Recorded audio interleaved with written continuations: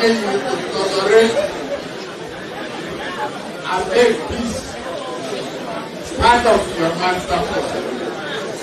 You be there, and here standing before you are we a youth, and I'm a youth.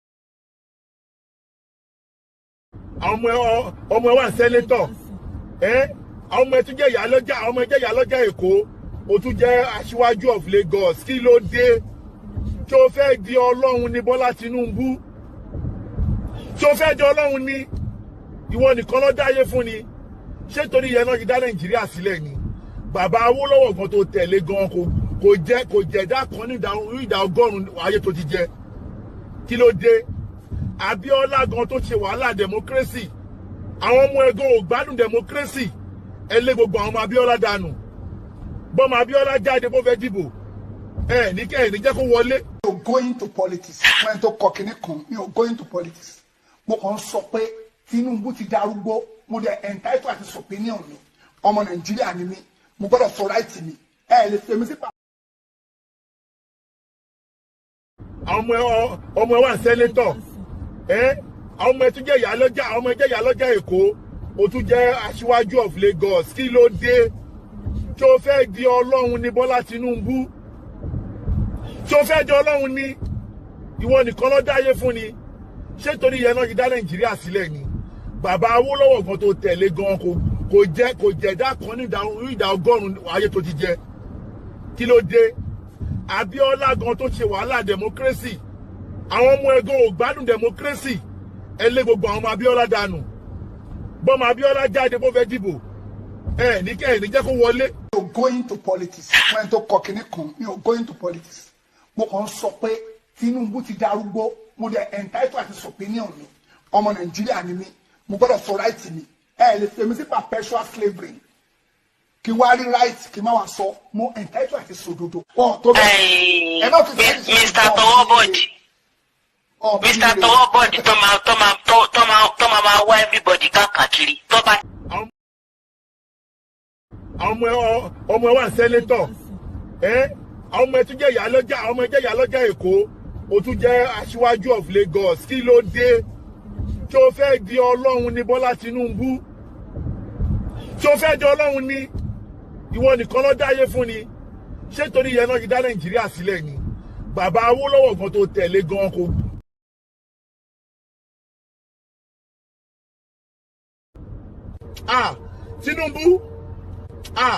Tinubu pẹ̀lú ògo lọ́dọ̀ Ọlọ́run tẹ́ bá bí ìgbà ọmọ ẹ máa fojú sunkún gbogbo wọn ni.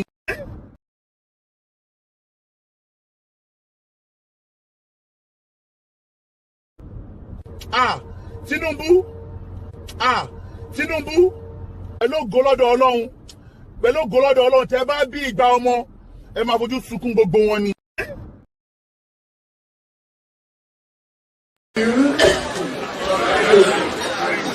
Begging you to tolerate and make peace part of your master plan. You be there, and here standing before you are we a youth, and I'm a youth.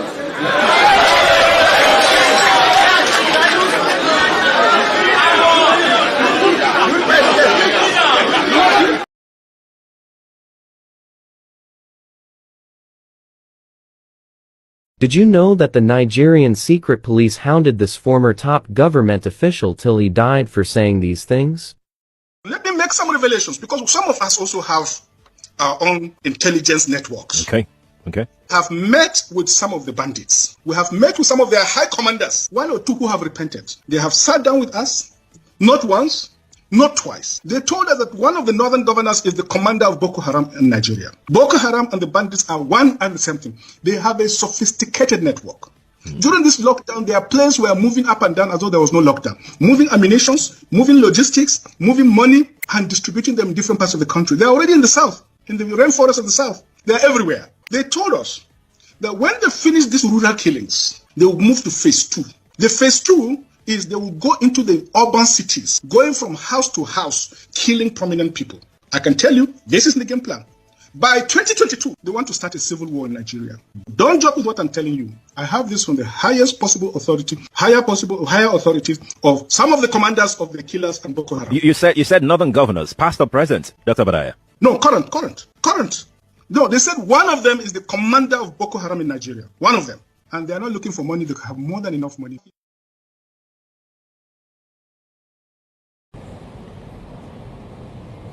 Recruit 50 million youths into the army and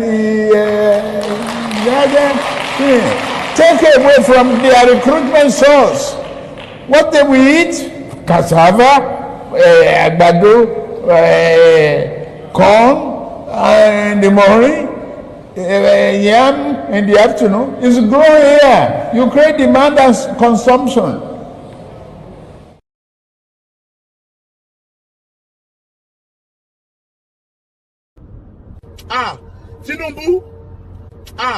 Tinubu pẹ̀lú ògólọ́dọ̀ Ọlọ́run tẹ́ bá bí ìgbà ọmọ ẹ máa fojú sunkún gbogbo wọn ni.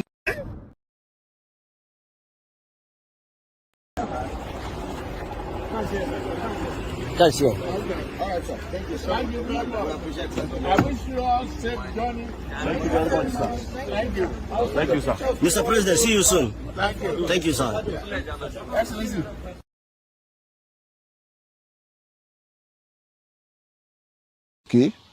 Orílẹ̀ tàṣíwájú ń jẹ́jẹ́ lásán tí wọn ò mú un ṣẹ. Kí ni ọjọ́ ọ̀la irú ìlú bẹ́ẹ̀? Kí ni ìrètí àwọn màjèsín tó ń bọ̀ lẹ́yìn wa? Ẹ ti ẹ̀ gbọ́ náà. Ṣé kò sákọni nílẹ̀ yìí mọ́ ni? Níbo ni àwọn akọni ilẹ̀ yìí fojú pamọ́ sí? Àbí wọ́n ti kọ̀ wá sílẹ̀ náà nu? Àbí wọn ò sì lè kọ̀yà fún mẹ̀kúnnù mọ́? Bóyá wọ́n sì ti gbowó ẹ̀yìn ni a ò kúkú mọ̀. Mọ̀rèmí sáà ti ṣe tirẹ̀ kó tó lọ. Gani Fáwẹ̀hìnmí ó ṣe kísà kó tó wọ káàlẹ̀ sùn. Ta ni ó gbàgbé akitiyan Awólọ́wọ̀ nílẹ̀ yìí? Bọ́lá Ìgè ṣe gudugudu méje àti yàyà mẹ́fà. Ṣé àwọn akọni tó kù nílẹ̀ yìí ti wá dojo ni? Àbí wọ́n ti kọ̀ wá sílẹ̀ pátápátá? Ọ̀pọ̀ tó tún yẹ kó kọ̀yà fún mẹ̀kúnnù nílẹ̀ yìí ló ti dẹni àgbégbìn. Ọ̀dá wa dági oko kò lè sóje mọ́. Ebi pàjànàkú wa ó dẹni tájá ń fà nírù. Okùn máparò ó wá dẹgbẹ́ ẹyẹkẹyẹ. Òjò pàlàpà ó dun àmúgùnfẹ́ wúrẹ́. Eré bẹ́dùn wa nílẹ̀ ó dọ̀lẹ́ po. Ṣùgbọ́n sáà ẹ wá gbọ́ o. Gbogbo ẹni tó ń pàlú yìí lẹ́kún ọwọ́ yín ò ní pẹ́ wàkọ̀ tọmọtọmọ bẹ́ẹ̀ bá nígbà képe nílé yóò bẹ̀rẹ̀ sí ní kojú ìjà sí yín ni o bó kò ní kọ̀lá tẹ́ ó wọlé sùn àṣírí yín ò ní bò tọmọtọmọ ewé ọ̀rọ̀ kó máa rọ́bi lé gbogbo yín lórí obì kó máa bì yín sí kòtò ata ló ní kẹ́ máa tara kó sínú pósí ẹ̀pà ló ní kẹ́ paradà sí sàárè ẹ̀yin ti jáwé ọlọ́yin ayé dandan ní kẹ́ fojú kewé ọlọ́yin ọ̀run o àìlòsọ yìí mà fi mí ṣe nǹkan o ọ̀ràn ńláńlá ní bági apá ọ̀ràn jọ̀wọ̀rọ̀ kì í tán lọ́rùn gẹ̀dẹ̀ ọ̀ràn jáganjàgan kì í tán lọ́rùn ìbẹ́pẹ gbogbo ẹni tó ń pàlú yìí lẹ́kún ọ̀ràn yóò máa ṣe fàájì nínú ilé yín ni o ojoojúmọ́ ni màlúù ń rógun alápàtà ojoojúmọ́ ni pápá alápàtà ń gbọgbẹ́ ọ̀rọ̀ bí apó bí ọfà bí ìbọn kó máa bá gbogbo ẹni tó ń pàlú yìí lẹ́kún sẹ̀ ewé ẹ̀wọ̀n ló ní kí gbogbo wọn máa rógun ẹ̀wọ̀n ojoojúmọ́ ni wọ́n ń pẹ́ lálákàrà lórí ojoojúmọ́ ni màlúù fi gbé bọnu lágbo wọn igbe oró ò ní tán nílé gbogbo ẹni tó ń pa mẹ̀kúnnù lẹ́kún nílẹ̀ yìí láéláé Yorùbá mà káre pẹ̀lú àkíyèsí o wọ́n ní ọwọ́ alugúdúgúdú kì í torí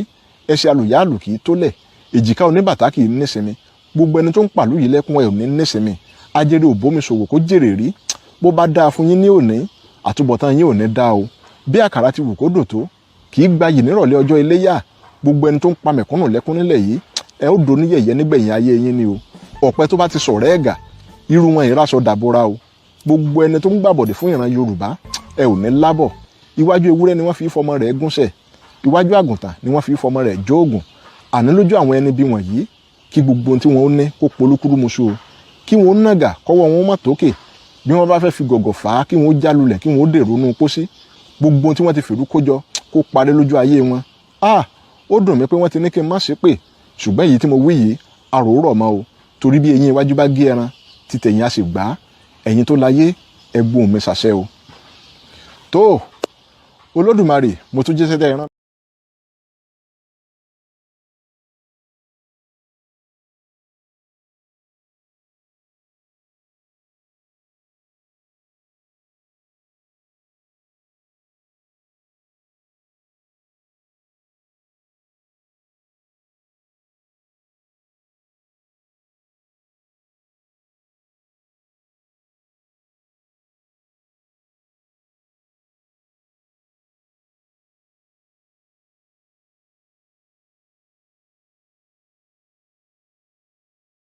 Agẹ́ ti dìde báyìí sí. Àṣírí mo gé fún yẹn. Àwọn ọba wa gan wọ́n ti dìde báyìí. Pátápátá ẹ̀rí pé tẹ́ bá wo program àná bàbá wa Ọọ̀ni Aláàfin Àwùjalẹ̀ gbogbo àwọn bàbá pátápátá àtàwọn gọ́vnà wọn yẹn náà àwọn náà wà ẹ̀rù ń bà àwọn gọ́vnà ẹ̀ wà ní. Ohun tí Bíbélì dẹ̀ ní kò sí ohun tó ń bà mí lẹ́rù ẹ̀rù kò sí nínú ọkàn gọ́vnà Akérédolú nìkan lòún dúró tán.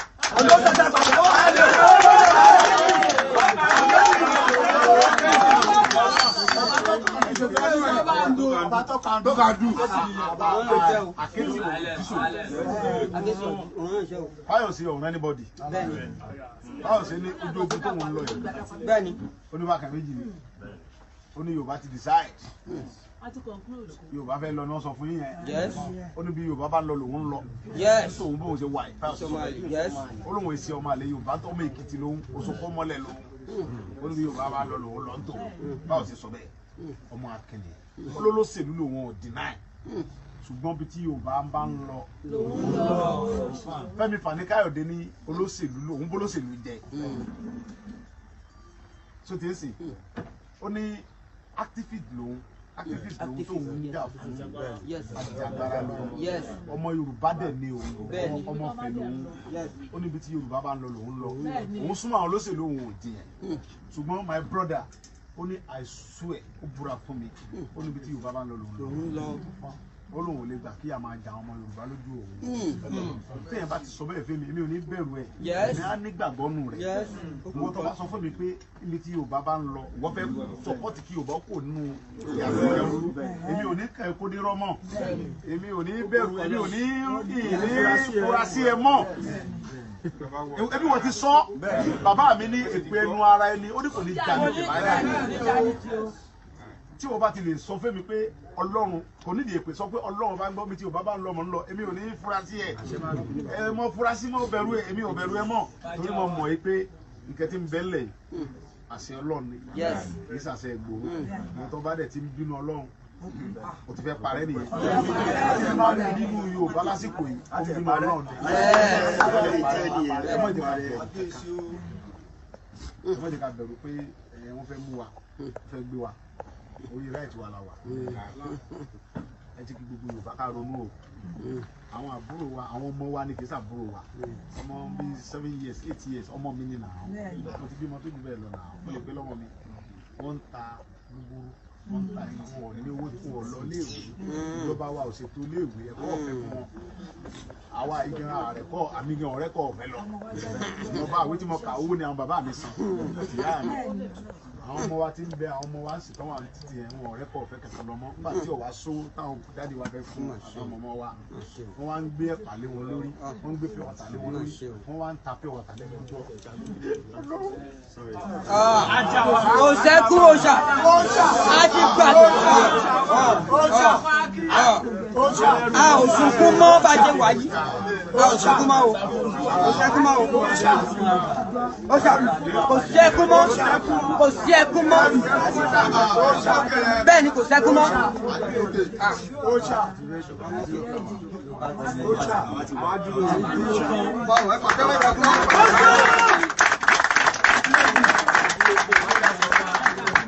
ẹ wo kẹrí ó tó ní tí bàbá àwọn ọmọ wa àwọn ọmọ ti ń ta ẹ inú ọdọ pé ẹ̀rọ náà ọ̀dẹ̀ bá olórí wa.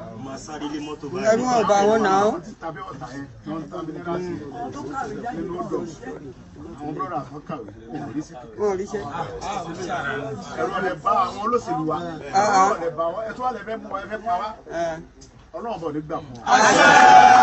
ẹlẹ́dàá àwọn ọmọ tí ń ta pé wọ́n ta nù wọ́n wà léèwé tí wọ́n rẹ́dí àti kàwé ṣùgbọ́n kò sówó wọ́n rẹ́dí àti lọ léèwé àwọn tó jẹ́ àwọn bàbá wa àti àwọn ò rówó fún wọn láti lọ léèwé ẹlẹ́dàá àwọn ò ní gbà fún wọn.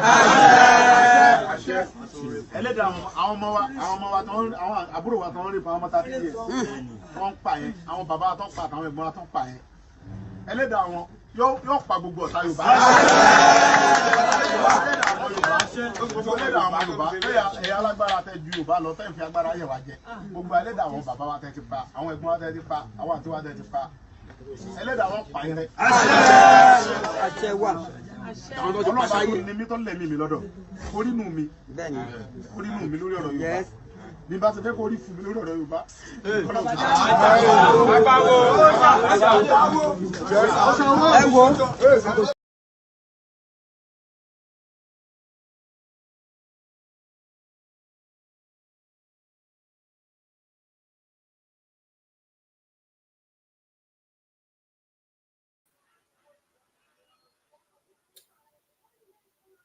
Ẹ káàsán mo kí gbogbo ilé pápátá ẹ jẹ́ ká tẹ share button ṣó ń clear happy new month gbogbo ilé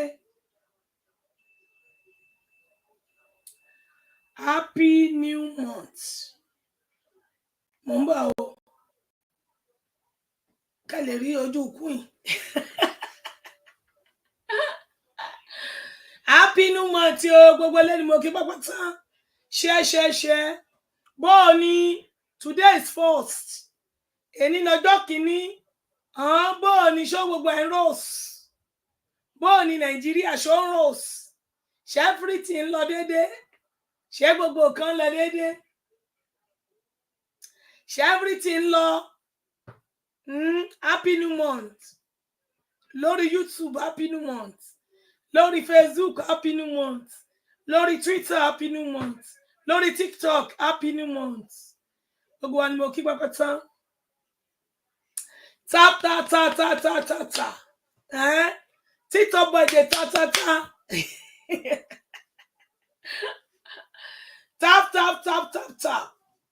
báwo ni lórí YouTube báwo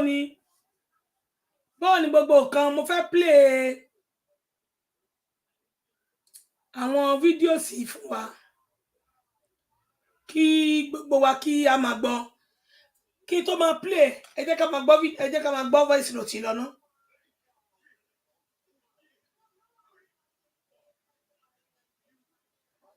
Mo fẹ́ login wọlé sí orí Facebook mi so kí n tó ṣe kí má fi yẹn dá wa dúró ká máa gbélé lọ. Bluetooth disconnected. So I'm gonna play àwọn videos wọ̀nyẹn fún wa one by one. Bluetooth connected.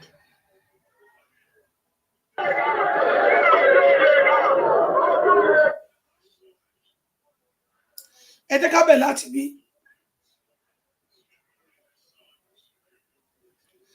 Voice note yìí àtàná mo ti fẹ́ play ẹ̀ fún wa.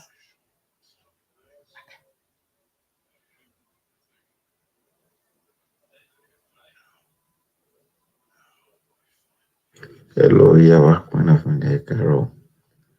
Akójúmọ́.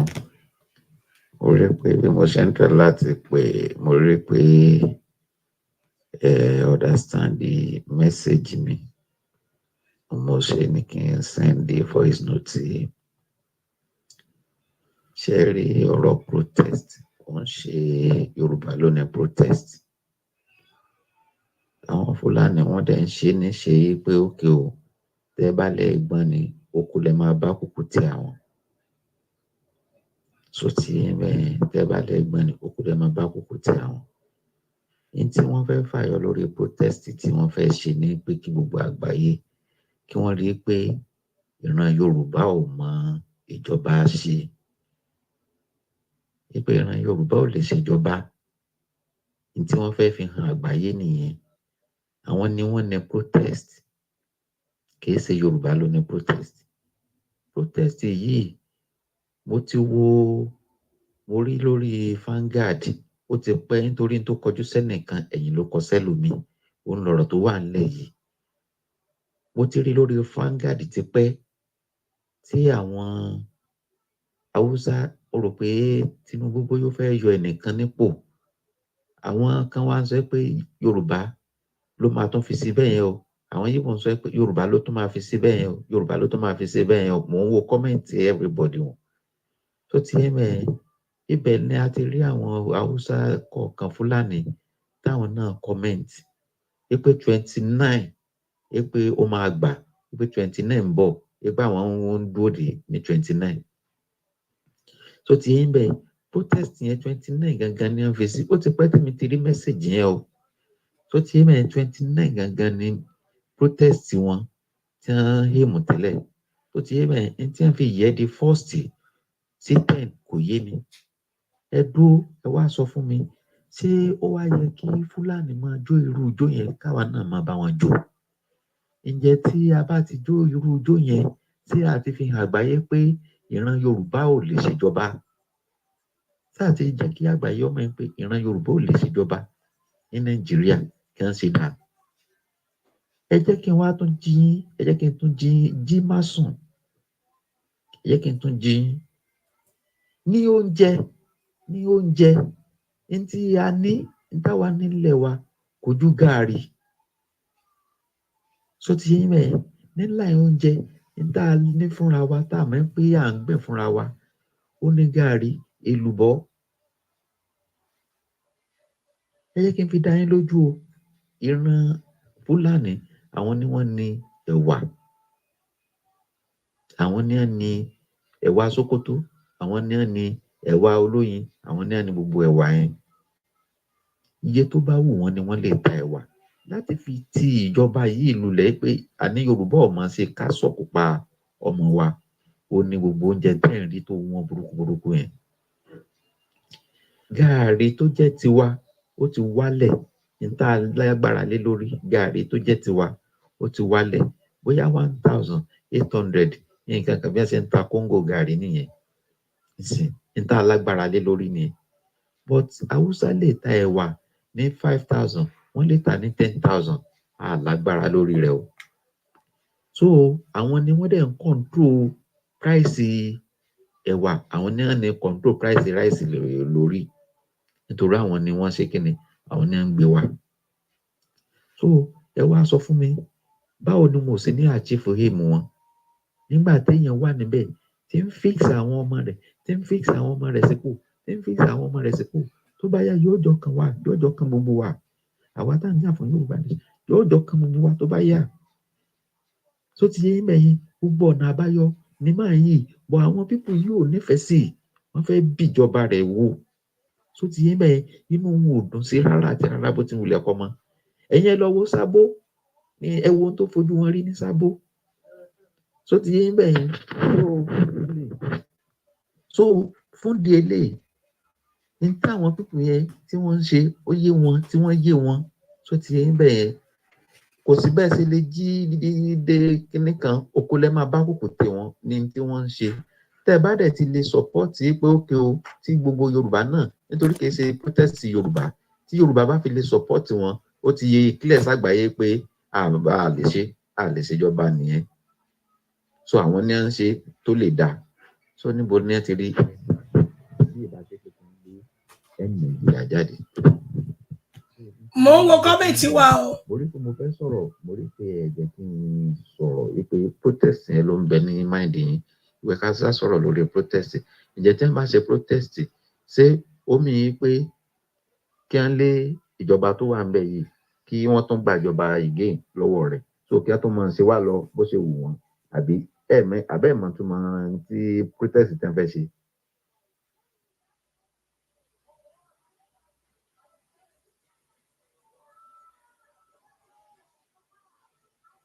Tí wọ́n bá ṣèjọba tí wọ́n bá dúró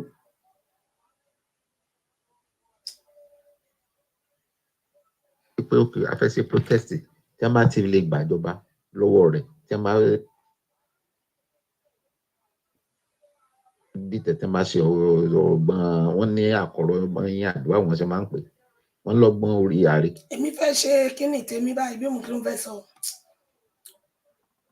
Mo ń wo kọ́mẹ̀ntì wa ṣé ń gbọ́ gbogbo nǹkan tí brother wa tí mo ń play voice note wọn yìí ǹjẹ́ gbogbo wa là ń tẹ́tí wa sílẹ̀ mo fẹ́ gbé fídíò tí wọ́n ń ṣe lọ́wọ́lọ́wọ́ wọlé ni so mo ní láti lọ́ọ̀gì wọlé sórí kíní mi tán bá mi ṣe yìí kò ó ti da gbogbo password mi rú pápátá gbogbo password mi pápátá ni mo ti change so that is why ẹ má bínú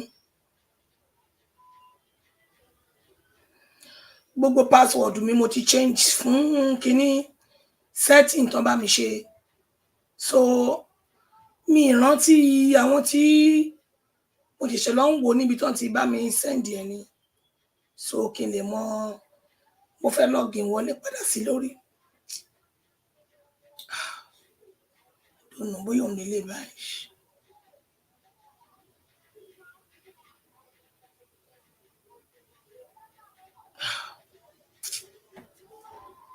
Ẹ bá mi tẹ share button mo fẹ́ máa ẹ jẹ́ kí n bí a kí share síbòmí ẹ jẹ́ kí share voice note yẹn síbòmí kí n lè concentrate pẹ̀lú password yẹn torí mo fẹ́ máa play àwọn fídíò tí wọ́n send sí mi ní Nàìjíríà ẹ jẹ́ kí share voice note yẹn síbòmí sí fóònù mi ká má fi gbọ́ torí méjì ni.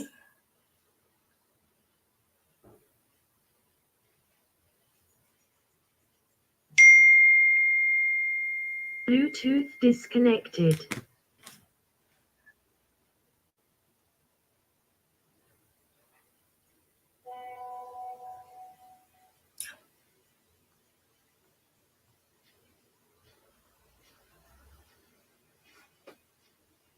Just a minute ẹ má bínú so má lè má fi lè gbọ́ lọ mi ní fi dá yín dúró.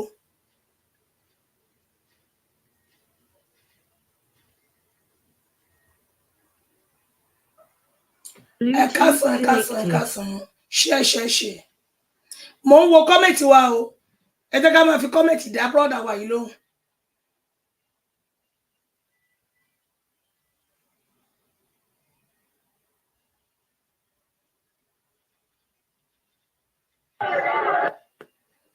Hello, Yawa. Akójúmọ́. Mo rí pé bí mo ṣe ń tẹ̀ láti pé mo rí pé understand the message mi. Mo ṣe ní kí n send the voice note. Ṣé rí ọ̀rọ̀ protest kò ń ṣe Yorùbá ló ní protest. Àwọn Fúlàní wọ́n dẹ̀ ń ṣe ní ṣe pé ókè o tẹ́ bá lè gbọ́n ni okú lè máa bá kúkú tí àwọn. So tí tẹ́ bá lè gbọ́n ni okú lè máa bá kúkú tí àwọn. Ní tí wọ́n fẹ́ fàyọ lórí protest tí wọ́n fẹ́ ṣe ní pé kí gbogbo àgbáyé kí wọ́n rí pé ìran Yorùbá ò mọ ìjọba ṣe. Pé ìran Yorùbá ò lè ṣèjọba. Ní tí wọ́n fẹ́ fi hàn àgbáyé nìyẹn. Àwọn ni wọ́n ní protest. Ẹ jẹ́ kí kọ́mẹ̀tì máa fi hàn lórí Facebook ẹ jọ̀ọ́ YouTube. Protest yìí mo rí lórí Vanguard ó ti pẹ́ nítorí tó kọjú sẹ́nìkan ẹ̀yìn ló kọ sẹ́lòmí òun lọ̀rọ̀ tó wà nílẹ̀ yìí. Mo ti rí lórí Vanguard ti pẹ́ tí àwọn Haúsá ó rò pé Tinubu bóyá ó fẹ́ yọ ẹnìkan nípò. Àwọn kan wá sọ pé Yorùbá ló máa tún fi sí bẹ́ẹ̀ yẹn o. Àwọn yìí wọ́n sọ pé Yorùbá ló tún máa fi sí bẹ́ẹ̀ yẹn o. Yorùbá ló tún máa fi sí bẹ́ẹ̀ yẹn o. Mò ń wo kọ́mẹ̀ntì everybody wọn. Tó ti yé mẹ́ẹ̀ ibẹ̀ ni a ti rí àwọn Haúsá kọ̀ọ̀kan Fúlàní táwọn náà kọ́mẹ̀ntì pé 29 pé ó máa gbà pé 29 ń bọ̀ pé àwọn ń dúró dè ní 29. Tó ti yé mẹ́ẹ̀ protest yẹn 29 gangan ni wọ́n fi sí. Ó ti pẹ́ tí mi ti rí mẹ́sẹ̀gì yẹn o. Tó ti yé mẹ́ẹ̀ 29 gangan ni protest wọn tí wọ́n hèmù tẹ́lẹ̀. Tó ti yé mẹ́ẹ̀ tí wọ́n fi yẹ di 1st sí 10 kò yé mi. Ẹ dúró ẹ wá sọ fún mi ṣé ó wá yẹ kí Fúlàní máa jó irú ijó yẹn káwa náà máa bá wọn jó. Ǹjẹ́ tí a bá ti jó irú ijó yẹn tí a ti fi hàn àgbáyé pé ìran Yorùbá ò lè ṣèjọba. Tí a ti jẹ́ kí àgbáyé ọmọ yẹn pé ìran Yorùbá ò lè ṣèjọba ní Nàìjíríà kí wọ́n ṣe dà. Ẹ jẹ́ kí n wá tún jí má sùn. Ẹ jẹ́ kí n tún jí ní oúnjẹ ní tí a ní táwa nílẹ̀ wa kò ju gààrí. So ti yín mẹ́ẹ̀ nílà oúnjẹ tá a ní fúnra wa tá a mọ̀ pé à ń gbìn fúnra wa ó ní gààrí èlùbọ́ ẹ jẹ́ kí n fi dá yín lójú o, ìran Fúlàní àwọn ni wọ́n ní ẹ̀wà, àwọn ni wọ́n ní ẹ̀wà Sókótó, àwọn ni wọ́n ní ẹ̀wà Olóyin, àwọn ni wọ́n ní gbogbo ẹ̀wà yẹn. Iye tó bá wù wọ́n ni wọ́n lè ta ẹ̀wà láti fi ti ìjọba yìí lulẹ̀ pé àní Yorùbá ò máa ṣe ká sọ̀kò pa ọmọ wa, ó ní gbogbo oúnjẹ tẹ́ẹ̀ rí tó wọ́n burúkú yẹn. Gààrí tó jẹ́ tiwa ó ti wálẹ̀, níta lágbára lé lórí gààrí tó jẹ́ tiwa ó ti wálẹ̀ bóyá 1,800 nǹkan kan bí wọ́n ṣe ń ta kóńgò gààrí nìyẹn ìsìn, níta lágbára lé lórí ni. But Haúsá lè ta ẹ̀wà ní 5,000, wọ́n lè ta ní 10,000, lágbára lórí rẹ̀ o. So àwọn ni wọ́n dẹ̀ ń control price ẹ̀wà, àwọn ni wọ́n ní control price rice lórí, nítorí àwọn ni wọ́n ṣe kíni, àwọn ni wọ́n ń gbé wa.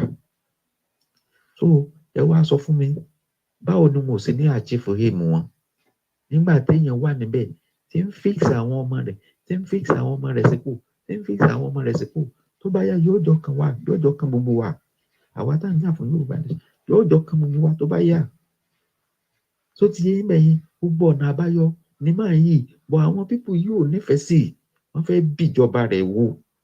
So ti yé mẹ́yìn inú wọn ò dùn sí rárá àti rárá bó ti wulẹ̀ kọ́ mọ́.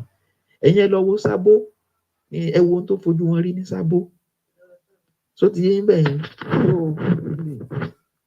so fún di eléyìí ní táwọn pípù yẹn tí wọ́n ń ṣe ó yé wọn, tí wọ́n yé wọn.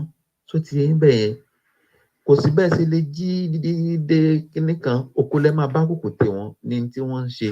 Tẹ́ bá dẹ̀ ti lè sọ́pọ́ọ̀tì pé ókè o tí gbogbo Yorùbá náà, nítorí kìí ṣe protest Yorùbá, tí Yorùbá bá fi lè sọ́pọ́ọ̀tì wọn ó ti yé clear ságbàáyé pé a lè ṣèjọba nìyẹn. So àwọn ní à ń ṣe tó lè dá. So níbo ni ẹ ti rí bí ìdájọ́ tó kàn gbé Nàìjíríà jáde. Tí mo ní kí n sọ fún yín nìyẹn. Mo rí pé mo fẹ́ sọ̀rọ̀, mo rí pé ẹ jẹ́ kí n sọ̀rọ̀ wípé protest yẹn ló ń bẹ ní mind yín, ìwé ká sá sọ̀rọ̀ lórí protest.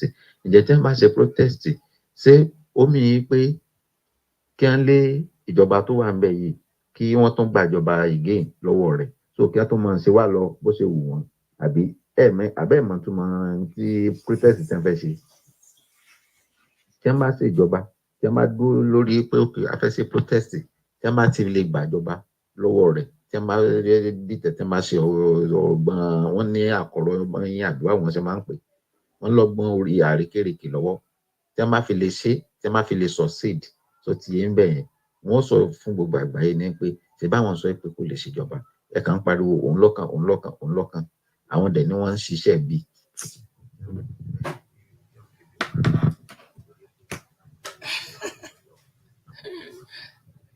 Méjì ni o.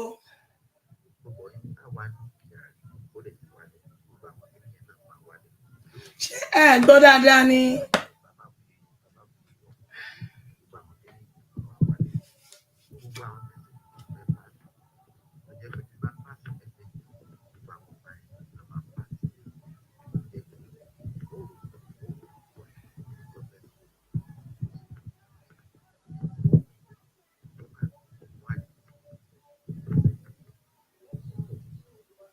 Kékeré lọ́wọ́, tí wọ́n bá fi lè ṣe, tí wọ́n bá fi lè succeed. So ti yé ń bẹ̀ yẹn, wọ́n sọ fún gbogbo àgbáyé ní pé ṣe báwọn sọ pé kò lè ṣèjọba, ẹ kàn ń pariwo òun lọ́kàn, òun lọ́kàn, òun lọ́kàn.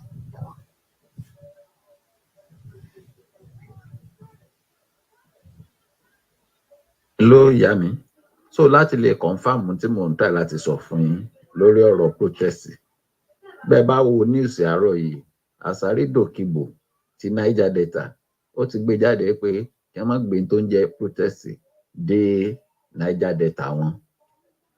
So ti yé yín bẹ́ẹ̀ kẹ́ ẹ fi lè mọ ọ̀rọ̀ tó wà nílẹ̀ yìí ni kó fi lè yé yín dáadáa ni o. So ti yé yín bẹ́ẹ̀ so ó yẹ kí Yorùbá kó máa go against Yorùbá, so yẹ kí Yorùbá kó tako Yorùbá. Tí a bá ṣe bẹ́ẹ̀ àwa kò lè pè wa. So ti yé yín bẹ́ẹ̀ tá a bá dúdú yìí pé òkè o a fẹ́ go against gọ́ọ̀mẹ̀ntì tó ń bẹ níta yìí o wípé Yorùbá ò ṣe dáadáa, gbogbo àwọn tí wọ́n kó sí ipò wọn ò mọṣẹ́ ṣe. So ti yín bẹ́ẹ̀ àwa náà là ń ṣera wa bẹ́ẹ̀. so kò yẹ ká bá wọn support any protest tí wọ́n fẹ́ ṣe against Yorùbá. Àwa náà ṣe protest against kì í ṣe pé bóyá fún another tribe. Àwa Yorùbá ni wọ́n fẹ́ ṣe protest against, kì í ṣe Tinubu rárá, against gbogbo Yorùbá ni. So ibi tọ́rọ̀ wà ní Dòkíbò náà nìsín, kí ni nítorí tó fi sọ pé kí wọ́n má gbé protest dé ọ̀dọ̀ àwọn. So ti ẹ bẹ́ẹ̀, so tó ń ṣẹlẹ̀ ní ẹ̀yà mi fẹ́ kẹ́ẹ̀kan lè máa mọ̀ pé òkè o, kì í ṣe gbogbo èèyàn ló support pé bóyá protest nǹkan kan bó ṣe ń lọ. Àwọn tí táwọn èèyàn rí wọ́n mọ bó ṣe ń lọ. So ti ẹ bẹ́ẹ̀, a kò lè dà. Ẹ jẹ́ kí mi ò rí comment wa lórí ọ̀rọ̀ tí brother wa yìí sọ. Ṣé gbogbo alágbó yẹ́kẹ́yẹ́kẹ́? Mi ò rí comment lórí ọ̀rọ̀ tí brother wa yìí sọ. Ṣé gbogbo alágbó yẹ́kẹ́yẹ́kẹ́ ṣe ń clear? Ṣé gbogbo alágbó yẹ́kẹ́yẹ́kẹ́? Happy New Month ma, Happy New Month ma. Ṣé gbogbo alágbó yẹ́kẹ́yẹ́kẹ́? Tí a bá gbọ́ ẹ jẹ́ kí n tún play. Ṣé kí n tún play lẹ́ẹ̀kan sí? Ṣé rí pé mo kọ́kọ́ gbé omi? Mo mu omi kí fi step down, kí fi step down, kí fi step down. So bóyá kí play lẹ́ẹ̀kan sí kí gbogbo wa gbọ́. Ẹ máa fi comment dáhùn. Ẹ máa fi comment. That is why tí mo fi mu omi. That is why tí mo fi mu omi. Queen, take it easy, please. That is why tí mo fi mu omi. Easy. Ẹ má worry.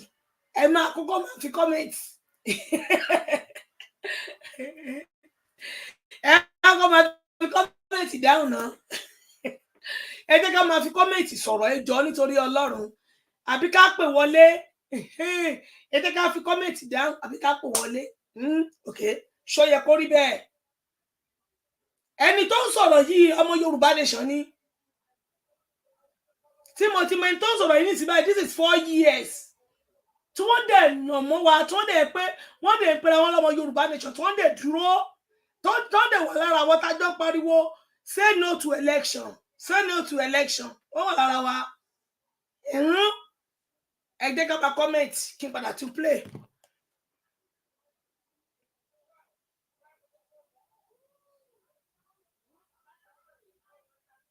Hello, Yawa. Akójúmọ́.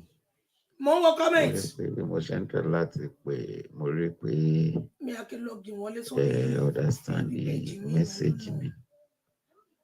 Mo ṣe ní kí n send the voice note. Ṣé rí ọ̀rọ̀ protest? Wọ́n ṣe Yorùbá ló ní protest.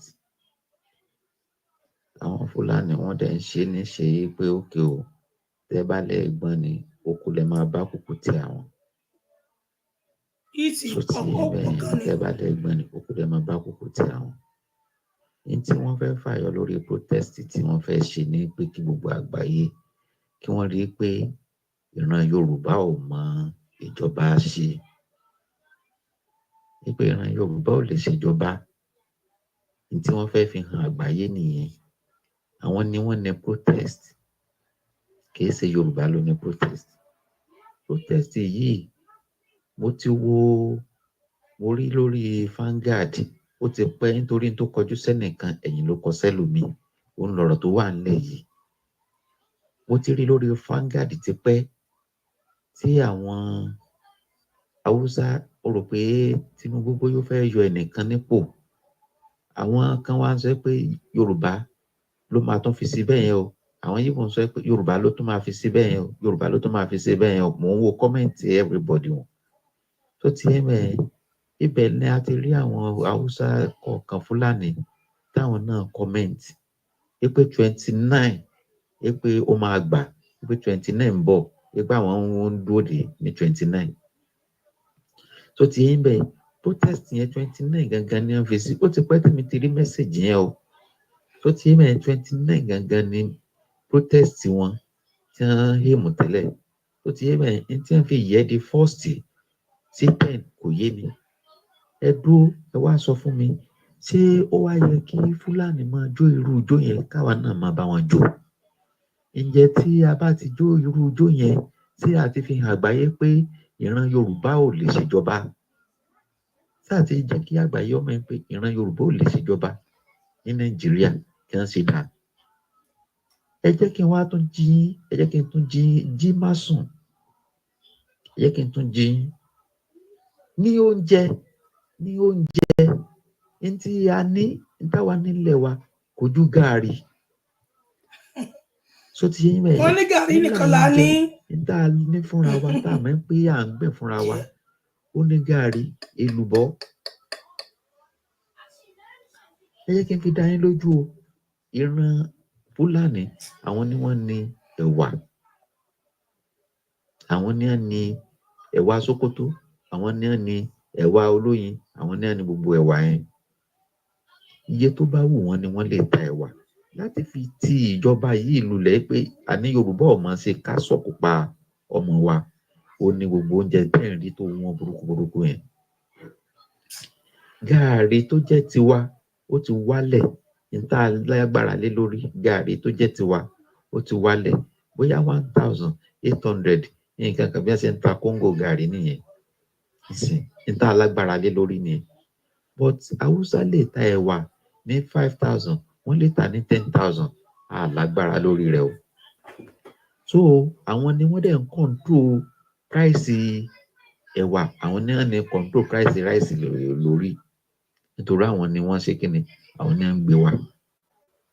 So ẹ wá sọ fún mi, báwo ni mo ṣe ní achieve aim wọn nígbà téèyàn wà níbẹ̀ tí ń fix àwọn ọmọ rẹ̀, tí ń fix àwọn ọmọ rẹ̀ sípò, tí ń fix àwọn ọmọ rẹ̀ sípò, tó bá yá yóò jọ kan wá, yóò jọ kan gbogbo wa. Àwa tá à ń yàn fún Yorùbá ni yóò jọ kan gbogbo wa tó bá yá. Tó ti yé mẹ́yìn, gbogbo ọ̀nà àbáyọ ni máa yí, bọ̀ àwọn pípù yìí ò nífẹ̀ẹ́ sí, wọ́n fẹ́ bìjọba rẹ̀ wò. Tó ti yé mẹ́yìn, inú wọn ò dùn sí rárá àti rárá bó ti wulẹ̀ kọ́ mọ́. Ẹ̀yin ẹ lọ wo Sábó, ẹ wo ohun tó fojú wọn rí ní Sábó. Tó ti yé mẹ́yìn, so fún di eléyìí, ní táwọn pípù yẹn tí wọ́n ń ṣe ó yé wọn, tí wọ́n yé wọn. Tó ti yé mẹ́yìn, kò sí bẹ́ẹ̀ sí lè jí dídé kíní kan oko lẹ́ máa bá kòkò tè wọ́n ní tí wọ́n ń ṣe. Tẹ́ ẹ bá dẹ̀ ti lè sọ́pọ́ọ̀tì pé ókè o, tí gbogbo Yorùbá náà, nítorí kìí ṣe protest Yorùbá, tí Yorùbá bá fi lè sọ́pọ́ọ̀tì wọn, ó ti yẹ clear ságbàáyé pé a lè ṣèjọba nìyẹn. So àwọn ní à ń ṣe tó lè dá. So níbo ni ẹ ti rí bí ìbá tó pé kí n gbé ẹnu Nàìjíríà jáde. Tí mo ní kí n sọ fún yín nìyẹn. Mo rí pé mo fẹ́ sọ̀rọ̀, mo rí pé ẹ jẹ́ kí n sọ̀rọ̀ wípé protest yẹn ló ń bẹ ní mind yín, ìwé ká sá sọ̀rọ̀ lórí protest. Ǹjẹ́ tí wọ́n bá ṣe protest, ṣé ó mì í pé kí wọ́n lé ìjọba tó wà níbẹ̀ yìí kí wọ́n tún gba ìjọba again lọ́wọ́ rẹ̀, so kí wọ́n tún máa ṣe wá lọ bó ṣe wù wọ́n, àbí àbẹ́ẹ̀mọ́ tó máa tí protest tí wọ́n fẹ́ ṣe. Tí wọ́n bá ṣe ìjọba, tí wọ́n bá dúró lórí pé òkè a fẹ́ ṣe protest, tí wọ́n bá ti lè gbàjọba lọ́wọ́ rẹ̀, tí wọ́n bá dìtẹ̀, tí wọ́n bá ṣe ọgbọ́n, wọ́n ní àkọ́rọ́ ọgbọ́n yín àdúrà wọn ṣe máa ń pè, wọ́n lọ́gbọ́n orí àrékérekè lọ́wọ́. Tí wọ́n bá fi lè ṣe, tí wọ́n bá fi lè succeed, tó ti yé ń bẹ̀ yẹn, wọ́n sọ fún gbogbo àgbáyé ní pé ṣe báwọn sọ pé kò lè ṣèjọba, ẹ kàn ń pariwo òun lọ́kàn, òun lọ́kàn, òun lọ́kàn, àwọn dẹ̀ ni wọ́n ń ṣiṣẹ́ bí.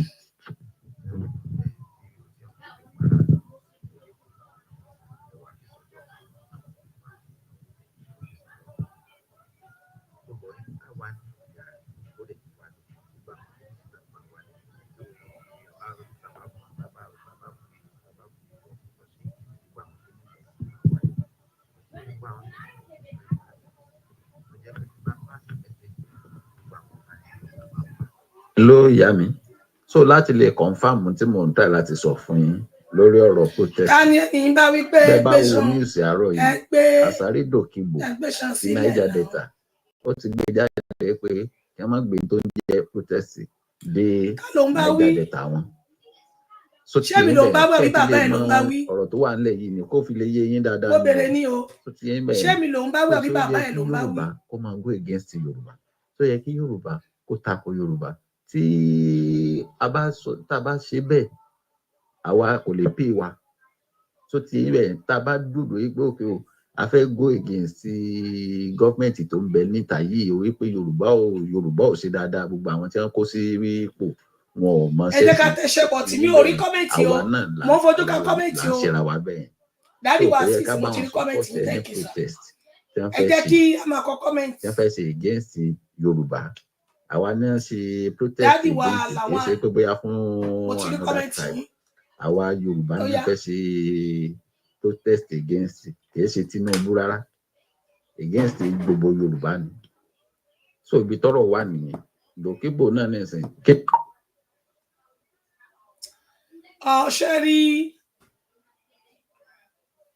mo kí gbogbo apápátá happy new month gbogbo mo kí apápátá tí kò bá clear ẹ jẹ́ kí mọ̀ tí ẹ bá rí brother wa tó ń sọ̀rọ̀ yìí ṣẹ́gbọ́n tí wọ́n sọ wọ́n ní àwọn ti fẹ́ sọ̀rọ̀ tipẹ́tipẹ́ mo máa ń kọ́ọ̀tì àwọn mi kì í jẹ́ káwọn sọ̀rọ̀ wọ́n wá send voice méjì sí mi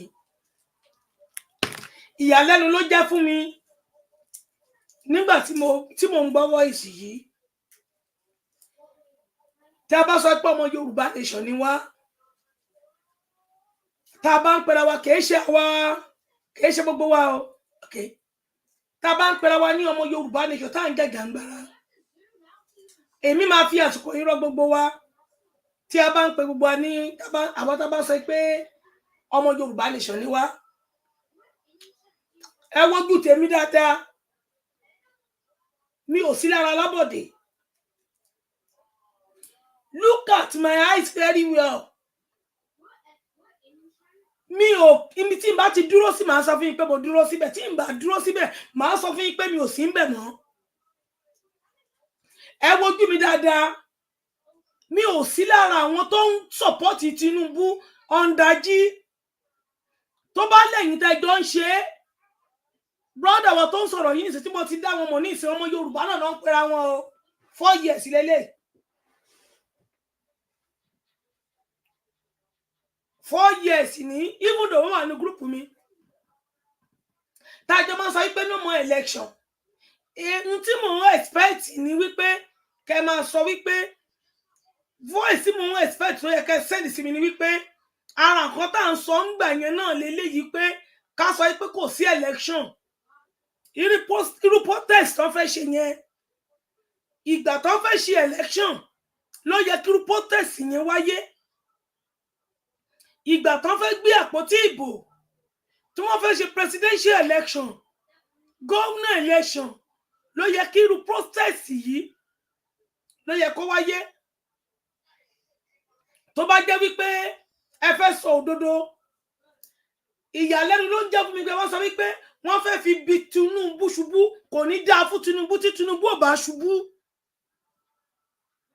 kò ní dáa fún gbogbo ẹni tó ń ti Tinubu lẹ́yìn pé kí Tinubu má ṣubú ikú òjijì ló máa jọ pa gbogbo yín papọ̀ àìmá ṣubú ẹ̀ kí ló dà fún mi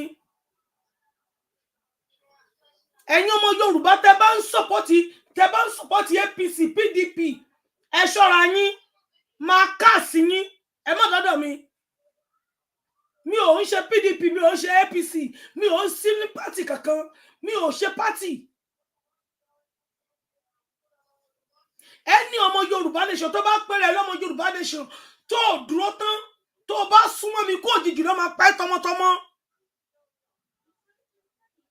mi ò ṣe pátì mi ò ṣe APC mi ò gẹ̀gàngbára nítorí PDP mi ò sí bí nítorí pátì kankan mi ò tẹ̀kárí tí mo ti délé ayé mi ò ní voter card mi ò ṣe mistake gbà rí mi ò ṣe mistake gbà voter card ẹyọ kan rí màá wà ní London màá máa ṣe election màá máa ṣe APC màá máa ṣe PDP who does that ṣe rò pé tí kì í bá ṣe pé ìjàngbara Yorùbá nation pé ìjàngbara odidi ìran là ń sọ ẹ rò pé mo máa dá sí ni mi ò dá sí tí ó bá kàn mí mo máa mind business mi I'm a private person ni mi ò kì í gbádùn mi sí kan tí ó bá ti kàn mí ọ̀rọ̀ Yorùbá nation kàn mí gbọ̀ngbọ̀n ni Yorùbá ni ìran mi àtọ̀tún àtòsí ni ìran Yorùbá ni mo ti wá ẹ wo ojú mi dáadáa ẹ má ṣí èrè lọ́dọ̀ tèmi o ẹ má ṣe orí burúkú lọ́dọ̀ tèmi o máa wọ̀n yín lẹ́pẹ̀ ni o ẹ wojú tèmi dáadáa ẹni tó bá ṣorí burúkú lọ́dọ̀ tèmi tó bá ń pàrọwà burúkú fún mi ọkọ̀ ló máa pa ẹ́.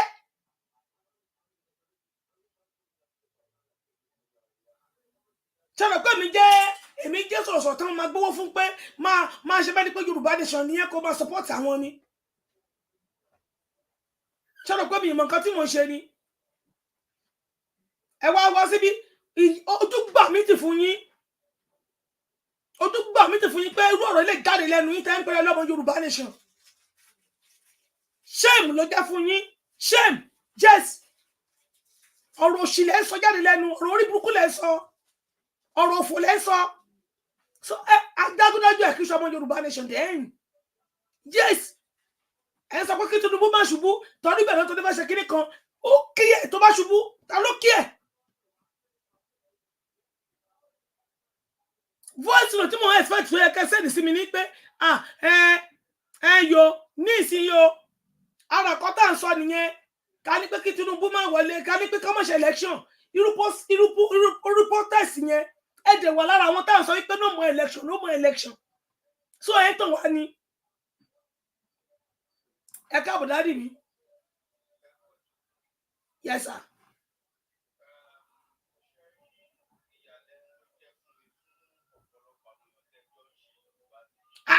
irú ọ̀dàlẹ̀ ìwọlé léyìí náà alágàbàǹgẹ̀bà látẹnujẹ nìyí ẹ wojú mi o ẹ wojú mi dáadáa màá kà sí yín ni.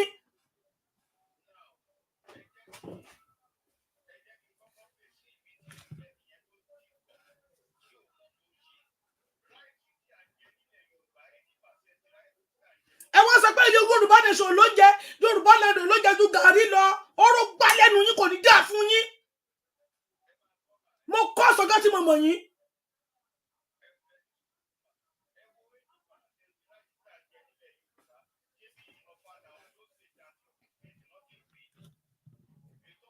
ẹ wá ní gàrí nìkan la ní nílẹ̀ Yorùbá tá à ń jẹ Èkìtì a ní ráìsì ìgbìmọ̀ a ní Èkìtì ráìsì. ẹ̀jẹ̀ ni wọ́n jẹ ní ẹ̀jẹ̀ ń kọ́ iṣu Ondo state kìkì iṣu ní Ondo state wọn ò ní nǹkan míì ju iṣu lọ ẹ wá ní àlóúnjẹ nílẹ̀ Yorùbá ju gàrí lọ gàrí yẹn dẹ̀ ti wá lẹ́sìn nísìn ṣáà kì í gbin ẹ̀wà ni ẹ̀wà tó wà nílẹ̀ Yorùbá ó lé ní mẹ́wàá ó lé lóríṣìí mẹ́wàá.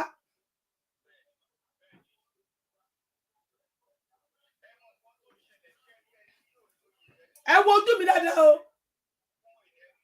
ohun tó bẹ̀rẹ̀ nínú ni pé máa yìí àjọ ń pariwo Yorùbá nation ni láti 4 years ago ara yín náà ní ọ̀dàlẹ̀ ọmọ Yorùbá ọ̀dàlẹ̀ balẹ̀ kú ni yín yes ọ̀rọ̀ tó jáde lẹ́nu yín ojú tì mí fún yín ṣé ẹ rò pé mo wà lára tó tẹjọ́ ń ṣe òṣì tẹjọ́ ń ṣe orí burúkú ni tẹjọ́ máa ń fúlù ọmọ Yorùbá ni.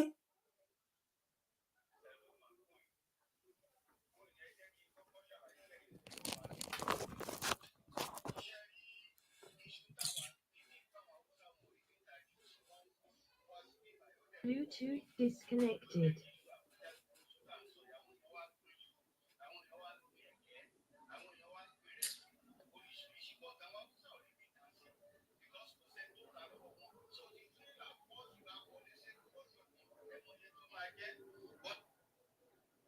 Bluetooth connected. Ìwọ ọmọ Yorùbá tó ní statistics lọ́wọ́ tó ń jìjà ìgbára fún Yorùbá ò ní fígọ̀. Tinubu tó ń sọ yìí Tinubu ò ní clue kankan nípa ìjọba ṣíṣe kò sún mọ́ wọn kò mọ anything ó kàn gbogbo ìtẹ́ ń sọ yìí nísìnyí. mi ò fẹ́ mọ̀ bọ́ ẹ má close mọ́ mi mo sọ fún yín kẹ́ ló máa dára fún mi bẹ́ẹ̀ tó bá jẹ́ pẹ̀lú ilẹ̀ má kàsí anybody ni mo sọ má kàsí. ẹni sùúrù kí n ṣàlàyé gbogbo nǹkan tá à ń sọ níjọba ètò dàrú yìí subsidy ni tí Tinubu ò bá yọ subsidy èyí náà ti ń gbé iṣu wọn wá èyí náà ti ń gbé ráìsì wọn wá ni ṣé wàá ń sọ pé Tinubu sórí ìjọba yìí ṣe ni ká sọ fact ṣé tá a bá gba Yorùbá nation wa yìí tọ́nà ṣé bẹ́ẹ̀ ṣe máa gbè lẹ́yìn irọ́ lélẹ́yìí. má tó máa gbè lẹ́yìn irọ́.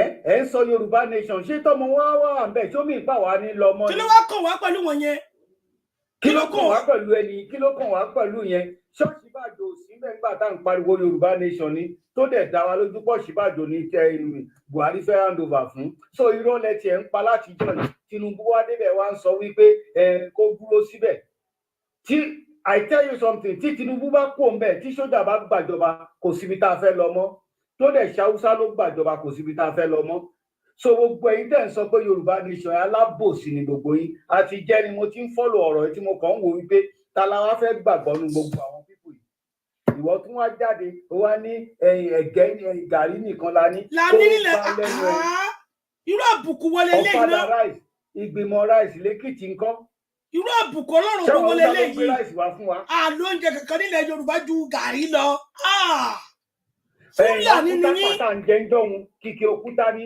kì í dẹ̀ ṣe ilẹ̀ Haúsá Fúlàní ni yín àwọn núpé ló gbin ráìsì nígbà yẹn tá à ń pè lọ ọ̀nkú tápà àwọn núpé ló ń gbin Haúsá ò ń gbin ráìsì ọ̀nkú tápà ni kò dẹ̀ dá tó ráìsì ọ̀fadà kò dá tó ìgbìmọ̀ ráìsì ní statistics lọ́wọ́ ẹ kàn ń ṣẹnu yán pé ẹ̀gẹ́ nìkan la ní ta ló ń jẹ ẹ̀gẹ́ nílẹ̀ Yorùbá tẹ́lẹ̀ lẹ́yìn ká fi ṣe gàrí wọ́n ń jà fún pákí ni wọ́n ń ṣàfẹ́wúrẹ́ ni ṣé kò sí iṣu lẹ́kìtì mọ́ ni. irú bàjẹ́ wo ni irú ọ̀rọ̀ ìbàjẹ́ wo lélẹ̀ náà irú àbùkù ọ̀rọ̀ wo lélẹ̀ náà. ó jẹ́ tiwa gan kó má tà mọ́. nígbà tán bá gbé tírélà 40 wọlé káago 9 àárọ̀ tó lù ta ló fẹ́ gbé iṣu wá láti Èkìtì tán fẹ́ rà lọ́wọ́ ẹ̀. tí wọ́n máa ra títí wọn ní gbogbo àwọn nǹkan tá à ń sọ nìyẹn kò jẹ́ ká lè promote oúnjẹ wa. so èyí tí ro Yorùbá pín ẹ̀gẹ́ nìkan la ní ẹ̀dẹ̀ ń jà fún Yorùbá nation so tí Tinubu bọ́ wà ń bẹ̀ nísìnyí bóyá wọ́n lè dànù ni àbí àwọn sójà gbàjọba ṣẹ́rù pẹ́ lè sọ̀rọ̀ Yorùbá nation ká gbà igbọ́mọ́ ni ìwà ìlọ́pọlọ ní tẹ̀ ń wù yìí ìwọ ojú ayé ni because o believe nínú nǹkan tó gbé dání láti máa solicit fún Tinubu gan fún rẹ̀ gan ṣé kò máa wò kí Nàìjíríà wo bó ṣe wà yẹn because wọ́n sọ wípé àwọn máa wọ́de àwọn máa ṣe gbàṣàwo ó jókòó sá sọ̀rọ̀ kí mẹ́kò sọ̀rọ̀ kò dẹ̀ sọ̀rọ̀ kankan náà dì sí náà pé kí la fẹ́ ṣe ìtumọ̀ pé kí la fẹ́ ṣe. ẹ mọye oṣù kí lẹ gbàgbọ́ nínú Tinubu jọ̀hún lẹ ń sọ náà alábòsí dẹ̀ ní because ẹ dúró lórí pé ọmọ wa ni kò ṣe tọmọ yín dẹ̀ ti wà ń bẹ̀ nísìn ọdún kan the worst 1 year tí president ṣe nílẹ̀ Yorùbá nìyẹn tó bá jẹ́ bàbá mi ní àtẹ́gbọ́n mi máa sọ fún pé ẹ rí ṣe. gbogbo àwọn alátakò tó máa ń takò wá nìyẹn.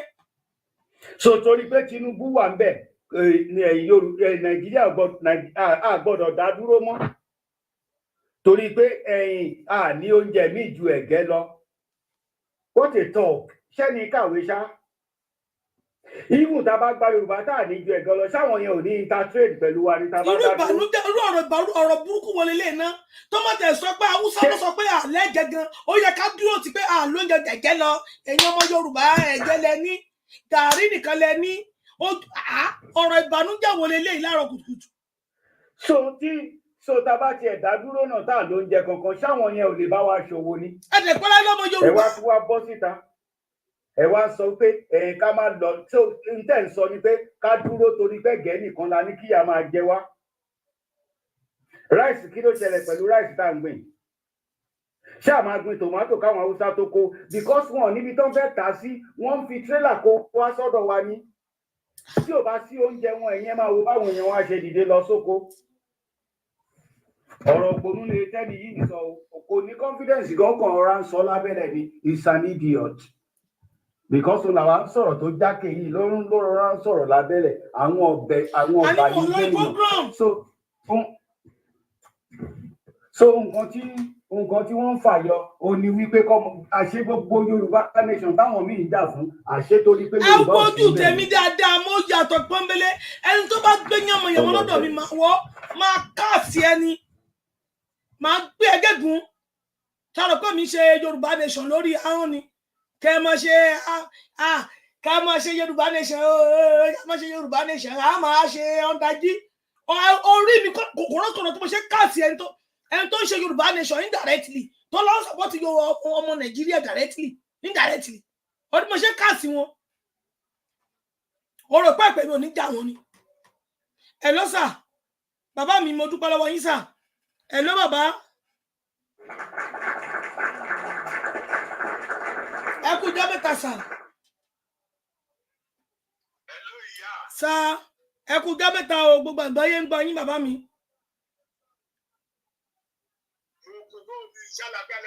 Bẹ́ẹ̀ ni bàbá.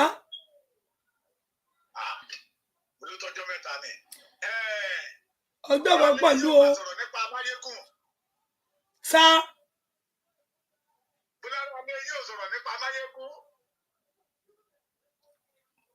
Mo mọ̀ wá lórí program, mo máa ń ṣe program lọ́wọ́.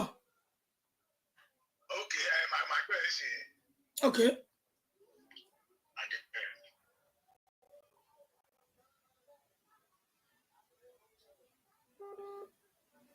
Network.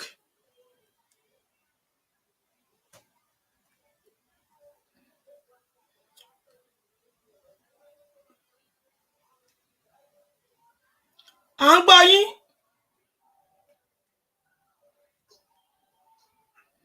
À ń gbọ́ yín.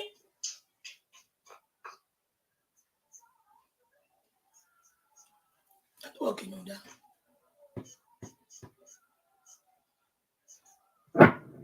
Àbẹ́mi kún ìmú wa ń bi iṣẹ́ mo kàn ní gbẹ́nu sí microphone ní lẹ́ẹ̀kan. Okay. Bọ̀ mo ń bá yín lọ. Ẹ ṣeun. Toró tiẹ̀ bí mi nú idiot lẹni tó sọ̀rọ̀ yẹn. Burúkú. Torí pa alẹ́gẹ̀ẹ́ nìkan ká dúró sí Nàìjíríà. Àfi bí èdì. Hello. Mo ní mò ń ṣe program lọ́wọ́.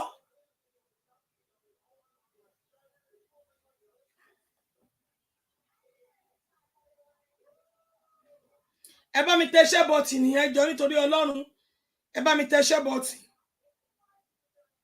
Ẹ bá mi tẹ share button. Tí ó bá ti clear, ẹ jẹ́ kí n mọ̀ pé kò clear. Nígbà tí àwọn ọmọ Yorùbá tájọ́ ń pariwo ní ọmọ Yorùbá nation. Ṣé àríbi tí máa sọ pé mo dúró síbẹ̀ ni? Tó bá jẹ́ pé nǹkan míì ni wọ́n ṣe, tí n bá fẹ́ wá ṣe program, so many things ni mo lè ṣe. Mo lè máa kọ́ wọn bó ṣe ń dín puff-puff. Mo lè máa kọ́ wọn bí wọ́n ṣe ń ṣe oríṣiríṣi oúnjẹ. Màá mọ̀ pé ohun tí mo dúró sí lórí nìyẹn. Ibi tí n bá ti wà, tán bá ń káàsì ńbẹ̀, tán ń ṣépè lọ́sàn-án lóru, ọkàn tèmi máa ń balẹ̀ ni pé mi ò ń ṣe ní èpè. Mi ò dẹ̀ kí ń ṣe àwòdìjẹun èpè sára. Ọmọ Yorùbá ni mí 100% in and out tèmi. Tí n bá fi Yorùbá nation sílẹ̀ lẹ́ni máa ń declare ara mi. Hello, mi ò ṣe Yorùbá nation mọ́ o. Tẹ́ bá wá rí mi tí mò ń ṣe nǹkan mi, tí ìbá wá ṣe Yorùbá nation mọ́, Ọlọ́run gbogbo ìgbà tó kù tí máa ń lò láyé má jẹ́ fi ọjọ́ kan polongo fún Nàìjíríà láyé mi. Mi ì polongo fún Nàìjíríà rí tí mo ti délé ayé. Mi ì jèrè Nàìjíríà rí. Ìbànújẹ́ ayérayé ni Nàìjíríà fi sínú ayé tèmi tí mi ò lè gbàgbé tí màá fi kú. Mi ì lè dúró sí kankan support ibi tí Nàìjíríà bá ti dúró sí. Bẹ́ẹ̀ ni mo sọ. Mi ì lè wà níbi tó bá ti sọ̀rọ̀ Nàìjíríà ní dáadáa tí màá fi wọlé sùn. Ẹ wojú mi dáadáa o. Èpè tí bá cast anybody tó bá jẹ́ ọmọ Nàìjíríà tó bá súnmọ́ mi, kò sí bí ó ṣe ní ṣe mọ́ ẹ lára. Ìwọ tó bá mọ̀ pé o nífẹ̀ẹ́ sí Nàìjíríà, tó bá súnmọ́ mi, tí Ọlọ́run ṣe ń bẹ, tí ẹ̀mí ẹ̀ ṣe ń bẹ láàyè, ìbànújẹ́ tó ní tánu ilé àwọnú létò ẹ̀ wá. Ìbànújẹ́ tó ní bọ́m̀bẹ̀ tọmọtọmọ àwọ létò ẹ̀ wá tó bá yẹra fún mi. Bó bẹ̀ yín ẹ wojú mi o. Tí òun bá ṣe tí bàbá bá ní kò sí nǹkan tó ń jẹ́ Yorùbá nation mọ́lẹ̀ ní fine. Màá wà ká jẹ́jẹ́ mi, màá wà ká pass. Mo dúró tán inú mi ọkàn mi. Ohun tí mo ṣe ni mo ṣe. Mi ò kí ń dọwọ́ rú mi ń parọ́. Tí n bá ṣe nǹkan mà ní mi ò ṣe nǹkan. Tí má lè ṣe nǹkan mà ní mo ṣe. Bẹ́ẹ̀ ni mo sọ. Níwọ̀n bá bi tí ọmọ kékeré mi délé ní. Kí ni mi tí mo máa parọ́ fún yín? Ẹ wojú tèmi dáadáa o. Tó bá ní mi díẹ̀ tẹ́ bá jọ ń ṣe é, mi ò sí lára wọn. Tó bá ní mi díẹ̀ tẹ́ bá jọ ń ṣe orí burúkú, ẹ wojú mi ò sí lára wọn. Tó bá ní kò sí kan tó ń jẹ́ Yorùbá nation mọ́ lẹ́yìn pé no more Yorùbá nation kò ṣe nǹkan kan, program mi ò lè parẹ́, platform mi ò lè parẹ́. Màmá fi ṣe nǹkan mi.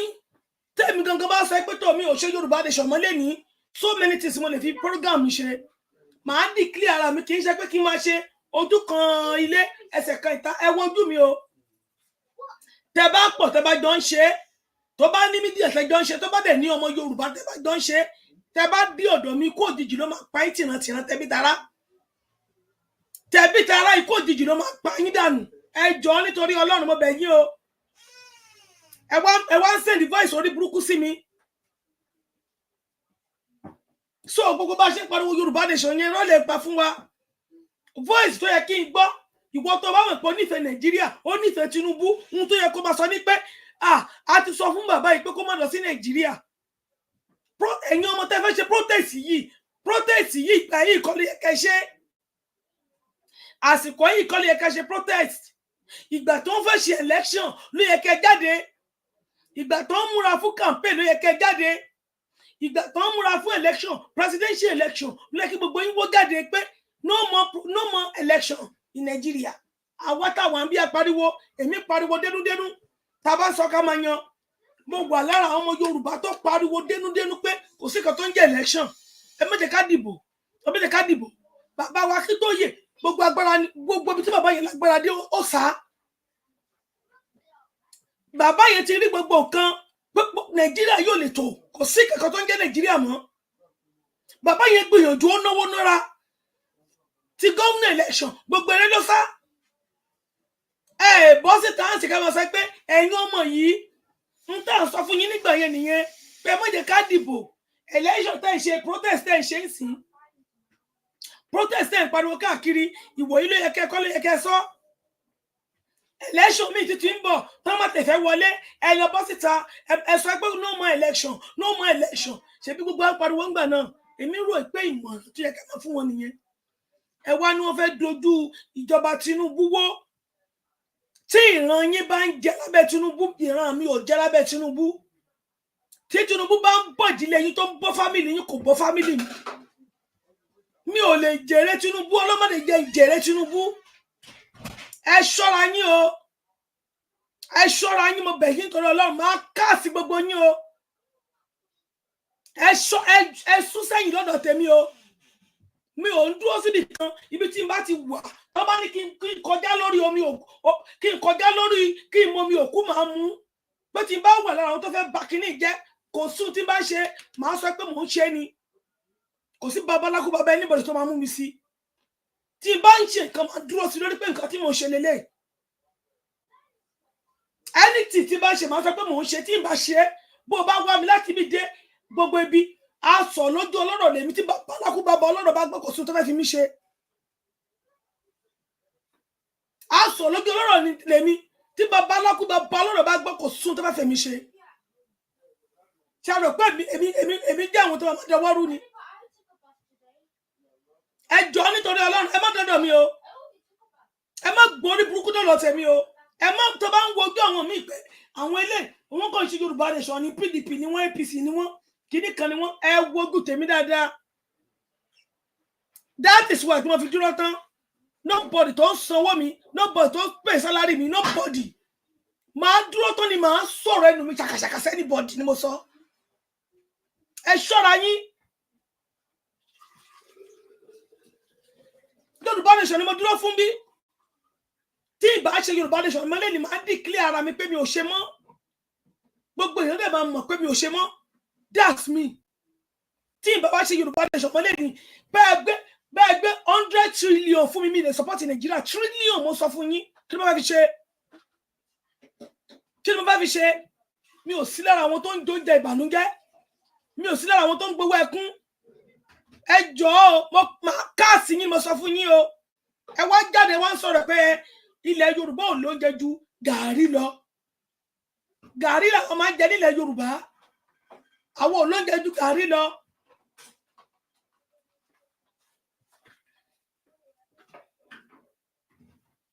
Èkìtì nìkan ẹ̀gẹ́ wà bẹ́ẹ̀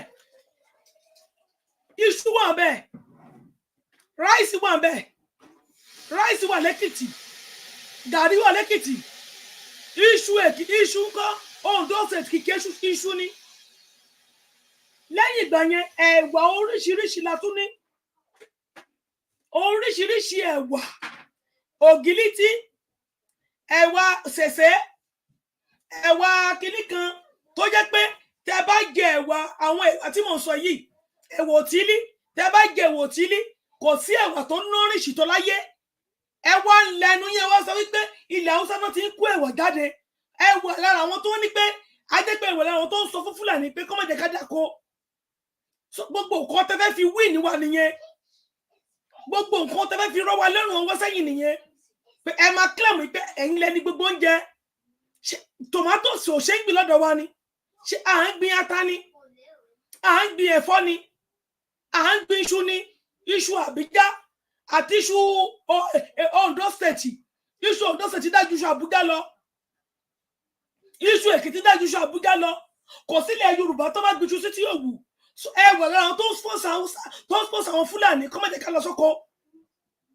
ẹ wà lára wọn tó yes ọ̀rọ̀ tá ẹ sọ yóò ti mú jáde pé ẹ wà lára wọn tó ń sponsor Fúlàní pé tó bá ti yẹ ká lọ sóko gbogbo tí Fúlàní bá ti fẹ́ la máa bá fẹ́ àṣírí yín tú ni àwọn ẹgbẹ̀rúnmọ̀ ló tú yín láṣìírí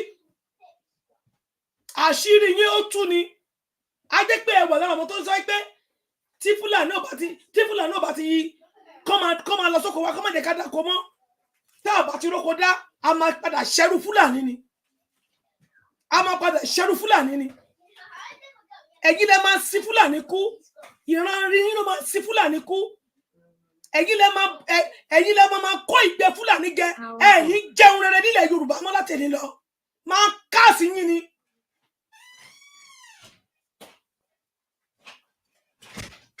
mi ìgbọ́dún jẹ mi ìgbọ́ tó bá náà fẹ́ ru àmàlà lásán bóyá àkọ́fẹ́ fi pẹnu ni a máa jẹyán ni oúnjẹ wo ló dáa tó yán èlùbọ́ iṣu ìbọdọ́ tí ń kọ wá ilẹ̀ Yorùbá gbọ́dọ̀ tí ń ṣe èlùbọ́ iṣu ni ṣé ilẹ̀ Haúsá náà tí ń kó èlùbọ́ iṣu wá ni Ìbàdàn èlùbọ́ náà máa ń jẹ àmàlà náà máa ń jẹ ilẹ̀ Yorùbá náà tí ń ṣe àmàlà ilẹ̀ Yorùbá náà tí ń ṣe iṣu tí Ìbàdàn bá fẹ́ ṣe patí tó fẹ́ ṣe patí tó yẹ pé èèyàn tírílíọ̀n náà fẹ́ ṣe patí fún àmàlà náà máa rò ṣé ilẹ̀ Haúsá náà tí ń kó àmàlà yẹn wá ni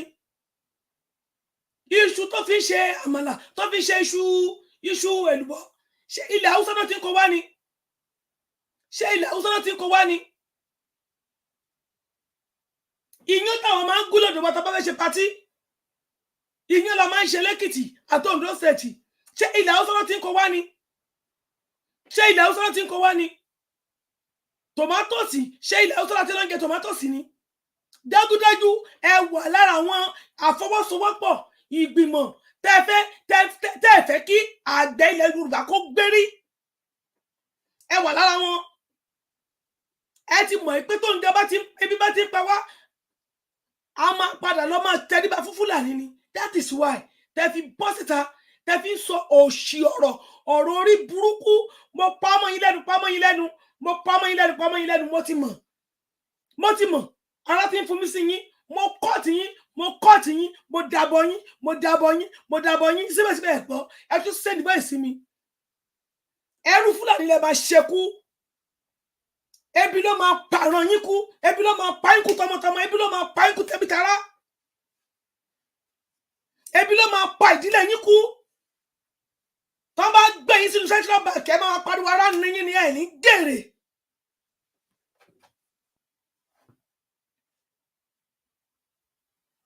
ṣáà kó mo jẹ́ sọ̀rọ̀sọ̀rọ̀ tó ń ṣojú méjì ni sọ̀rọ̀sọ̀rọ̀ tó ń dọwọ́ rú lẹ pè mí ni sọ̀rọ̀sọ̀rọ̀ tó ń ṣe báyìí lẹ pè mí ni bí tí bá dúró sí màá sọ fún ẹ pé mo dúró síbẹ̀ tí bá fẹ́ pé mò ń lọ ni mo sọ mi ò ń bojú ẹ̀yìn ẹ rò pé mo wà lára àwọn mídíà tá máa fẹnu kò tá máa ṣe Yorùbá nation wọ́n Nàìjíríà lọ́la lẹ́yìn ni ẹ rò pé mo wà lára wọn ni ikú ló máa pa yín.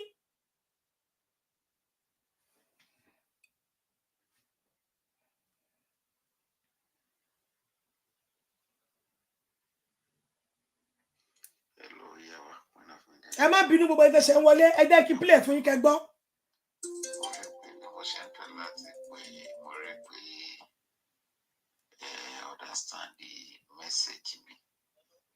Hello. Wọ́n ti jẹun. Wọ́n bá. àwọn Fúlàní wọn dẹ̀ ń ṣe ní ṣe pé òkè o tẹ́ bá lẹ̀ gbọ́n ni kò lè máa bá kúkú tí àwọn. So ti ẹ wá send voice that is see me. Ẹ wá send voice lédèrèdè send me. Kí wọ́n rí i pé ìran Yorùbá ò mọ ìjọba ṣe. Ìran Yorùbá ò lè ṣèjọba. Tí wọ́n fẹ́ fi hàn àgbáyé nìyẹn. Àwọn ni wọ́n ní protest. Kìí ṣe Yorùbá ló ní protest. Protest yìí mo ti wo rí lórí Vanguard ó ti pẹ́ nítorí tó kọjú sẹ́nìkan ẹ̀yìn ló kọ sẹ́lòmíì ó ń lọ̀rọ̀ tó wà nílẹ̀ yìí. Mo ti rí lórí Vanguard ti pẹ́. Ẹ máa gbọ́ o. Haúsá ó rò pé Tinubu pé ó fẹ́ yọ ẹnìkan nípò. Àwọn kan wá sọ pé Yorùbá ló máa tún fi sí bẹ́ẹ̀ yẹn o. Àwọn yìí kò sọ pé Yorùbá ló tún máa fi sí bẹ́ẹ̀ yẹn o. Yorùbá ló tún máa fi sí bẹ́ẹ̀ yẹn o. Mò ń wo kọ́mẹ̀ntì everybody wọn. Tó ti yé mẹ́ẹ̀ ibẹ̀ ni a ti rí àwọn Haúsá kọ̀ọ̀kan Fúlàní táwọn náà kọ́mẹ̀ntì. Pé 29 pé ó máa gbà pé 29 ń bọ̀ pé àwọn ń dúró ní 29. Tó ti yé mẹ́ẹ̀ protest yẹn 29 gangan ni wọ́n fi sí. Ó ti pẹ́ tí mi ti rí mẹ́sẹ̀jì yẹn o.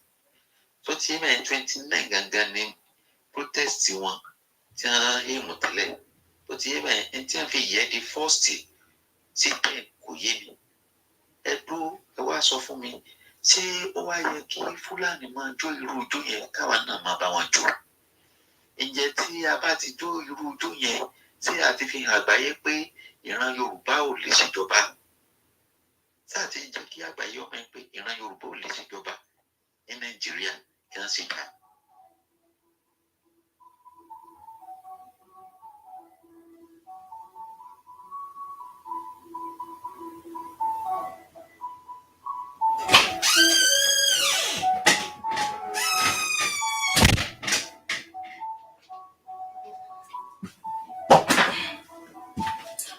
Kọ́ ọ̀hún wọlé.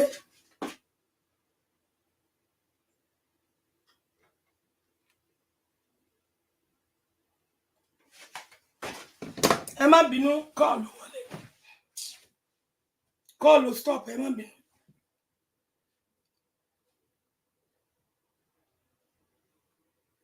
Ẹ jẹ́ kí n wá tún jí ẹ jẹ́ kí n tún jí. Kò jí ta ni abẹ́ máa gbọ́. Ní oúnjẹ. Ẹ wo ojú mi dáadáa ẹ mọ bẹ̀yìn ni ẹ má dọ́dọ̀ mi ká máa ṣe bèbí lẹ pè mí ni kẹ máa ṣe bẹ́ẹ̀ ẹ tarí fúnra wa.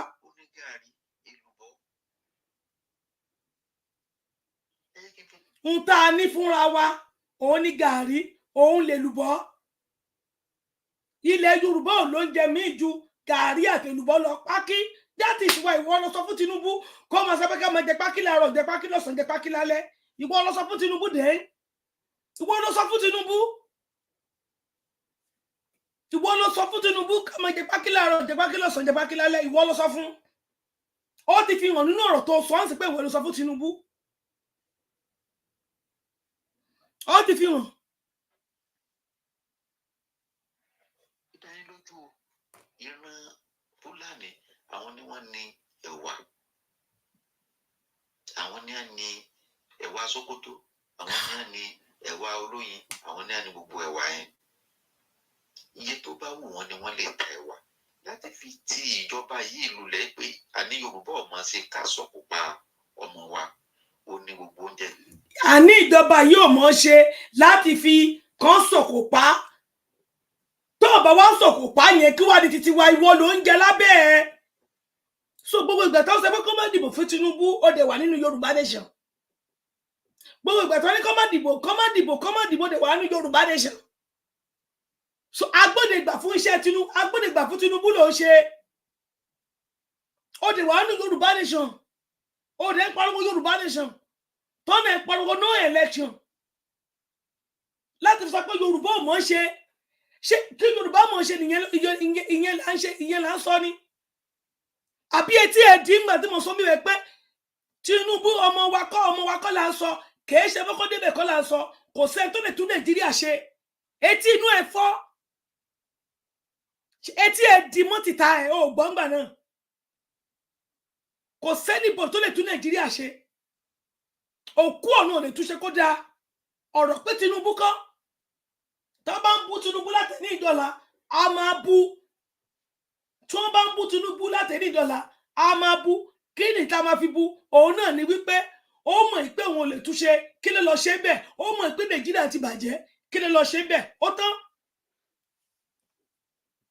ó mọ̀ pé Nàìjíríà ti bàjẹ́ èèyàn ọ̀dọ̀ sọ́fẹ́ kí wọ́n jókòó sórí iṣẹ́ àìsí tó ti kán lẹ́sẹ̀ kí n jókòó sí ó mọ̀ pé Nàìjíríà ò dáa tẹ́tí sọ mọ́ sọ pé Nàìjíríà ò dáa ó mọ̀ kí ló lọ ṣe bẹ́ẹ̀ Nàìjíríà ti jẹ gbèsè Buhari ti fi jẹ gbèsè kí ló lọ ṣe bẹ́ẹ̀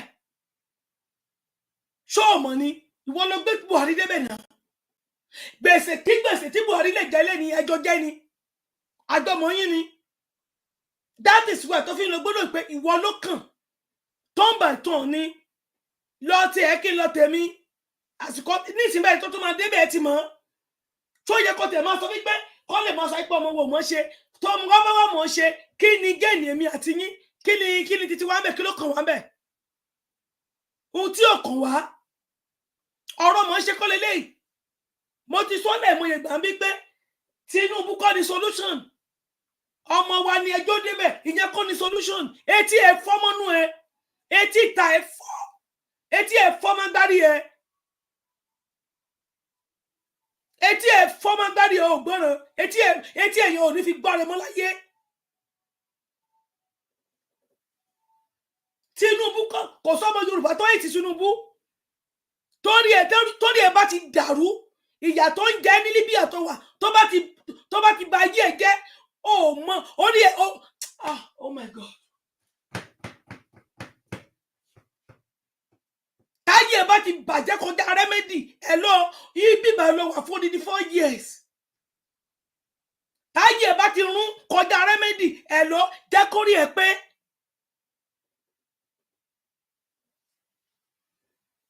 Tinubu kọ́ ni solution Nàìjíríà àwọn àgbà jáde ilẹ̀ Yorùbá àwọn àgbà rédèrèdè àwọn afọ́fun gbẹ́mu tí wọ́n wọ̀ pé tí Tinubu bá débẹ̀ ọmọ ẹran ni ẹjọ́ débẹ̀ ọmọ ajá ni ẹjọ́ débẹ̀ ọmọ ẹran ẹ̀ ṣe bí bẹ̀bẹ̀rẹ̀ kẹlẹ́ fi sílẹ̀ ilẹ̀kẹ́ sí di ọmọ àgùntàn ṣe bó tó gbogbo wọn ti já Tinubu kọ́ ni solution Nàìjíríà kò sẹ́nìbọ̀ tó jẹ́ solution Nàìjíríà PDP kọ́ ni solution Nàìjíríà APC kọ́ ni solution Nàìjíríà kò sí party Sowore kọ́ ni solution Nàìjíríà youth kọ̀ọ̀kan ò kì í ṣe solution Nàìjíríà ẹ̀ lọ́ọ́ tí kálukú lọ lọ́tọ̀ọ̀tọ̀ ní solution orí ẹ̀ ti burú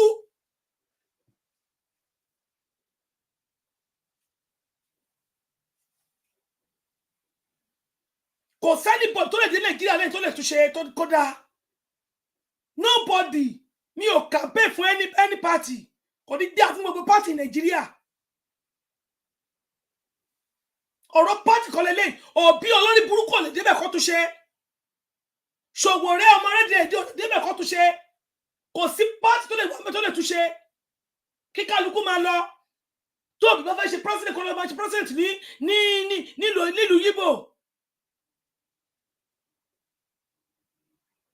tí Àtíkù bá fẹ́ ṣe president kó lọ máa ṣe president nílẹ̀ Haúsá kó lọ ilẹ̀ Haúsá kó lọ máa ṣe president yẹ.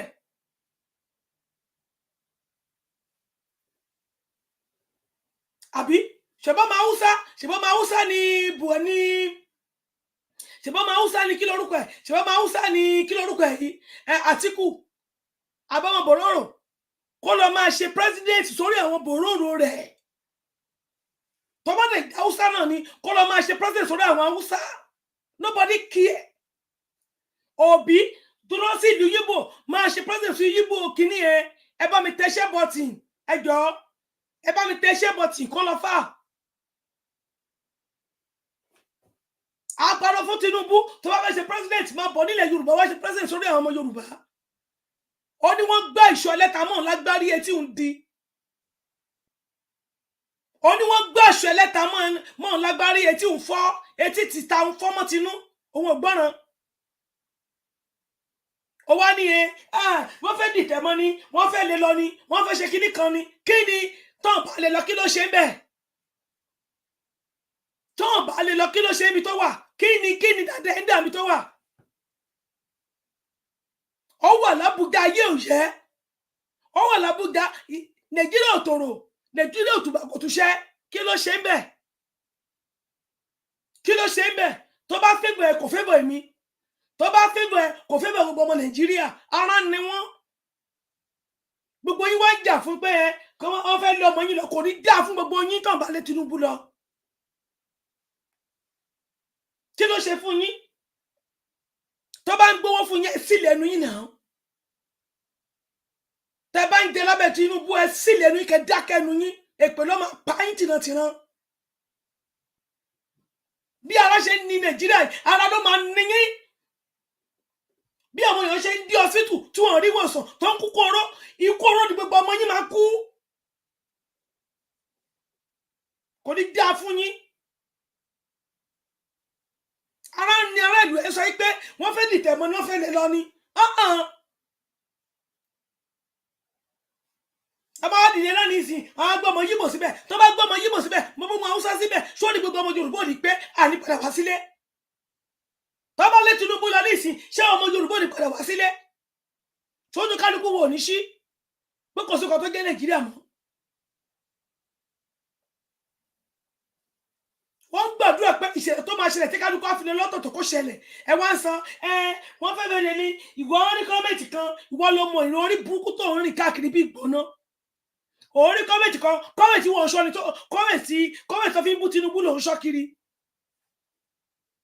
kọ́mẹ̀tì tó fi ń bú Tinubu ló ń ṣọ́ kọ́mẹ̀tì tó fi sọ sí Tinubu ló ń ṣọ́ kiri kí ló lọ ṣe ní Nàìjíríà ṣó fẹ́ di Ọlọ́run ni ṣó fẹ́ di Ọlọ́run ni ó wá gbé àwọn èèyàn síta kí wọ́n máa sọ pé no protest àwọn ò fẹ́ protest àwọn tó ń rìn kiri yẹn kí ni wọ́n ṣe protest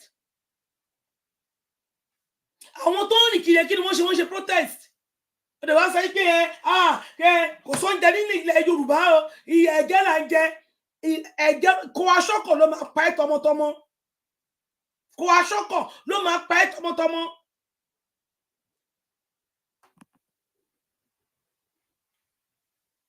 Èkìtì kẹ́ tó lè dóúnjẹ Haúsá ọmọ pẹ́ tí wọ́n máa ń gbóúnjẹ Haúsá gan sílẹ̀ tí wọ́n á sílé sẹ́kìtì ni gbé ìgbà tí mo wà nílé kò sí nǹkan tó ń jẹ oúnjẹ Haúsá oúnjẹ oko ni atarodo oko ó máa ta burúkú mo máa fún yín nímú báyìí ni tòmátò soko la máa ń jẹ tàtàṣé gbogbo ẹ̀ láǹgbìn kò só tá a gbìn báwa ilẹ̀ Yorùbá wà atarodo ilẹ̀ Yorùbá wà tòmátò sí ilẹ̀ Yorùbá wà ẹ máa fẹnu tíráńtà nǹkan Yorùbá àní nǹkan àwọn ló ní nǹkan àní nǹkan àwọn ló ní nǹkan èpè ló máa pa ẹ́ tọmọtọmọ ara ló máa ní ẹ́ kú ẹ má dọ́dọ̀ mi o tó bá lẹ́ni tó yẹ pé òǹgàn ló ń fún mi tó kó yẹ pé ìwọ ló ń fún mi lóbi tí mò ń mú lójoojúmọ́ tó bá gbé ọ̀rọ̀ Nàìjíríà tó gbé wá sọ́dọ̀ mi máa ń káàsì ẹni ẹgbẹ́ ojú mi dáadáa ojú kan lára tèmi ní ojú kan ní ara tèmi ní bí tí n bá ti dúró sí màá sọ pé mo dúró síbẹ̀ tí n bá dẹ̀ ṣe mọ́ màá dìklẹ́ ara mi ẹ̀ ló mi ò ṣe mọ́ bá tèmi lọ. ọ̀rọ̀ pé tí wọ́n wà lára àwọn ọ̀dàlẹ̀ ilẹ̀ Yorùbá ni gbogbo èpè tí wọ́n ń ṣẹ́ lọ́tún ṣẹ́ lọ́sì ẹ̀rọ pé mi ò ní nífìlì ẹ̀ lára ni inú mi mọ́ ọkàn mi mọ́ inú mi mọ́ wọ́n gbé mi ayé lára sílẹ̀ kò sún tó ń gbé sílẹ̀ lẹ́nìí tí bá wà lára àwọn tó fẹ́ bá Yorùbá nation jẹ́ màá gùn kọjá màá mú bọ́n rọ mi síbọn màá mú ọkàn mi balẹ̀ yóò sí lára yín ẹ máa ṣe játi kiri ẹ máa ṣe rédèrèdè máa ṣe Yorùbá nation ọmọ olórí burúkú wọlé gbé bẹ́ẹ̀ ọmọ játi wọlé gbé bẹ́ẹ̀. ẹ jẹ́ kí play brother wa kó bá mi súre fún ẹ má bínú bá mi súre fún. Tinubu pẹ̀lú ògo lọ́dọ̀ Ọlọ́run tẹ́ bá bí ìgbà ọmọ ẹ máa fojú sunkún gbogbo wọn ni. bá mi súre bá mi tún wúre yẹn sí. Tinubu. DAY1 on the one bá mi tọmọtọmọ àti gbogbo supporter ìpẹ́pẹ́ta kó máa lọ sórí. Tinubu Tinubu pẹ̀lú ògo lọ́dọ̀ Ọlọ́run pẹ̀lú ògo lọ́dọ̀ Ọlọ́run tẹ́ bá bí ìgbà ọmọ ẹ máa fojú sunkún gbogbo wọn ni. kò yí padà lẹ́lẹ́kẹta. Tinubu Tinubu pẹ̀lú ògo lọ́dọ̀ Ọlọ́run pẹ̀lú ògo lọ́dọ̀ Ọlọ́run tẹ́ bá bí ìgbà ọmọ ẹ máa fojú sunkún gbogbo wọn ni. kò yí padà gbogbo àti ta ló ń sọ̀rọ̀ ó wá ń ṣe olórí burúkú tó ń sọ̀rọ̀ ìwà lórí ó máa wà lórí program all the time ó wá máa ṣe bẹ́ẹ̀ wà máa dọwọ́dù ẹ gbójú mi dáadáa tí bá ní mo dúró tìyàn tó bá wù ẹ̀yìn lóru ògòjọ́ mo wà ń bẹ̀ ó sọ tí bá ní mo wà pẹ̀lú ẹ̀ ni mo sọ wọ́n sọ wípé wọ́n fẹ́ dìtẹ̀ mọ́ ni o wọ́n fẹ́ yọ ni o wọ́n fẹ́ yọ ni kí ló kàn mí tó bá yọ tó ń kọ́ yọ láyé kó jáde ságùlé ọ̀run ó kí ẹ̀ wọ́n ò sọ fún ni kí ló lọ ṣe ń bẹ̀ kí ló lọ ṣe ó dé mẹ́ta ìdébẹ̀ epo tiẹ̀ ló lọ ń bíùdì epo wọn ní Nàìjíríà ó rí yẹn sọ epo tiẹ̀ bá ṣe lọ gbé epo tiẹ̀ sórí epo Nàìjíríà ló ná wá tá a pa epo Nàìjíríà tá a pa kú tá a pa epo Nàìjíríà kú tá a máa ń tẹ epo tiẹ̀ fún wa ọ̀nà àtijọ́ àti mú tiẹ̀ ló lọ ń bá kiri ó wọlé tẹ̀ ìwọlé ọ̀nà àtijọ́ àti mú ó lọ ra mọ́tò fún gbogbo àwọn tó yẹ kó dìtẹ̀ mọ́ gbogbo àwọn tó yẹ kó pariwo pé òun tó ṣe yóò da olè ní ẹ́ ó ra mọ́tò ó fi ṣọ́ọ̀kì ẹnu wọn ó gbé owó bàtúbàtú fún gbogbo wọn kí gbogbo wọn lè dákẹ́ ẹnu wọn ó wá ṣe ohun tó wù ú ara bẹ̀rẹ̀ sí ní mẹ̀kúnnù ebi ń pa mẹ̀kúnnù ara ni wọ́n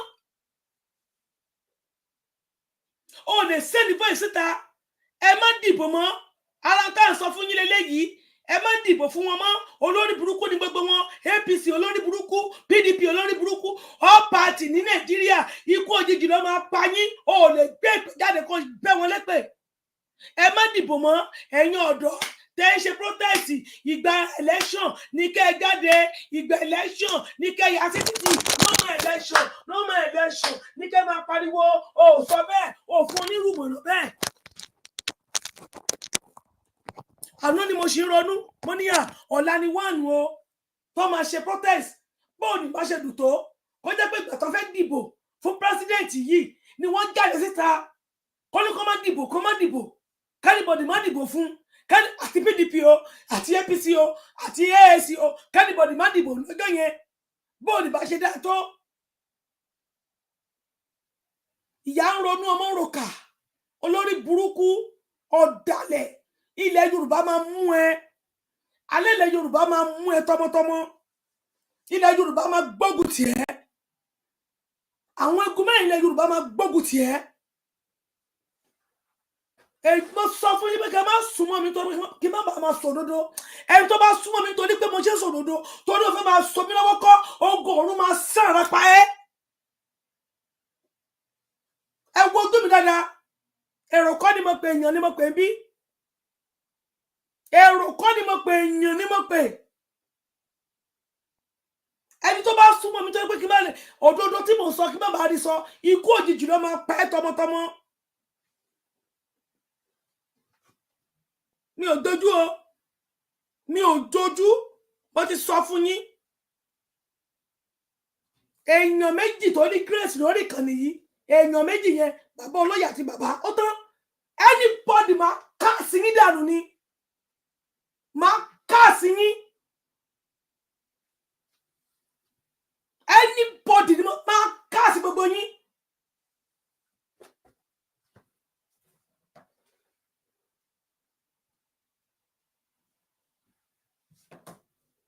tó ló kàn mí pẹ̀lú dátidàti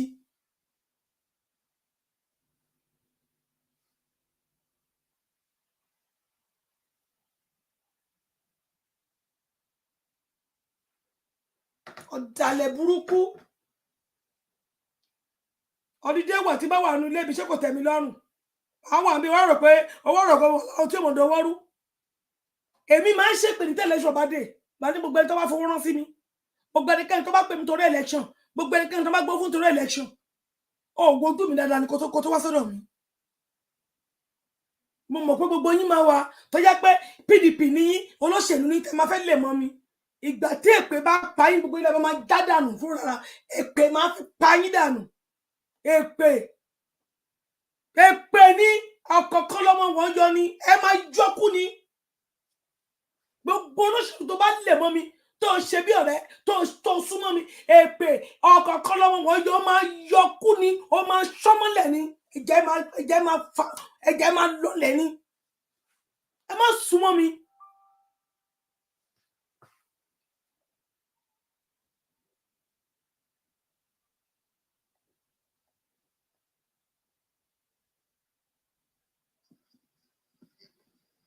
nítorí ló yá mi so láti lè kọ̀nfàmù tí mò ń tà láti sọ fún yín.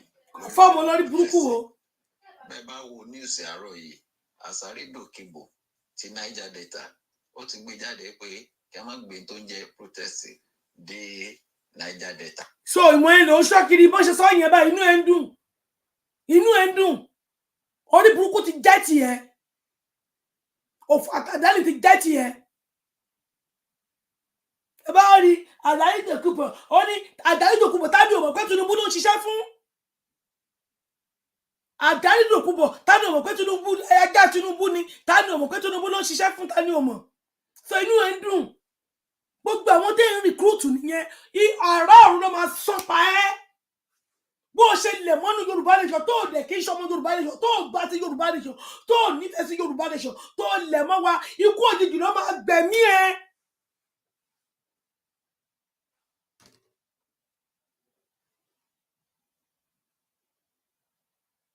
ló yá mi so láti lè confirm. bá rí láti lè kú pàṣẹ ká níbọdì máa ń gbé kíní wá so inú ẹ dùn sí.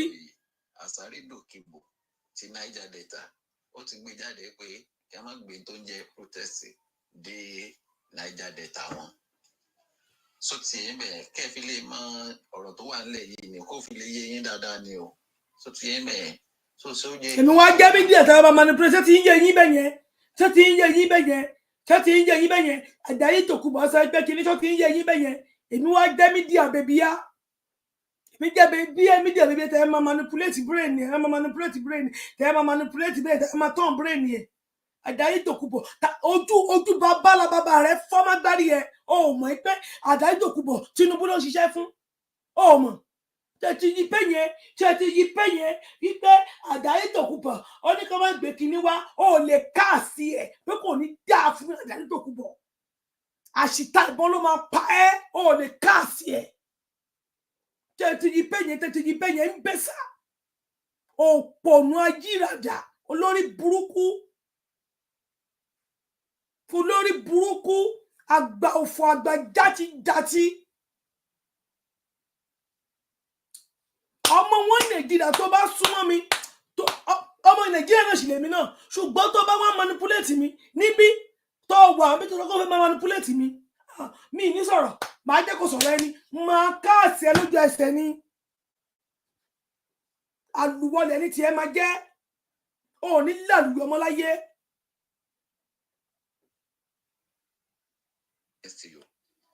so tí ẹ bẹ kẹfì lè mọ ọ̀rọ̀ tó wà nílẹ̀ yìí ni kó fi lè yé yín dáadáa ni o so tí ẹ bẹ so ṣé ó yẹ kí Yorùbá kó máa go against Yorùbá. ṣé ń gbọ́ ṣé ti gbọ́ ṣé ti rí bẹ́ẹ̀ yẹn ṣé ti rí bẹ́ẹ̀ yẹn ṣé ó yẹ kí Yorùbá kó máa go against Yorùbá olórí burúkú ẹni òfò ẹni àdánù Tinubu go against Yorùbá ìgbà tó ń sọ pé Yorùbá náà dì afẹ́gbà Yorùbá nation kí ló dé Tinubu òjò ìní wa ṣọ́wọ́n go against wa kò ní dáa fún ẹ ṣé Tinubu go against wa wọ́n dárúkọ Yorùbá lẹ́gbẹ̀ẹ́ kí ló tó kọ tí òjò ìní wa kí ló dé Tinubu òjò ìní wa ń gbàtà pariwo Yorùbá land fẹ́ dúró wọ́n tún sọ fún pé kó wá di president ní Nàìjíríà nílẹ̀ Yorùbá kó jẹ́ first president ní country tuntun ó ní lára àwọn òfẹ́ Tinubu ò dalẹ̀ ọmọ Yorùbá ni tó bá jẹ́ pé ọmọ ọkọ ilẹ̀ Yorùbá ni tó jẹ́ pé ọmọ ilẹ̀ Yorùbá ni kí ló dé Tinubu ò follow wa kí ló dé Tinubu ò join wa bàbá kí tó yẹ kọ lẹ́tà sí kí ló dé tí ò dáhùn kí ló dé tó fi lórúkọ lóhùn yẹn pé ṣé ó yẹ kí ọmọ Yorùbá máa gé ìsàlẹ̀ wọn Yorùbá kò ní dà fún ẹ olórí burúkú òpònú ayírádà afọ́fù gbẹmu ìbẹ́sà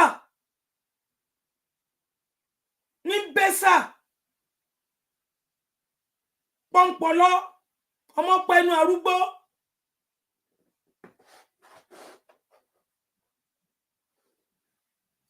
Ìwọ tó bá mọ̀ pé onífẹ́ sí Nàìjíríà má dọ́dọ̀ mi o ọwọ́ tó fún mi ni kò bá fún mi mọ́ o ohun tó ń ṣe fún mi ni kò má ṣe fún mi mọ́ o ohun tó bá ti ṣe fún mi tó bá pẹ́ tó ní pé ọjọ́ tí wàhálà bá dé tó bá lè máa manipulate mi ni ló máa wọ́ gbogbo tó ṣe fún mi báyìí wà lẹ́mìí nínú iṣẹ́ ẹ̀kan kò sẹ́ni tó mọ èmi bí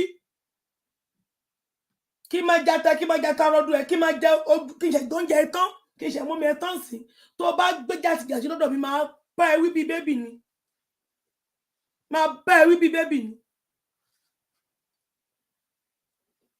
tí a bá ṣe bẹ́ẹ̀ àwa kò lè pè wá tó ti rẹ̀ tá a bá gbọ́dọ̀ yí pé òkè o a fẹ́ go against gọ́ọ̀mẹ̀ntì tó ń bẹ níta yìí o wípé Yorùbá ò ṣe. ṣé go against ni wọ́n sọ etí babalára bàbá rẹ fọmọ ẹlẹgbárí ṣé go against ni wọ́n sọ wọn ò sọ pé kó máa bọ̀ lẹ́ni ṣé go against ni wọ́n sọ ṣó lè ṣe ni ṣé ó lè ṣe ni lójú ẹ òpònú afọ́fù gbẹmu ṣé Tinubu lè ṣe ni ọ̀rọ̀ Tinubu kò sẹ́yìn tó lè ṣe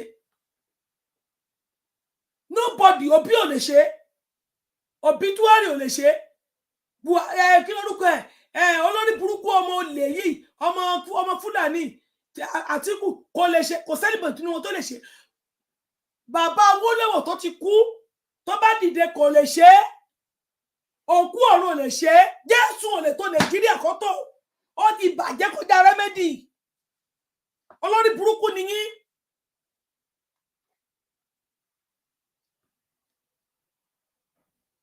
dáadáa gbogbo àwọn tí wọn kó sí ibẹ̀ níta yìí. ẹ má máa wò pé ọmọ Yorùbá ẹ má máa wò pé wọ́n dìtẹ̀ mọ́ ọmọ Yorùbá lọ́ta Yorùbá ẹ má máa sọ bẹ́ẹ̀ mọ́ oró gbárẹ́ nu gbogbo ìtẹ̀ máa sọ bẹ́ẹ̀ ta ló dìtẹ̀ mọ́ nobody tó dìtẹ̀ mọ́ Tinubu nobody tó gbógun tì òun ló gbógun tì rẹ̀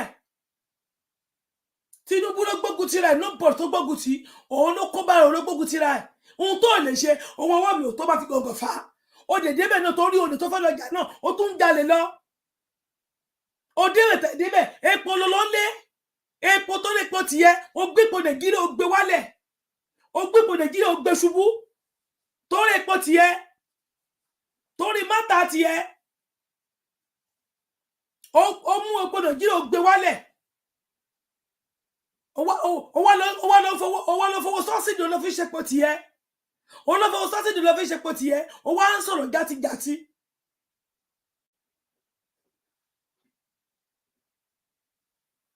mo ti dáàbò ẹ tó that is why mo fi kọ́ọ̀tù fóònù ẹ that is why mo fi ń dáàbò ẹ tó bá lé níbọ̀dì tó tẹjọ́ ń ṣorí burúkú pé wọ́n fẹ́ lé Tinubu lọ ni kàn máa lè gbẹ́ nìkan síbẹ̀ wọ́n fẹ́ lé Tinubu lọ ni kàn máa lè gbẹ́ nìkan síbẹ̀ mi ò sí lára wọn òdodo ni mo dúró tì kò sóò tó kàn mí ó pẹ́ kó tó nà lè kó dèrò ọ̀run ó pẹ́ kó tó nà lè kó dèrò ọ̀run kó má lọ́gùn sáyé.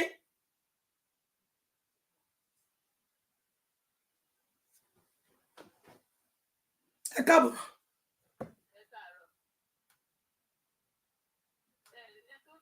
Power on. Bluetooth mode. Bluetooth connected. ẹ rí i pé wọ́n sanwó fún ni. ẹgbẹ́ ni bó ṣe ń sọ̀rọ̀ tó ó wá ní àlóúnjẹ nílẹ̀ Yorùbá ju gàárì lọ.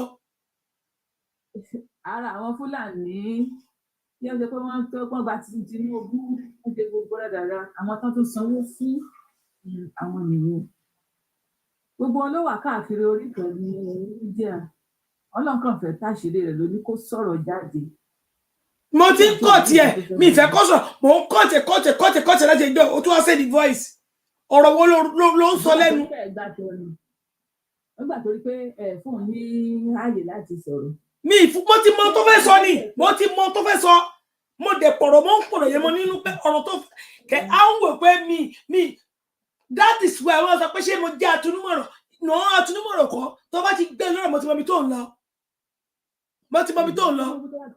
kí ni Tinubu ṣe fún yẹn kí ni dáadáa Tinubu dà fún gbogbo ọmọ Yorùbá ẹ sọ fún mi kí ló kàn sí ìyá ọjọ́ òun èlò náà fẹ́ gbé fún tó ní iná tán tó bá gbówó fọṣẹ́ gbé fún gbogbo ẹbí rẹ láti ẹ̀tọ́ lóòótọ́ Fúlàní tiẹ̀ yẹn tó ń ṣiṣẹ́ fún wọn sọ pé ọmọ Yorùbá ok protest yìí ó bẹ̀rẹ̀ ta ló dá sílẹ̀ Tinubu nìyà nígbà ayé Jonathan ẹ lọ play rẹ bó ti wò lórí Adéọlá lẹ́nìí ó ní nǹkan tó fi pé àgbàgbọ́ ṣe protest pé ẹni tó dálẹ̀ àwọn òfin ó dẹ̀ gbé Tinubu jáde nígbà tó gbọ́ èdè sí Jonathan kí nǹkan tó dé èdè sí Jonathan fún pé kó má ṣe ó gángan ló náà ṣe wọ́n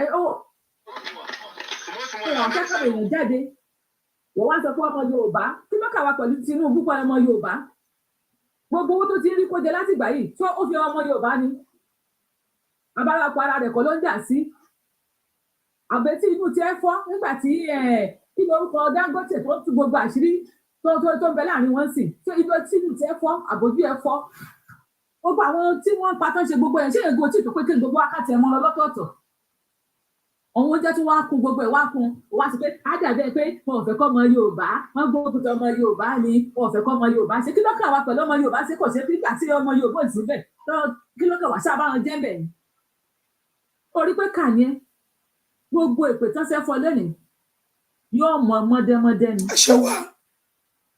láṣẹ Èdùmàrè ìkúnlẹ̀ àwọn abiyamọ ìwọ abiyamọ ìrora tí abiyamọ ní kó tó bí ọmọ jáde gbogbo ìpè tán ṣiṣẹ́ fún ìwọ tó jáde tó sọ̀rọ̀ yìí yóò mọ ẹ tilétilé tọmọtọmọ ni. ó ti rí bẹ́ẹ̀ kò yí padà.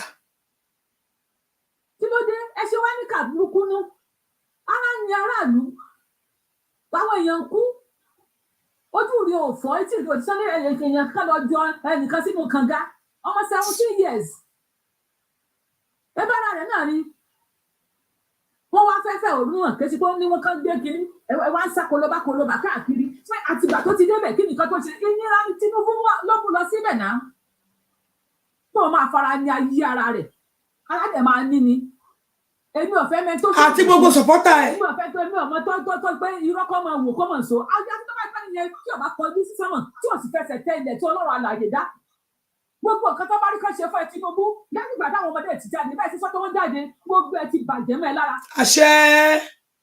àwọn abiyamọ yóò dé ìlẹ́yìn rẹ. àṣẹ. gbogbo tó bá ti ṣe láti wákàtí ọlọ tí wọn mọ dojúrú ni. àwùṣẹ. àwọn ṣe kankan mọ èdè tó fẹ́ pèlè ìwọ tó bá sọ pé ẹ tó sọ̀rọ̀ yẹn abẹ ìwọ gangan ọmọ nípìn bẹ́ẹ̀. àṣẹ. afẹ́ lọlé àlè lọlé ẹ̀rù ń bà wá gbogbo wa sá kíjokíjo àwọn ọmọ kan wá fi ara wọn lélẹ̀ pé fọ́fẹ̀ náà lẹ́gbẹ̀ẹ́ ẹ jẹ́ káwọn ṣe ìwọ́de ká pẹ̀rọ ọ̀nù wọn mo wá sọ pé wọ́n fẹ́ gba ìjọba wọn Yorùbá kí ló ń ṣe Yorùbá làwa ní ṣé Yorùbá ló gbé sílẹ̀ ni. a bá sọ fún pé afa Tinubu lẹ̀ pé ọmọ Yorùbá ní kọ́ lọ ṣe ibi tẹ́ ti ní kànú oní gàrí nìkan la ní. èlùbọ́ tí wọ́n fẹ́ ṣe ìnáwó gbogbo tí wọ́n fẹ́ ṣe ìnáwó Ṣakí náà ti máa lọ rè lùbọ́ sú Ṣakí olùbẹ̀ pani kó tó di pé kí wọ́n kọ́ gbogbo bẹ̀. síbẹ̀ náà fẹ́ bá fẹ́ lọ ẹ̀sìn máa ríra ó lé wọ́n pẹ̀lú gbogbo nǹkan tó ń bẹ́ ń ta wọ́n á sọ pé gàárì ní nǹkan la ní. nígbà tó pé àwọ̀sá aláwọ̀sá ni ẹ kì í ṣe pé wọ́n bí ẹ sílẹ̀ Yorùbá ó mọ nǹkan tó ń ṣẹlẹ̀ ẹ̀yin aláwọ̀sá tó kàn gbé wá níbì kan ó wá rò pé ẹ lè jẹ wá má wá sórí ìkànnì mọ́ tó bá padà wá sórí ìkànnì tó yẹ kó rí bẹ̀ ikú ló máa pẹ́ àṣẹ àṣẹ ìnira bá bẹ àfẹ́ rí bó lo ẹ̀ẹ́dì ní a máa mọ̀ àfi kó dákẹ́ tó bá sì wà bẹ́ẹ̀ tó dákẹ́ wà dákẹ́ kú ni láti ṣe Èdùmàrè ọ̀rọ̀ tó bá gbà nù rẹ yóò jẹrà sínú rẹ ni. so gbogbo nǹkan tó ń lọ́nu kò kàn wọ́ gangan ẹ wá lùgọ́ sí abẹ́ kínní ṣó yẹ kó rí bẹ́ẹ̀ ẹ̀ ń gbọ́ gbogbo bó ṣe ń lọ ẹ̀dẹ̀ ń pìtẹ́jì pé Yorùbá nation ni níwọ̀n ìgbà tí wọ́n gán mọ̀ nínú ọkàn ara rẹ láti bí ọdún mẹ́rin tó ti wà níbẹ̀ tó mọ̀ pé òṣèré Yorùbá nation òun wá jọ ọ̀fìn tó ilẹ̀ Yorùbá tó tẹ̀dó tó wà lórí rẹ̀ lọ́wọ́lọ́wọ́ báyìí yóò kẹ́yìn sí ọ. Àṣẹ. Yóò fara ní ọ. Àṣẹ. Ilẹ̀ torí kó o dalẹ̀ ọmọ Yorùbá, ilẹ̀ Yorùbá yóò mú ẹ. Àṣẹ. Ní gbogbo ọ̀nà ni ó fi mú ẹ. Ní gbogbo ọ̀nà. Àṣẹ. Tẹ́ tó bá dalẹ̀ tó fi máa ń balẹ̀ lọ gbogbo ẹ̀ lọ́nà fi máa mú ẹ. Ilẹ̀ Yorùbá fi máa mú aládàá Yorùbá gan wọ́n á mú ẹ. Àṣẹ. Táwọn wà nítorí pé o ò ní bọ́m̀bẹ̀ láṣẹ Èdùmàrè. Àṣẹ. Àwọn ọmọ ọlọ́mọ jáde bẹ́ẹ̀ ṣe kígbe tó náà kíní kan gbọ́dọ̀ ṣe wọ́n ṣàjáde mo ti wo gbogbo wọn látàárọ̀ wọ́n jáde Lagos tán lọ gbogbo àwọn àmì gbàgbé ìṣù àwọn ọlọ́pàá so ẹ̀pọ̀ tó báyẹ ni àwọn agbésùmọ̀mí àwọn tí ń gbọ́ ọmọ ẹ̀ ní lọ pọ́ Tinubu kẹ́ lọ bá wọn. Ìkà làwọn èèyàn o ìkà ni yín o ìkà làwọn èèyàn o ìkà làwọn èèyàn o ni wọ́n ń pọ ọmọ ọdún 17 years ẹ ní àdúrúkọ bẹ́ẹ̀ yẹn lẹ́ẹ̀dà wọn sínú igbó nítorí tiwa náà lẹ́tọ́ ní kó wọn jọ ọ̀run bínú sí gbogbo yín pápátá. Ẹ wá kó wọn jọ ìwọ dandan tó jáde tó sọ̀rọ̀ tó bá tàǹfààní yẹn bá dé ọmọ ìjẹ́ńbẹ̀ tó bá jẹ́ńbẹ̀ ìjọ tó bá ti bẹ̀rẹ̀ sí ní jàǹfààní yẹn ìjọ náà ni ó bẹ̀rẹ̀ alára bẹ̀rẹ̀ sí ní ẹ́. Àṣẹ. Torí pé o ò fọwọ́ o ò sọ̀pọ́ọ̀tì nǹkan táwọn ọmọ yẹn ń ṣe. Gbogbo ilẹ̀ wọ́n dàrú wọ́n sọ pé àwọn Ìgbò àwọn náà ṣe àwọn gan ni wọ́n ń gbẹ̀yàn pa jù lọ́wọ́ lọ tó bá tiẹ̀ ti pa wọ́n bá ti ń bá wọn máa pa ni pé wò tiẹ̀ ní sphere láìsẹ̀ pé ó máa kó bá wọn nígbà wọn bá wá pa tán àwọn tó wá bẹ̀ wọ́n ṣe wá ṣẹ̀ṣẹ̀ wá máa pè wọ́n wọ́n tún wá pe fámìlì àwọn yẹn pé ok ọmọ yín wà lọ́dọ̀ àwọn o ẹmu yẹ báyìí wá lẹ́yìn ìgbà tí wọ́n ti pa ọkàn tó máa pè wọ́n o táwọn Ìgbò wọn náà Ìgbò gangan ló pọ̀ jù bẹ́ẹ̀ ẹ wá sọ wípé wọ́n fẹ́ bàjọba Tinubu jẹ́ ṣé Tinubu gangan kò ti fọwọ́ ara rẹ̀ bá ìjọba ara rẹ̀ jẹ́ ó ti fọwọ́ ara rẹ̀ fa ìjọba ayé rẹ̀ ó ti fàya pátápátá tí ò ṣe é rán ìgbà tí Ọlọ́run ṣàánú fún tó ń ṣàánú fún lọ́wọ́lọ́wọ́ ó ti kọjá àánú rẹ̀ tọ́lọ́ ní ó ti kákò níwájú Ọlọ́run báyìí tí ò yé wọ ló pọ̀ tí onítẹ̀rí ọ̀la máa tún gbẹgẹdẹ jù báyìí lọ kò tí ì mọ̀ nǹkan kan kí gbogbo wọn kán lọ ẹ̀mplá àwọn àmì àti sójà sí wọn ò tí ì tó kàn torí wọn pé Ọlọ́run ọba tí àwọn ọmọ yẹn sìn inú kan tán fi jáde ó máa tì wọ́n lẹ́yìn ni ìwọ tó bá wá sórí ìkànnì yìí tó bá wá bẹ̀rẹ̀ sí sọ pé kinní kan wàá gba èpè sí o wàláì wàá gba èpè ní ìhòòhò ọmọlúàbí làwọn fi máa ṣépè fún ẹ ara kan everybody kéèyàn má gbọ́rọ̀ Tinubu wá yóò bá ìbá àmọ́ ṣe wọn bá gbàjọba wọn lọ́wọ́ Tinubu orí burúkú tó ń sọpọ́ọ̀tì tó ti bọ́dà mọ́ àwọn ọmọ yẹ kò sí bọ́dà yẹn. ó wá ní ẹ ọmọ Yorùbá ń gbógun tó ọmọ Yorùbá. ó wà bẹ́ẹ̀ wọ́n ti bọ́dà mọ́ wa. Àwọn náà tí ò dẹ̀ tí bọ́dà tí wọn ó dẹ̀ rí ojú rẹ̀ ò fọ́ ó fẹ́ mú gbogbo ọmọ Yorùbá pátápátá ni mo wá sọ pé wọn ò fẹ́ ká Yorùbá kọ́ lákọọ́lẹ̀ pé kí ló kà pẹ̀lú pẹ́sidẹ́ǹtì ẹ̀gbọ́n tí wọn fẹ́ jẹ pẹ́sidẹ́ǹtì yẹn ẹ̀mí rò ní parí rẹ̀ láti ṣe Èdùmàrè. Àṣẹ kí ló kún wá pẹ̀lú ọmọ Yorùbá kó parí pẹ́sidẹ́ǹtì. wọ́n mọ fara ní gbogbo aráàlú pátápátá gbogbo àgbáláyé ìwọ sì fẹ́ olófẹ́ mọ̀ gbádùn ọmọ tó bá ti dẹ̀ tán náwó yẹn ìnira ní. Àṣẹ àṣẹ wá àṣẹ olórí burúkú wò wá jáde sọ ìwọ náà ní àṣẹ ó ní òbí tí ó yẹ kó ọmọ orí kan tó ń bọ̀ torí pètèpètè la máa fi bá tiẹ̀ jẹ́ ẹ̀yin tẹ́ bá tún kù bẹ́ẹ̀ ó bẹ́ẹ̀ tà tètè ya mórí yìí tẹ́ tètè ya. gbogbo ní gúrùpù mi mo ti lọ ń wò ó sí gbogbo ẹ̀ máa ti fà yín jọ pátápátá olórí burúkú ni ẹ́ olórí burúkú ojú gbà mí ti fún ẹ. ẹ ti rí ohun tí mo ṣe ọdún kẹrin ni tó ti wà pẹ̀lú mi 4 years mo ti wà pẹ̀lú mi kí ni òun sọ ọ̀rọ̀ jáde ìwú àti tani ikú ló máa pa ẹ́.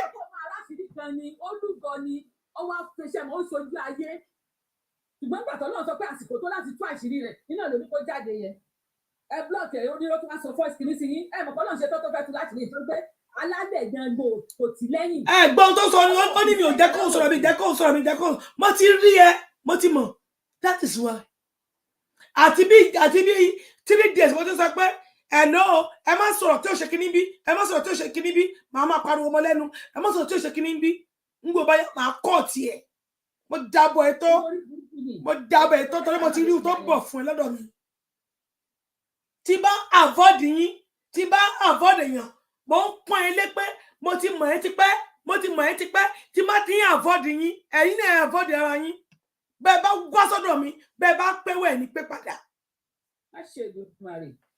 mo ti ń avoid ẹ odidi 3 days ló fi ń pè wọlé sórí ìkànnì tí mo fi pariwo mọ́ ẹ lẹ́nu tí mo pariwo ọmọ ẹlẹ́nu ó gbọ́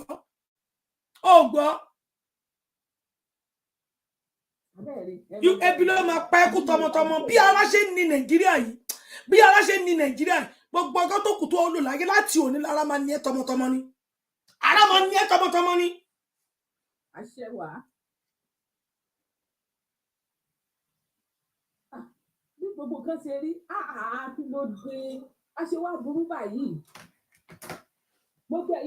ẹni tó bá súnmọ́ mi torí APC bá súnmọ́ mi torí any party tí bá ra ẹ mú ó bẹ́ tẹ̀kẹ̀rẹ̀ máa wò mí lọ́ọ̀kọ́ kẹ́ máa garùn má súnmọ́ mi torí pé ó yẹ ká ti mọ̀ mí èèyàn kì í súnmọ́ mi torí pé kó ba lè má kọ́rọ̀ sí mi lẹ́nu má ṣe báyìí àwọn tó dá mi mọ̀ ti dá mi mọ̀ èmi náà dẹ̀ mọ̀ wọ́n tó bá ti rí pé mo ti ń gbẹnu lórí ọ̀rọ̀ kan táwọn ò ní tíra ìsọ́ra máa wò mí lọ́ọ̀kan máa wò mí lọ́ọ̀kan máa wò mí lọ́ọ̀kan tó bá dá sí tí bá gbá ẹ mú máa káàsì ẹni.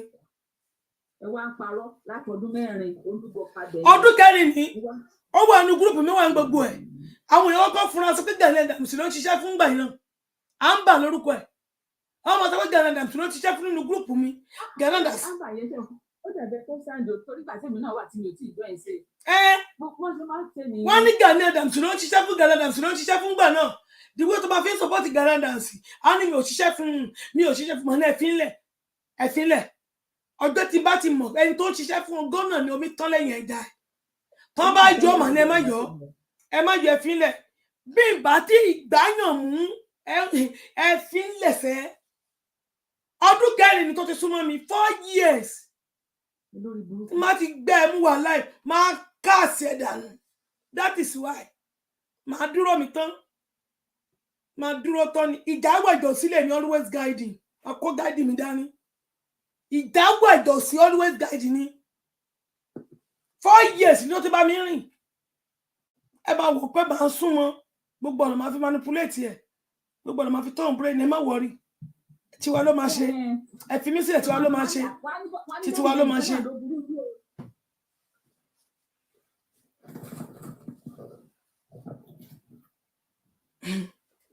ẹ wo ojú mi dáadáa. inú má jẹ o. òní mo fẹ́ play fún ẹ má bínú gbogbo ẹ̀yin tẹ́ ń bèrè fún ẹ tẹ́ ká play lẹ́ẹ̀kan sí. ẹ play rẹ̀ fáwọn èèyàn farabalẹ̀ gbọ́ ẹ tó bá fẹ́ fún ní àyájọ́ kán bá wà fún.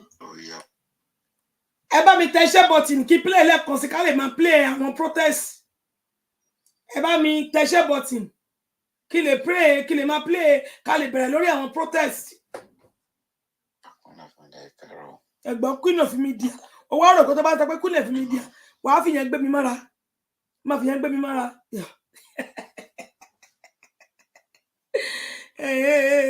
ọ̀nà ẹ jẹ́ ń dákẹ́ kí gbogbo wa gbọ́ ẹ bá mi tẹṣẹ́ bọ́tìn ẹ jọ̀ọ́ ẹ bá mi tẹṣẹ́ bọ́tìn tẹ́ ẹ bá ti ń gbọ́ àwọn tó bá ti ń sọ̀rọ̀ bí eléyìí nínú gúrùpù tẹ́ bá wà lẹ́nìwé tẹ́ bá wà ẹ káàsì wọn ẹ ti mọ̀ pé àwọn APC ni wọ́n ẹ káàsì gbogbo wọn.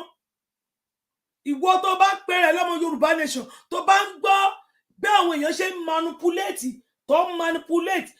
manipulate àwọn ọ̀rọ̀ báyìí ẹ gbé wọn rẹ́ kẹjọ wọn dànù bí jìgá. ọmọ Yorùbá nation ni mí níta àti nínú ilé nínú mi àti lẹ́yìn mi kò sún tó lè ní kí n wá jẹ lórí ọ̀rọ̀ Yorùbá nation máa jẹ kò sún tó lè ní kí n ṣe máa ṣe inú mi mọ́ mo dúró tán tí n bá ṣe Yorùbá nation mọ́ lẹ́ni mo tún sọ ẹ lò ó ẹ má wò pé ṣé yẹ kó níbẹ̀ kò ṣe Yorùbá nation máa wá síta wá sọ ẹ lò ẹ má bínú mi ṣe Yorùbá nation mọ́ mo ti sọ ìyàn mi ìdẹ̀lẹ̀ má jẹ́ lo ìgbésí ayé mu fún Nàìjíríà gbogbo tó kù tí máa ń lò láyé gbọ́ngbọ́n òkè tèmi gbọ́ngbọ́n 100 years 200 years sí máa ń lò láyé Ọlọ́run má jẹ́ lo ìṣẹ́jú kan nínú ẹ̀ fún Nàìjíríà láyé mi ìbí Ọlọ́run mi ìbí Ẹlẹ́dùmarè ìṣẹ́jú kan nínú ọdún tí máa ń lò láyé ìṣẹ́jú ẹyọ kan má jẹ́ lò gbà mí má jẹ́ lu àsìkò mi 200 years tó ní máa ń lò láyé Ọlọ́run má jẹ́ ní wákàtí kan tí máa fi sin Nàìjíríà kò ní dáa fún yín.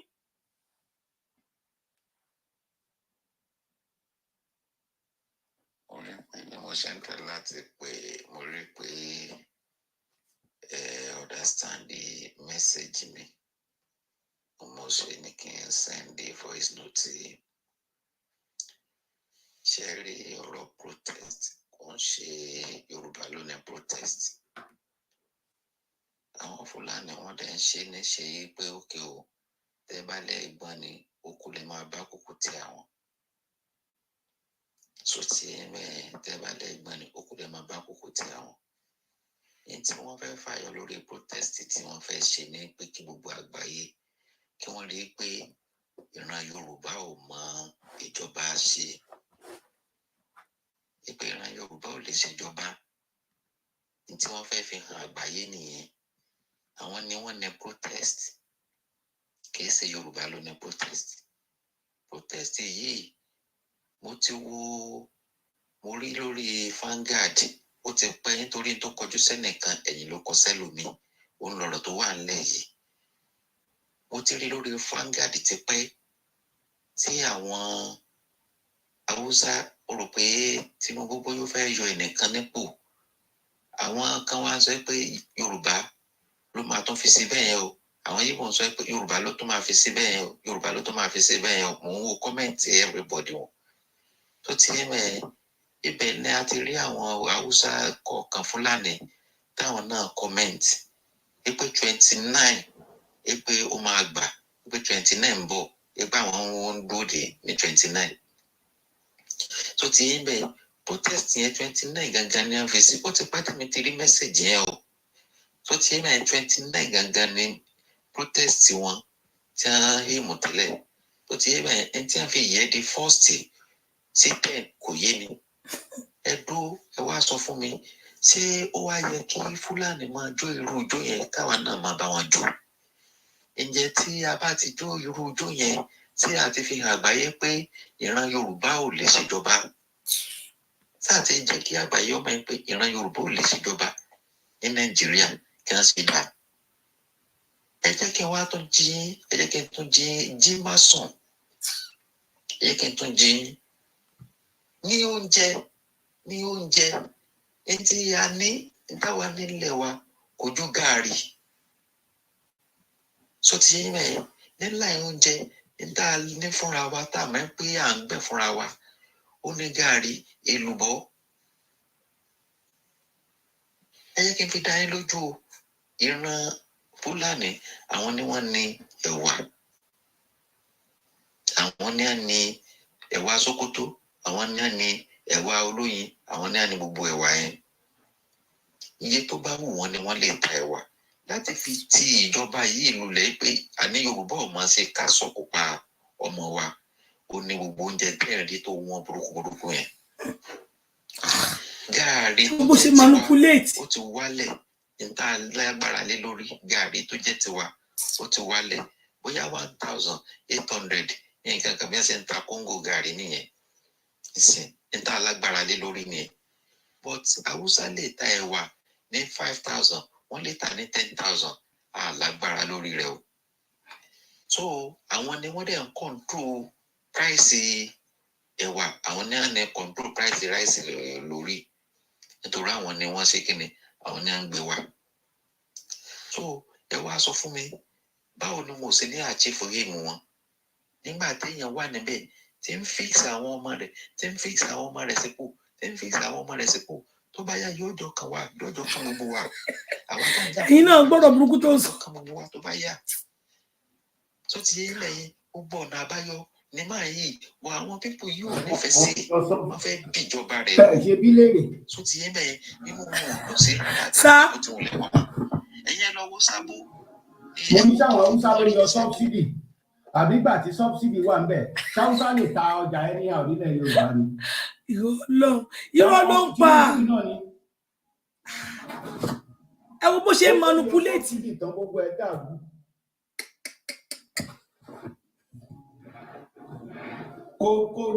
Kò rí kíní yẹn ṣe ká pẹnu bọ̀ ká tán fún kí gbogbo ẹ̀ dàrú kó máa bọ̀ wálé. Àbí? Ó bá di dandan kó tó jà ẹ́. Àwọn alábòsí Yorùbá.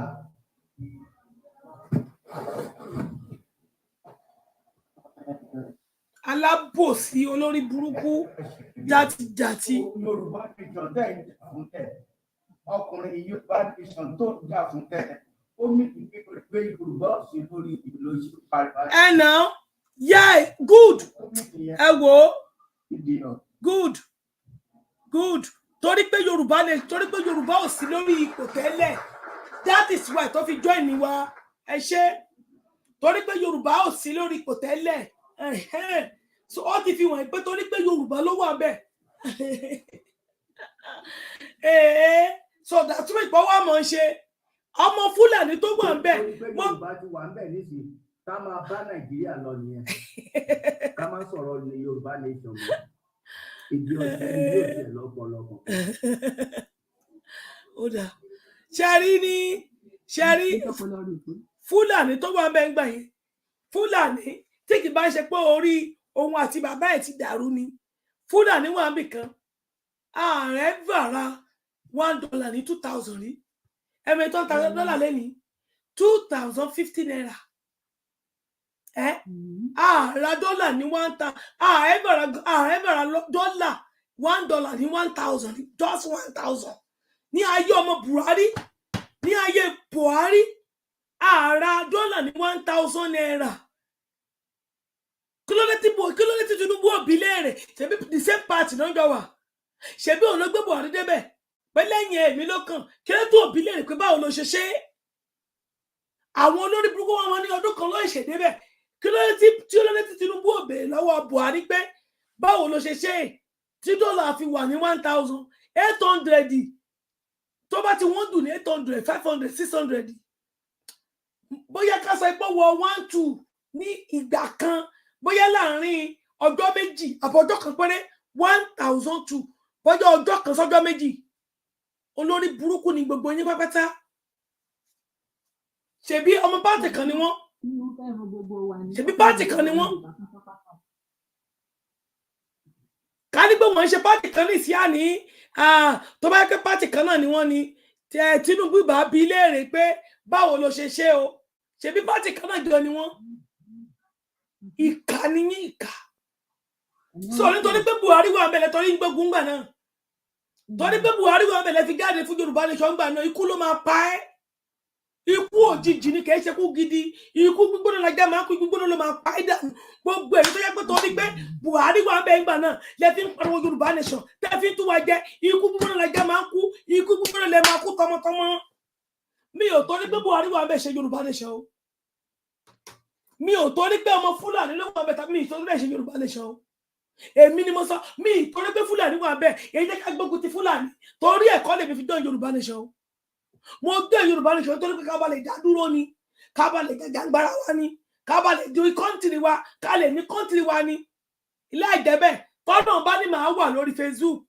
tọ́nà bá ní mo máa join ní struggle àbí mo máa join àbí mo máa wà lórí Facebook pé òkè o èmi náà padà di public person o ajẹ́pọ̀ torí nǹkan míì máa fi jáde torí tọ́lọ́run bá ti kọ́ mọ́yàn èèyàn máa ṣe tó bá yẹ pé Ọlọ́run ti kọ́ pé èmi náà máa di sọ̀rọ̀sọ̀rọ̀ lórí Facebook lórí YouTube ajẹ́pẹ́ nǹkan míì ni máa fi jáde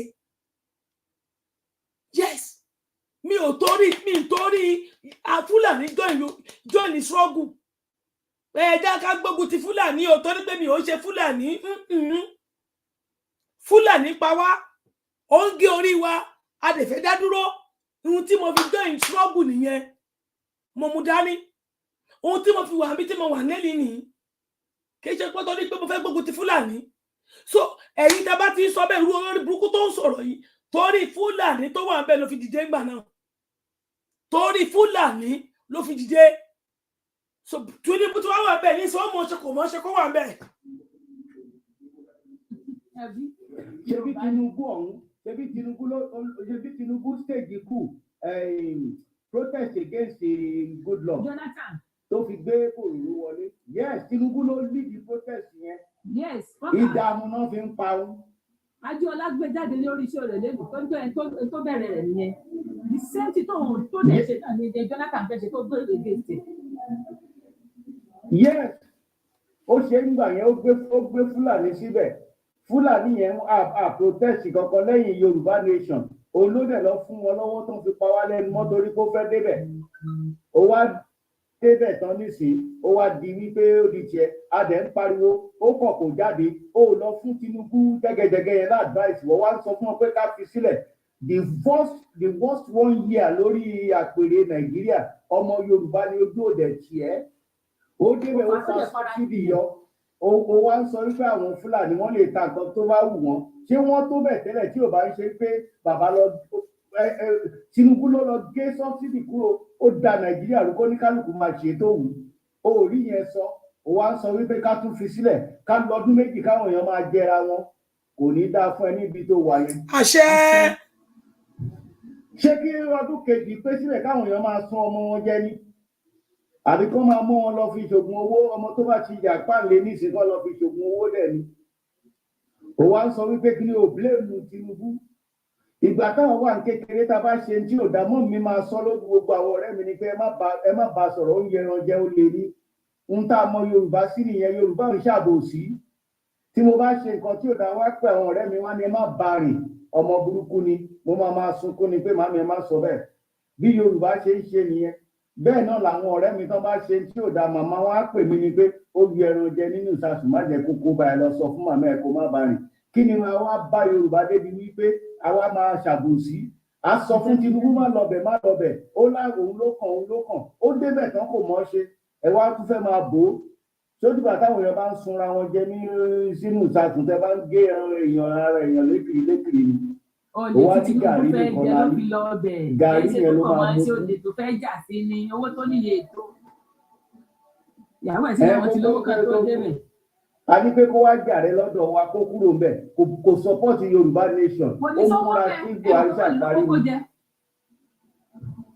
kí ló fẹ́ jẹ tó torí jẹ mọ́ ìyàwó ẹ̀yẹn náà dáhùn ó ní kò sí nǹkan táwọn nídìí táwọn ọmọ wọn ò lè rí àwọn ṣe fún Nàìjíríà ni ó tún yá ó tún sọ wípé ọkọ òun ò ń ṣe onídán ọkọ òun kò wádìí kó tó lọ síbẹ̀ ni ó fẹ́ rú 200 million people ó rò pé kò ní ó débẹ̀ ńjọ́ yìí ó ṣọwọ́ láńbé báyìí omi ti yọ subsidy o bá ráyọ̀tì jù bẹ́ẹ̀ lọ wọ́n wá ráyọ̀tì ní ṣe wá fún wọn 5,000 pé kọ́ máa tako kọ́ fi protest kọ́ fi counter protest àwọn tó protest yẹn bọ́n ṣe lẹ́tọ̀ọ́ làwọn tó máa ní kí wọn náà kó ń bẹ̀ kó ń ké tó bá ṣe tí wọ́n rí protest ṣe ẹni tó sunkún sí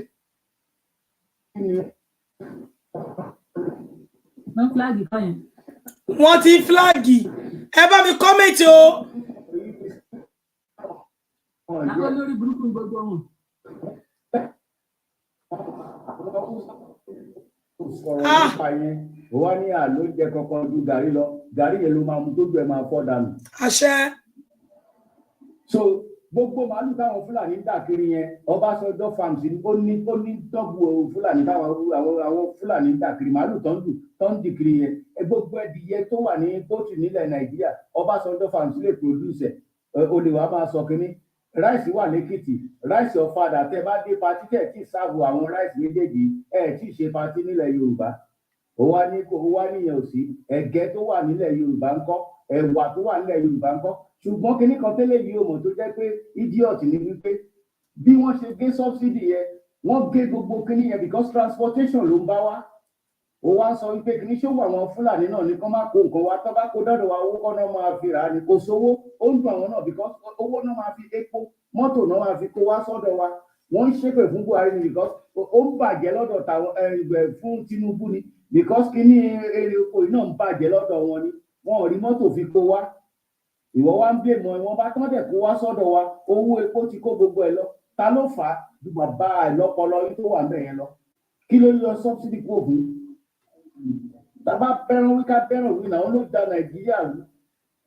tó ní o Tinubu ni o.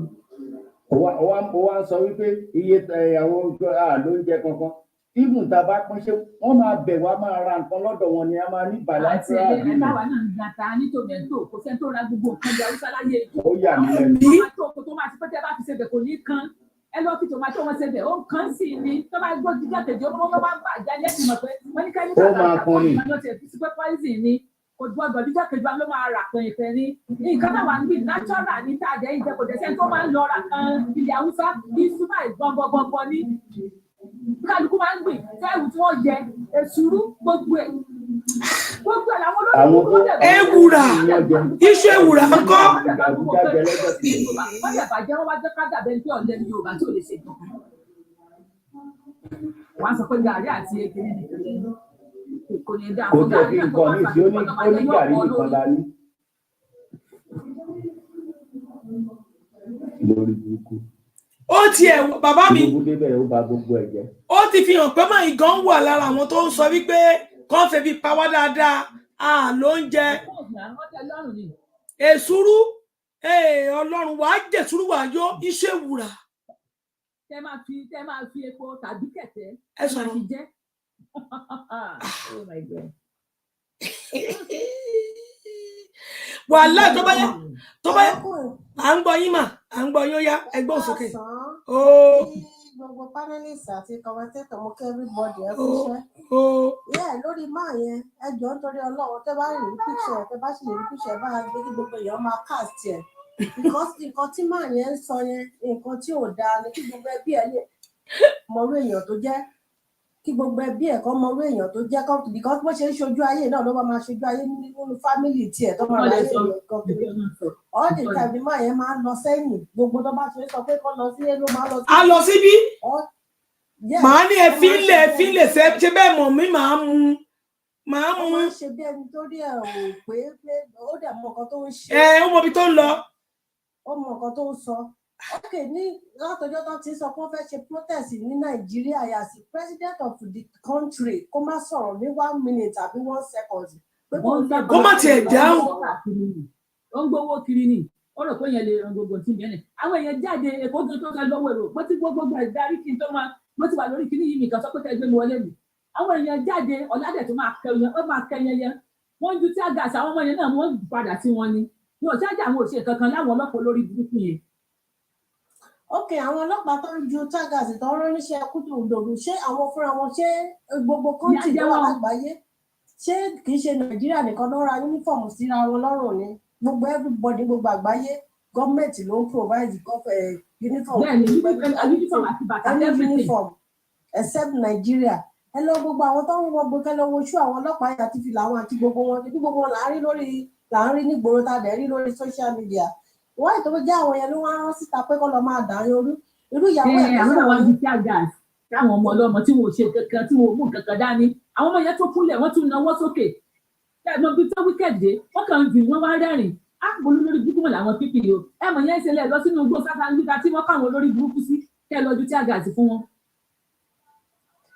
ẹ wo irú ìyàwó ẹ̀ tó ń sọ̀rọ̀ yẹn ìyàwó ẹ̀ babaláwòrè ni o tíṣà ni ló ń ṣe ní girls high school ní tí ló ti ń ṣe tíṣà gbogbo àwọn tó jẹ́ tíṣà tó ń jọ jẹ́ ìgbà tó fi wọlé fún Lagos state governor ńgbà yẹn gbogbo ọ̀nà sọ pé obìnrin yẹn kúrò ní skul yẹn àtọmọ skul àti tíṣà kò sẹ́bọ̀ tó sọ̀rọ̀ Rẹ̀mí Tinubu tó sọ̀rọ̀ dáadáa ní skul yẹn pẹ̀lú mọ́rú èèyàn tó ń jẹ́ láti bẹ̀rẹ̀ bẹ́yẹn pé ọ̀dájú ayé àtàbí ọ̀dájú ayé níyàwó ẹ̀ yẹn ó tún wá lọ́kọ wèrè Tinubu ò kí ẹ̀ fún anybody kò kí ẹ̀ fún anybody àgàgà Yorùbá látọ̀yọ́ tó ti débẹ̀ láti bí èyí ẹ̀kọ́ náà kó má rí nǹkan kó má lè sọ pé nǹkan kan báyìí ló ń ṣèjì nílẹ̀ Yorùbá láti ọjọ́ tó ti láti gbogbo everybody tó wà ní tó jẹ́ as a leader of the country ó yẹ ọmọ rí nǹkan kan ṣe nílùú wọn àbí nǹkan kan bẹ́ẹ̀ kí ló ṣe nílẹ̀ Yorùbá àwọn èèyàn kú lójoojúmọ́ tó ṣe everybody wọ́n ṣe everything Tinubu ò lẹ́kọ̀ọ́ ẹ̀ bá sọ bíi pé òun rí nǹkan kan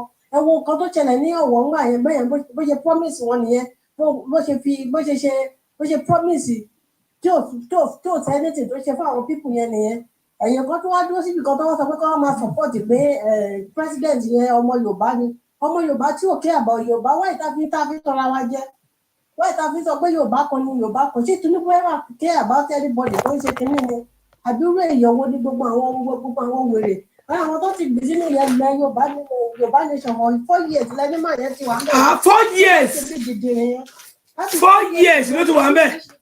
ọmọ oríṣiríṣi information tó ti rí pé láti mú jáde 4 years ní 4 years. ní gbogbo ìgbàjẹ́ ti rí àwọn tó wà nínú ẹ̀bẹ̀ yẹn ẹ wo gbà fi dúpẹ́ náà bí obìnrin náà ṣe lọ síwájú tó lọ sẹ́yìn tẹ́ máa kí pé kó má sọ orúkọ bẹ́ẹ̀. ká máa ní ẹ fi ń lẹ̀ Ọlọ́run ṣeun tẹ́ táwọn ní ẹ fi ń lé ẹ ó jà ń gbìyànjú tiẹ̀ náà ní ṣẹ́tìrì ara wọn ní. Yes. Máa yẹn is always like that. Kọ́ gbé picture síta ní gbogbo èèyàn ní gbogbo àwọn mọ̀lẹ́bí àti ẹni tó bá níyàwó tó lè bá ní ẹlẹ́ ìyàwó bó ṣe máa ń sọ̀rọ̀ yẹn tó kún lórí obìnrin tó fẹ́ dúró tì. A máa ṣe fínlẹ̀ ìyá wa náà ni òun náà ń gbìyànjú ni òun náà ń ṣe gbá kan ni irú ìdáwó leléyìí irú ìdáwó leléyìí. Wọ́n sọ ní pọ́tà tí òbí gbogbo ilẹ̀ Yorùbá ṣe ń dààmú lénìí bí máa yẹn máa dààmú lénìí nìyẹn títí tó máa fi kú láyé omi ara àti ẹ̀jẹ̀ kò tún jẹ́ kò jẹ́ rọra funfun mọ́. Àṣẹ. Ilẹ̀ Yorùbá nira gbogbo àwọn tó lówó ìnira ń bá wọn gbogbo àwọn tó kàwé wọn rí ṣẹ́ṣe gbogbo àwọn tí gbogbo nǹkan tí Tinubu ṣe ókè ṣé àwọn torí ó sọ̀rọ̀ ń pa gàrí àbí èlùbọ́ àbí kankan bẹ́ẹ̀ ṣé owó school fees sínú 25,000 ló gbé lọ sí 250,000 láti 25,000 naira la 250,000. Okay, Tinubu tó BRT tó jẹ́ mọ́tò tèkó tó jẹ́ lábá sọ pé àwọn onídàkọ fowó fún ṣé kìí ṣe BRT ṣé kìí ṣe ti gọ́ọ̀mẹ̀ntì ni. Okay, àǹfààní wo ni àwọn èèyàn jẹ nípa ọ̀rọ̀ Tinubu? Àǹfààní wo ni èèyàn ẹyọkan àti olówó àti táníkà àǹfààní wo ló ń jẹ lára ẹ̀? Anybody tó bá ti sọ pé òun máa tẹ̀lé Tinubu pé Tinubu ní ká máa ṣe bára ṣe ni ọmọdé àtàgbà nílẹ̀ Yorùbá yẹn gbogbo àwọn táwọn lókè òkun bọ́ táwọn sẹ́ǹdì owó sí àmọ́ nǹkan táwọn fèsì bára ṣe máa ní wọ́n nìyẹn wọ́n yẹn wà nísìnyí wọ́n ṣe ní gbọ́dọ̀ ní gbé Tinubu yẹn gan ni kó sì máa jó lórí wọn yẹn láyé òní nísìnyí omi ara wọn máa ṣiṣẹ́ lòdì sí wọn àtẹ̀jẹ̀ ara wọn máa ṣiṣẹ́ lòdì sí wọn ni ẹni tó bá sọ pé àwọn ọmọ ọlọ́mọ tó jáde tó ń fẹ̀rù nára wọn wọ̀ tí àwọn kan wá sọ pé àwọn fẹ́ máa dìde àtọlọ́pàá àti pólísì àti gbogbo tó bá ní àwọn máa dìde gbogbo fúnra wọn náà máa fojú ara wọn gbé gbogbo náà máa fojú ara wọn jí bẹ́ẹ̀ ló ṣe máa rí ẹjẹ́ fi ilẹ̀ fọ̀ náà ẹ ṣe mọ̀. Ẹ ṣe àdúpẹ́ ẹ kú òun.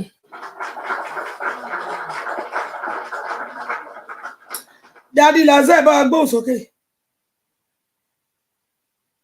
kí n sáré fi ṣe bàbá elébù. Bẹ́ẹ̀ wọ́n sì bẹ́ẹ̀. Ok, mọ̀mí sí oyè bá gbóhùn sókè. Lókun, mo ti fi ṣẹ́gun àbọ̀ mo kàn lè sáré sọ̀rọ̀. Ok, ẹ sáré bẹ́ẹ̀. Wọ́n mi sí ẹ̀ka sọ. Mr. Tom àti Mama Royade. Queen, mo ń gbọ́ gbogbo voice note ten play yẹn. Máa tó pè ní jẹrin àbí jẹta náà nìyẹn. Òun náà ni. Tó ń sọ pé ká wo left and right. Bẹ́ẹ̀ ni tí mo kọ́ ti ọ̀rọ̀ mọ́ lẹ́nu. Ó dẹ̀ máa yẹn dẹ̀ ṣé wọn jó lẹ́nu kékeré ni àbí báwo. Ọmọ wọn Nàìjíríà ni tó wá lẹ̀ mọ́ wa. So àwọn tí kùkùté náà ṣe kù níbẹ̀ yẹn náà ni. Bẹ́ẹ̀ni. Ó ga ọ Èdùmàrè ló máa gbà wá o Queen. Àṣẹ. Ìsọkúsọ ló ń sọ lẹ́nu náà really because àwọn èèyàn jáde wọ́n protest pé ebi ń pa wọ́n gbogbo kan wọ́n fi kùkúmbà àti watermelon ṣe ọbẹ̀ ẹ̀mí ò gbọ́ yẹn rí o. Ẹ̀rù bílù yẹn Queen ẹ̀rù bí ìlú yẹn gan ṣe rí kurukuru. Pàǹtí gbogbo ẹ̀dá paru ní gbogbo ẹ̀dá ni. Meanwhile, àwọn èèyàn dẹ̀ wà lábroad wọ́n ti jáde ojú àwọn èèyàn ti làgán náà. Wọ́n á dẹ̀ padà lọ sínú ìlú yẹn wá wò pé ṣé ìlú náà ní 21st century ni kò develop yìí. Ó ga ọ. So mi mọ̀ pé àwọn èèyàn kan ṣì wà láyé tó ju wọn dúdú bẹ́ẹ̀. Kò síbi tí wọ́n ti ṣe ń ṣe protest náà. Queen náà yìí ṣe protest lẹ́nu gọ́mẹ̀ntà náà ní London káàkiri náà. So kí ló wá ń ṣe wọ́n tó kàn ń ṣe kàtìkàtì bẹ́ẹ̀. Tẹ bá dẹ̀ fẹ́ sọ̀rọ̀ tó máa mú làákàyè wá kò ń ṣe ọ̀rọ̀ dẹ̀. Ebi pa àwọn èèyàn ń protest nationwide òun sọ pé Tinubu kí ni Tinubu yẹn ṣe? Ọdún kan ti kọjá náà a ti ń lọ sọ́dún kejì ń sìn kò sí improvement kò tẹ̀ sí kankan tá lè tọ́ka sí pé yes nǹkan tó ṣe lélẹ̀ kò hospital kò kọ́ housing kò sómi kò sí iná kò sí kankan. Àwọn èèyàn kàn ń sọ fún ọkàn gbélu yẹn bí zombie ni. Tó ń wora wọn bẹ́ẹ̀ ni pé kàn jẹra wọn ni. Ẹ̀dẹ̀ ń pera yín léèyàn. Ìyẹn ni mo ní kí n dá sí Queen máa ń mú ọ. Ẹ ṣé. Dádì Adékúnlé à ń gbọ́ yín ẹ káàbọ̀. Ẹ káàsán. Ẹ káàsán sá. Ó sì jẹ́ pé mi ò nígbà tí ẹ play voice note yẹn. Ṣé kí play fún yín kẹgbọ́n? Kò ní ìjẹ́. Ẹ rí tí máa sọ fún yín pé gbogbo wa gbọ́ àbí a rí oríṣiríṣi nǹkan tó ń ṣẹlẹ̀ sí Nàìjíríà. Nǹkan tó máa ń dùn èmi ni pé repetition la kàn ń sọ fúnra wa all the time. Nǹkan tá a jọ gbọ́ lórí tàbá tó dé platform wo keep repeating it. What is the way forward? Kí ni àwọn nǹkan tá a máa ṣe? That is what the protest, well, Ọlọ́run jẹ́ kí protest yìí lọ for me. It's the right of people to come protest, confederate, but quite a number of all of them there.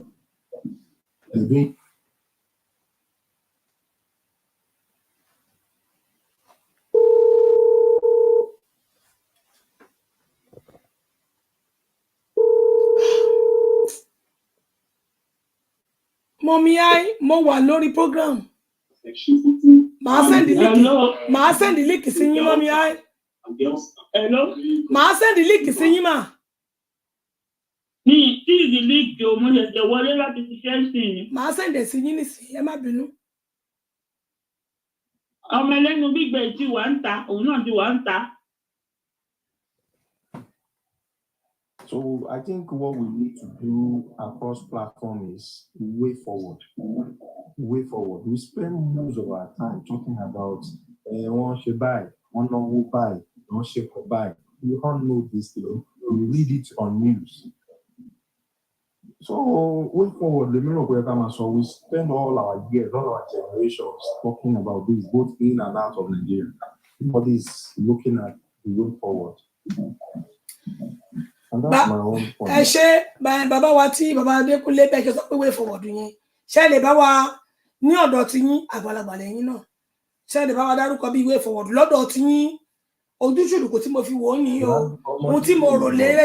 Ṣé lè dárúkọ nǹkan tẹ̀ tí ẹ rò pé a lè lò bí way forward bí mẹ́ta ká gbọ́? Bẹ́ẹ̀ni, number one, ẹ bá ní ká wo West. Gbogbo àwọn tó lọ lóyìnbó, one thing that most of them have not been talking about. They only tell us, okay, lóyìnbó da, Nigeria ò da, what are those things some put in place to ṣiṣẹ́ for the Africa generally? Government is not close to the people in Africa. Local government is not working in Africa. West, if you want to relocate to anywhere, I'm not being no. Sorry. I want me to play. I'm sorry, I'm not being. I want me to play. So, one thing is, one of the way forward for Nigerian problems. Power need to come down to that smaller unit, local government by local government to have autonomy. I believe everybody in the diaspora will agree because we go diaspora, I don't want to know that country. Each local government are managing the basic amenity. I wonder when people even talk about they expect president to be building roads. Until we stop thinking like that. It is not the responsibility of the federal government to be building road for you. It is not the responsibility of your governor or your state government to come and be building hospital for you in your local government or your roads. It's basically local government. Only Bataba Ronu level here as on that level.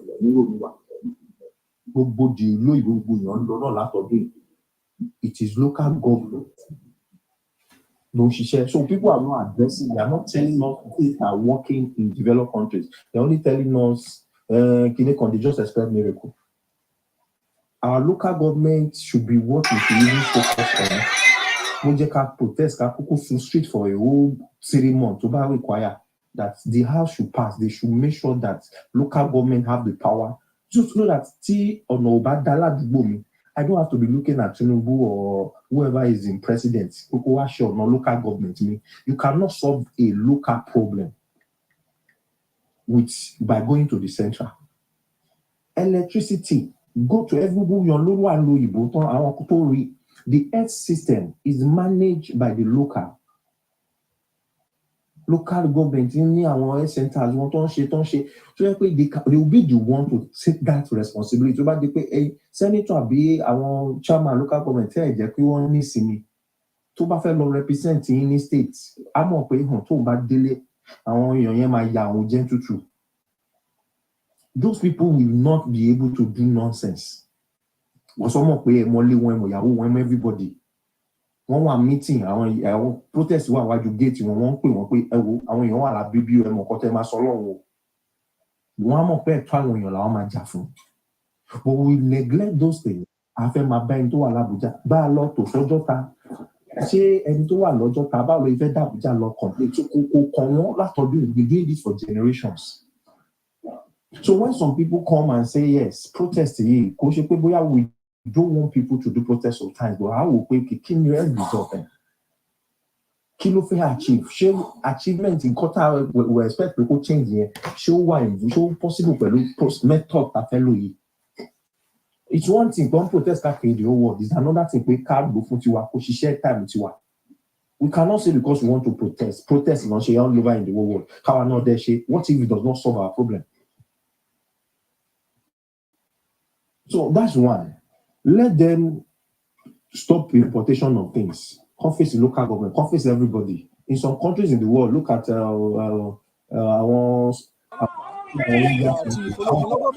you cannot import cars into their country. They stop it. You know, my survive, my agriculture, we don't even want to know. Refinery at private at government, the Dangote came out, they said they did not give him crude oil to refine. Let's protest for that one. Make sure so that it will be cheap. Cheap, everything are cheap. Then the federal government can now go share state state local government. They should drop it. Then federal government will be able to face security issue. But we keep comparing. Dollar ti lọ bí 22 years ago. 2 years ago will not solve our problem. Because I look at everything like I've gbogbo I can also know like 1993. As far as they follow Nigeria politics, 1993 is protest upon this or cooperation. At the end of the day, same thing. No what's the consumer? What's the our basic thing that my colleague put it. Talking about federal government to back the way. It's a combination of local government autonomy. Come face the local government. Push a policy to my favor. I'm a couple here. Okay. Ká ló fẹ́ bá wa sọ sí ọ̀rọ̀ tí wọ́n sọ ní orí panel. Hello. Ká ló fẹ́ bá wa tọ́ sí ọ̀rọ̀ tí wọ́n sọ lórí panel.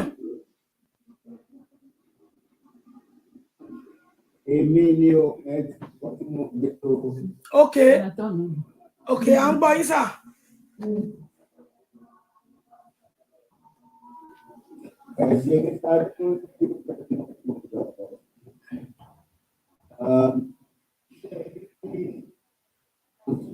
Don't work more. Nigeria is diseased.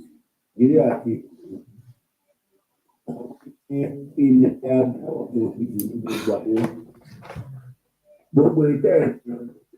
ẹ sún díẹ̀ kúrò mi tẹ́ wà yẹn nẹ́tíwọ́ọ̀kì bẹ̀yẹn ṣe bákanbákan.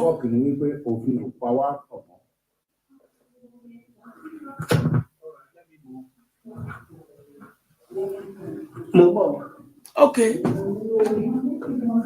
Ẹ jẹ́ ká tẹ share button lórí Facebook. Ó ti wà okay. Ó ti wà okay báyìí. Iṣẹ́ ń gbọ́ mi kétékété. Ó ti wà okay báyìí. Ẹ ṣe inú mi dùn ẹ ti gbé nǹkan tí mo mọ̀ ọ́ jẹ dé. Ẹ ṣe Mr. Adékúnlé ẹ ṣeun gidi gan ṣe rí ọ̀rọ̀ tẹ́ sọ àgbọ̀nrín ìṣìlẹ̀ ṣì ń jẹ lọ́bẹ̀ o. Mo ń bá yín sọ̀rọ̀ bí pàdé tó bá pàdé ni kì í ṣe pé mo ń bu yín o. You are still talking like a Nigerian. You are still reasoning way back bí 1960 táwọn olórí wa tó hàn tí ìtẹnubọ̀ jẹkújẹ tán fẹ́ gbọ́rọ̀ wa òun lẹ ṣe ń sọ̀rọ̀ o. Nàìjíríà sì yóò rí bẹ́ẹ̀ o bámúbámúlá yóò nobody cares ẹ bá fi kán mú kan.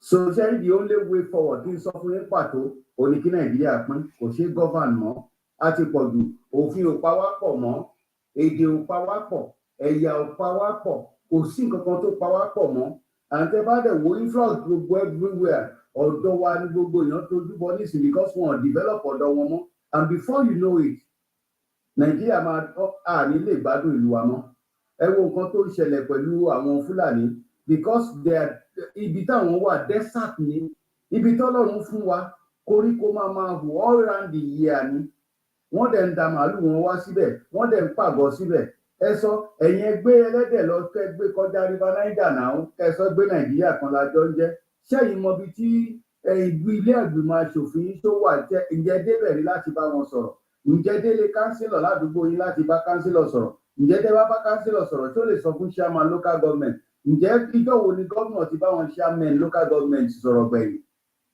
ọjọ́ wo ni Tinubu ti pè àwọn governors náà jọ sọ̀rọ̀ ẹni jọ́ mẹ́ta ó ní grassroots tẹ̀yìn sọ̀rọ̀ yẹn sà tẹ̀ ń sọ pé kíjọba dé grassroots wọ́n ní kí Tinubu ní kó máa sanwó fáwọn chairman local government àwọn gómìnà wọn lọ sí kóòtù wọ́n sì ń fa ọ̀rọ̀ yẹn lọ́wọ́ wọn làwọn ò ní kówó fún wọn lọ́tọ̀ àwọn làwọn máa fún wọn lówó nǹkan tó bá fẹ́ náà kó wọn gbọ́dọ̀ fún wọn lówó lọ́tọ̀ ṣé rí kò sí nǹkan tó fẹ́ ṣẹlẹ̀ mọ́ ju pé Nàìjíríà ti tóbi jù ó bẹ́tà kó ní kálukú máa bá tiẹ̀ lọ gbogbo grassroots tẹ̀ ń sọ yẹn cousin ní contest ní Ìbàdàn North West local government lónírèké gbàrà tí wọ́n pè tán mú wọlé báyìí ó kó lọ sí Bódìjà ni ṣé ń gbọ́ mi mà. gbogbo àgbáyé ń gbọ́ yín mo mú tù nítorí background noise. ní Ìbàdàn North West local government tó jẹ kánsílọ̀ ní mo tiẹ̀ fẹ́ jẹ bàbá mi ní o má kọjá ìyá rẹ̀ ó jẹ́ bó ṣe jẹ́ tán báyìí ó kó lọ Bódìjà ni wọ́n rí mọ́ títí ó fi parí ọdún mẹ́rin ẹ̀ nígbà AD Action for Alliance for Democracy níbo lẹ ti fẹ́ rí àwọn chairman local government níbo lẹ ti fẹ́ rí councillor ward yín gbogbo ìta ń sọ ìbọn tó bá jẹ́ Yorùbá nation wa ní ẹni tó bá máa contest ní ward kan a máa mọ̀ pé ọmọlé akílápá ni tó bá lọ ṣe kíní kan máa mú bàbá ẹ̀ jáde tá bàbá máa bó bàbá ẹ̀ yìí á dẹ̀ jáde wá ni ẹ rántí ìgbà kan àlùkò Professor àlùkò ńgbà tọmọ ẹ kówó jẹ tó wà lórí oyè bàbá ẹ̀ ló kọ́kọ́ bu ọjà ọmọ àlè ni kó lè ní pé ràn wọn jalè Professor àlùkò bẹ́ẹ̀ yẹn ló ṣe rí nílẹ̀ Yorùbá nígbà yẹn tọmọ bá ṣe nǹkan tí ò da bí ó ṣe gbọ́dọ̀ rí nìyẹn bọ̀tà ṣáwọ̀ ti wọ̀ ní kúkúrú Mr. Adékúnlé ṣẹ́ ní gbogbo ìtẹ́ ń sọ yìí alákọ̀wé ni ẹ̀rẹ̀ sì ń dúró lórí pé kí a jọ dúró papọ̀ kò ṣeé ṣe mọ́ òfin ò pa wá pọ̀ mọ́ kò sí nǹkan kan tó dà wá pọ̀ wọ́n dẹ̀ ń claim pé Nàìjíríà ilẹ̀ wa pé kò sẹ́ni tó ní ṣẹlẹ̀ lọ sí Kánò kẹ lọ sọ wípé Kánò bí Kánò ṣe lajú tó yẹn lẹ́yìn Èkó tó ṣe tóbi nílẹ̀ Haúsá tí wọ́n yẹn kẹjọ sọ wípé ẹjọ́ níbẹ̀ ni wọ́n sọ fún pé òwúrà ọba ni wọ́n sọ fún onítọ̀hún pé yóò bẹ́kùn bàbá onítọ̀hún ni ẹ bá sọ pé ọmọlẹ̀ Haúsá ni ẹ lè kí nǹkan dúró lẹ́yìn yín so kí lẹ kàn ń tọ́ra wa jẹ́ ká máa sọ pé ẹ kí grassroots kan lọ sí kinní kankan ẹ jẹ́ ká dá dúró kí Ìgbò dúró Ìgbò tí láwọn ń lọ àwa ìlà dá wọn dúró dẹ̀ ń dun Ìgbò tí láwọn ń lọ àwọn Haúsá gan ó ti sú wọn ní ìsìn adẹ̀ ní pé òkè ẹ jẹ́ ká tiẹ̀ sọ bóyá a lè máa lọ lọ́tọ̀ọ̀tọ̀ ẹ tún wá ń sọ pé kinní there is nothing you can straighten we are over 200 million America is 340 something million mélòó náà fi jù wá lọ olúkúlùkù state ẹ wò bàtàn ti ń ṣàkóso state wọn 50 something states níjọ́ wo la fẹ́ dá dúró ní Nàìjíríà tí ọmọ àlè kan tí wọ́n ń sọ fún wa pé àníjú pákí lọ gàrí nìkan la ní kò tiẹ̀ sọ pé láfún pápá kẹfìrò láfún jẹ ó ní ìkíní gbogbo àwọn nǹkan tá à ń wò ní a ti bìlítù ara wa jù a bìlítù àwa Yorùbá ò lè jẹ́ nǹkan kan láì jẹ́ pé àwa Nàìjíríà àwọn dẹ̀rẹ́ tó jẹ́ pé Nàìjíríà yìí gan wọ́n bìlítù pé táwọn ò bá ti dọ́dọ̀ wa wọn ò tí ì ṣoríire ẹ jẹ́ ká dúró dáadáa don't let us believe in this one Nigeria bullshit bàbá Awólọ́wọ̀ wọ́n ti ń sọ ìgbà tó ń mú bàbá Awólọ́wọ̀ fún Christian Felony kí lè rò pé bàbá yẹn ń tẹ̀ láti ṣe he wanted us to succeed bàbá Awólọ́wọ̀ fẹ́ ká dá dúró ni ó ń lọ̀rọ̀ pé wọ́n ní bàbá Awólọ́wọ̀ plan Christian Felony nígbà yẹn wò 1960 something kẹ rántí ìgbà yẹn sí ìsìn káwa àtúnṣe wa máa ní vision Nàìjíríà kan wà níbẹ̀ Ọbásanjọ́ ṣe ó lọ síbẹ̀ kò rí nǹkan kan mú bọ̀ ó dé lòun náà gbọ́n ààrẹ tó ń sọ Tinubu ní òun máa tún lọ bẹ̀ ẹni tó bá jẹ ààrẹ orílẹ̀-èdè lọ́jọ́ kan ó máa wà ń bẹ̀ títí ni dúró kó tiẹ̀ wá ṣe lọ́dọ̀ tiwa tó bá láìdíà ó dọ̀hún nísìnyí ó lọ yọ subsidy gbogbo ẹ̀ fún kí lè tún wá expect and it's irreversible ẹ jẹ́ má jẹ́ ká believe nínú unity Nàìjíríà kankan mọ́ bí ó ṣe pé ká padà wálé ká gbárùkù mọ́ nǹkan táwa ní gbogbo nǹkan wa èdè wa yéra wa ilẹ̀ wa lọ́ràá àwa dẹ̀la ẹ̀yà tó kàwé jù nílẹ̀ adúláwọ̀ pé ọmọ adúláwọ̀ máa wo tẹlifíṣàn mo ti ń sọ tipẹ́tipẹ́ Yorùbá wa yìí ló kọ́kọ́ wo tẹlifíṣàn ní the whole of Africa. Ọmọ Yorùbá ló kọ́kọ́ wo tẹlifíṣàn, ọmọ Yorùbá ló kọ́kọ́ gunlé gogoro tó ga jù lágbàáyé ní gbogbo Áfíríkà. Péyàn lọ wo bọ́ọ̀lù ní stadium yàtọ̀ sílùú òyìnbó nílẹ̀ adúláwọ̀ ọmọ Yorùbá ní Liberty Stadium lọmọ Yorùbá ti kọ́kọ́ wo bọ́ọ̀lù ní stadium ní gbogbo Áfíríkà. So kí la tún wá ń wá? Àwa tẹ̀síwájú a tún wá ní Nàìjíríà kan ká tún ṣe gbogbo ẹ̀ ká tún papọ̀. Ẹ jẹ́ ká dá dúró ni. Ẹ ṣé mo dúpẹ́.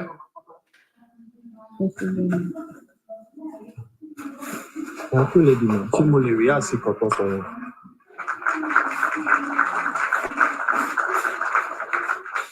Bẹ́ẹ̀ni, à ń gbọ́ yín. Ok, ẹ ṣé bàbá mi, mo dúpẹ́ fún ìlanilọ́yẹ̀ tẹ fún wa. Bọ̀ àárín kan wà níbẹ̀ tí ó wù mí kí ẹ rọ̀bẹ̀. Ẹni ká pín. Mo rò pé tá a bá máa pín náà, ó yẹ kí a ti máa rí àjọṣepọ̀ Yorùbá pé káwọn tó kù gan tó ṣe ń wò pé nígbà kan pín kán máa ti rí pé àwọn pípù yìí wọ́n máa ti ń fọgbọ́n manage ara wọn, wọ́n ti ń rule ara wọn in isolation from the entire country. Ẹ jẹ́ fún yín ní àpẹẹrẹ ẹ̀gbọ́n alámọ̀ England, UK, United Kingdom, àwọn èèyàn tó dá wà afẹ́sọ̀pọ̀ dá wà náà ni because òfin wọn láwọn ibì kankan díẹ̀ ló jẹ́ general ní àwọn àyè ara wọn ní ẹlẹ́yà wọn tó jẹ́ wọ́n ń ṣe àwọn òfin wọn. Ìjọba àpapọ̀ wọn dẹ̀ respect òfin oníkálukú wọn. So wọ́n ti ń ṣe regionalization system wọn despite the fact pé wọn ò tí break completely. A ti ń rí àpẹẹrẹ pé àwọn kankan wà, àwọn òfin kan wà tó ń dáṣe láàrin ara wọn. Àwọn kankan wà tí wọ́n ti ń ṣe ní ọ̀tọ̀ ètò ọrọ̀ ajé wọn àti bí wọ́n ṣe ń gba àwọn èèyàn síṣẹ́. System yẹn wọ́n ti ń build ẹ̀. So tó bá pín lénìí, wọn ò ní ṣẹ̀ṣẹ̀ máa padà. Wọ́n máa kó pick up from there. Wọ́n máa kó continue bẹ́ẹ̀ pé kò sí nǹkan kan ni.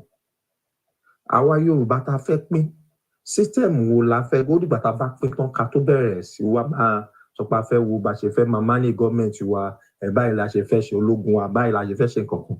Torí I can tell you the picture is not even clear. Àná kò ṣe gbogbo ọmọ Yorùbá gan ló fẹ́ káwọn èèyàn lọ. Mo dẹ̀ fẹ́ bílí pé kò ṣe pé torí pé wọ́n lóye ni àbí pé wọ́n ní ìmọ̀. Bí ó bá ń ṣe pé bóyá nǹkan tí a fi ń sọ fún wọn pé kẹ́ jẹ́ ká pín àǹfààní ẹ̀rí gan wọn tí máa rí. Wọn tí máa rí òye ẹ̀. Àwọn àgbìyànjú àti máa put those things in place. Táwọn náà fi wò pé ó dà ká bá pín lóòótọ́. At least a ti ń ní ètò bí gbogbo ojúṣùnùkùn gbogbo wa ṣe fẹ́ dá ṣe nǹkan. Máàpù life wa bí transportation system wa máa ṣe máa ṣe rè, wọ́n ṣe wọnú ara rẹ̀, bí train system wa ṣe máa ṣiṣẹ́ pọ̀ rè, bí airline wa ṣe máa ṣiṣẹ́ pọ̀ rè, bí agriculture wa ṣe máa gbogbo nǹkan. I know where you are going. Ṣé tún fẹ́ fi kọ́ ẹ kí n máa dáhùn ní kọ̀ọ̀kan? Thank you very much. Ṣé rí nípa pé ẹ̀ tí ìlápẹ̀rẹ̀ yẹn lẹ́nu dọ́mẹ́ta bàbá Akíntóyè ti ṣiṣẹ́ takuntakun, and that is why he should and he will always be the hero of the Yorùbá. Àwọn bàbá dáadáa nìyẹn. Nípa máàpù ti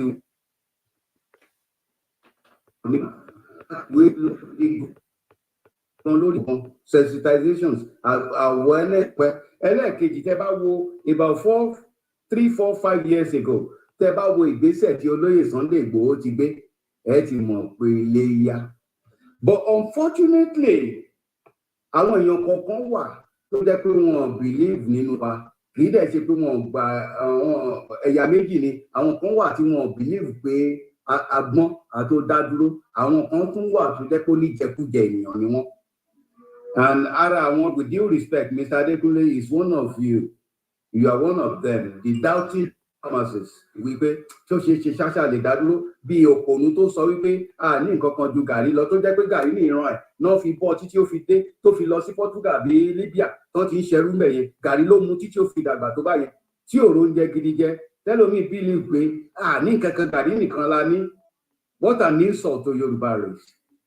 Kò sẹ́ni tó ní ewébẹ̀ tó wa. Anyway, that is that. Ṣé rí ọ̀rọ̀ tẹ́ ń sọ? Mi mọ bẹ́ẹ̀ ṣe vast ní knowledge lórí ọ̀rọ̀ Yorùbá nation. Mo ń gbọ́ ń tèmi, èmi náà wà lára àwọn doubting Thomas, àwọn Thomas aláìgbàgbọ́ ń kópa kan wípé ṣé ó ṣeé ṣe. Ìgbà yẹn lèmi kàn wò pé ṣe tábàdẹ̀ wà ń restructure ká fi dọ́gbọ́n ṣe bí wọ́n ṣe ń ṣe ní Scotland àti kìíní kó tó di pé àwọn idiots kan àìjákẹ̀ ká tó panumọ́ lórí ìkànnì yìí. Because àwa náà wò pé it should be a stepping stone. But ìgbà táwọn èèyàn kan ti fẹ́ sọ́ dìjẹkújẹ kó má di wípé àwa lára rebel. I stop it. So Sherry Montaigne ni mo understand the Gen Z sin follow wa because ẹ fi ìpàgbàlagbà ni wa but ètò ti ń lọ gidigidi gan and Yorùbá nation a lè máa pariwo ní gbogbo ìgbà àwọn rẹ́bù kan dẹ̀ tún jáde Dúpẹ́ Onítìrí tó tún ju spanner sí wheel yẹn tó slow wa down.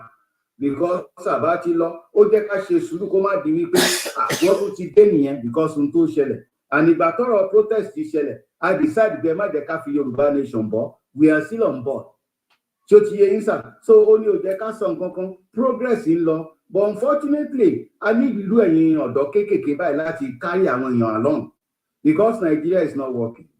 Àwọn èèyàn wà Nàìjíríà tán ríṣẹ́ ṣe àwọn tó ní masters tó ní mrs tó ní bachelor tó ní headmistress ní Nàìjíríà tó jẹ́ pọ̀kadà náà gùn wọ́n pọ̀ àwọn ọmọ Yorùbá yìí náà la kàwé àwọn Ìgbò kò kàn wọ́n because wọ́n ń kọ́ṣẹ́ ọwọ́ ni àwọn Haúsá tán bá ti rí kíní kan tó bá ti rí róbó tán fi mu kókó lálẹ́ ó tún dọjọ́ kejì wọ́n ń lọ ọbẹ̀ ni tẹ bá dẹ̀ dé búkà tẹ bá ti ẹlẹ́kẹ́ fẹ́ lọ sanwó láti ìjọba máa bó oúnjẹ ẹni kódà ẹ̀ ní rí pléètì ibẹ̀ wọ́n á tún ju pléètì sínú kí wọ́n á lọ pé fáfá wọn ni so àwa la lọ́là dúdú àwa ni àyí ń jẹ àwa ni akàwé tá a ríṣẹ́ ṣe àwa la fẹ́ ṣiṣẹ́ oko tá a ráyè lọ síbẹ̀ àwa la fẹ́ ṣiṣẹ́ ọ̀gbìn a fẹ́ ṣiṣẹ́ poultry farming àwa yìí ni àwa yìí la fẹ́ ṣe fishery tó jẹ́ pé tá a bá lọ síbẹ̀ àwọn ti harvest ẹ̀ lẹ́yìn àṣà lè ṣe gbogbo ẹ̀ nínú ilé bí ìyàwó Tinubu ti ṣe lọ ń dáko nínú yáàdì Asoro. Is that what we are talking about?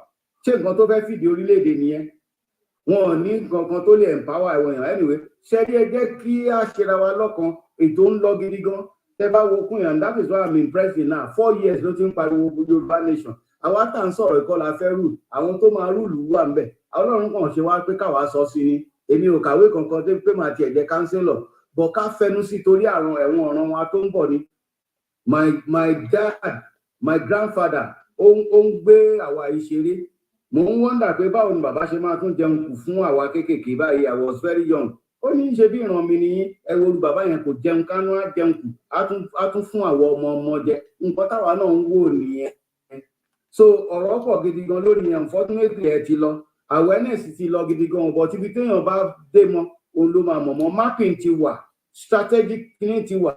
But tó bá di pa sọ pé a fẹ́ pín báyìí ẹ rí orílẹ̀-èdè tó máa affiliate pẹ̀lú wa nígbà tí Ukraine àti Russia bẹ̀rẹ̀ sí jà ṣé Russia lówó ìjà pamọ́ ni wọ́n táwọn èèyàn ní ìwọ náà gbà kó fi gbá lórúkà yìí ìwọ náà gbálẹ̀ kó fi sán lẹ́nu bí nǹkan ṣe ń lọ nìyẹn tá a bá decide láti lọ àwọn èèyàn tá a fẹ́ trade pẹ̀lú wa because our transparent àti ní refinery fúnra wa lọ́n jogún ẹ̀ fún wa lọ́dọ̀ àwọn oníjẹkújẹ ó ti wá gbé sọ́dọ̀ wa I mean the best railway system in Africa now we've got best seaport ní kí ẹ fẹ́ sọ nǹkan tá a ní nílẹ̀ Yorùbá tó lè máa bà wá lẹ́rù ilẹ̀ wa ló lọ́ràá jù nílẹ̀ adúláwọ̀ infrastructure sì wà ńlẹ̀ ó kàn kó ká jókòó ká dẹ̀ sọ pé léyà kì í ṣe gbogbo èèyàn náà ní nígbà tán fẹ́ padà mọ odi Ísírẹ́lì àwọn èèyàn takú náà wọ́n ní ràn ní mọ́ wọn ní ṣe àwa kan tá a bá máa ṣe láì jagun láì ṣe kankan so ọ̀rọ̀ rà ló dùn mí pé ẹ ti lọ because àwọn nǹkan tèmi máa ń gbádùn ní tá a lè jọ jókòó mo ti gbé kọ̀ǹpútà mi láti wá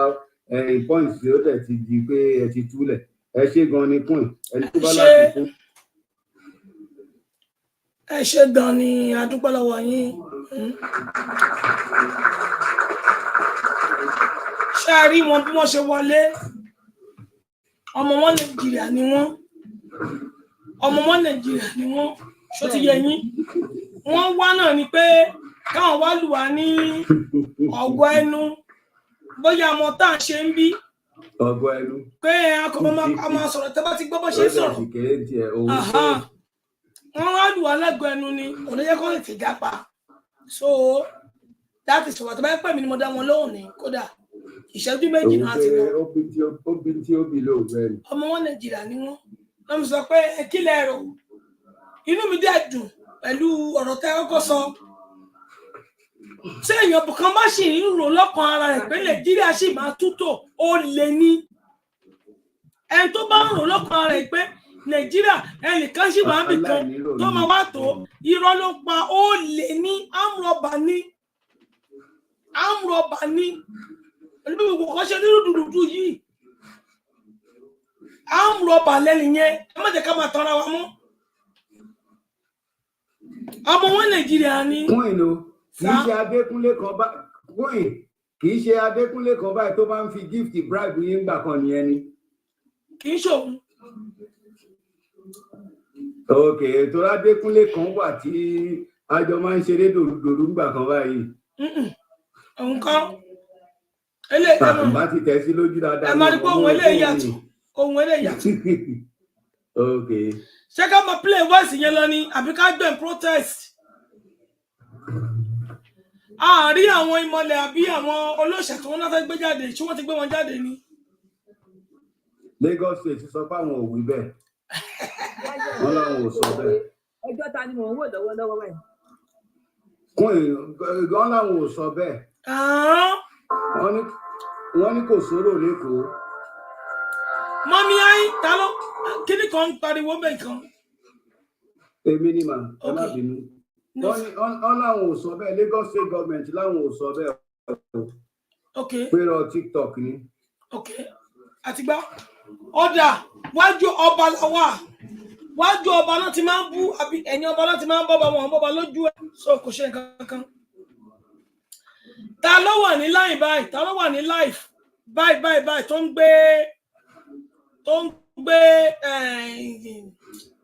ń gbé protest yẹn lọ́wọ́lọ́wọ́ ìkọ́ wà níwájú mi tí mò ń play ta ló wà ní line báyìí ta ló wà ní live ìkọ́ ilé tí mò ń play ń bí.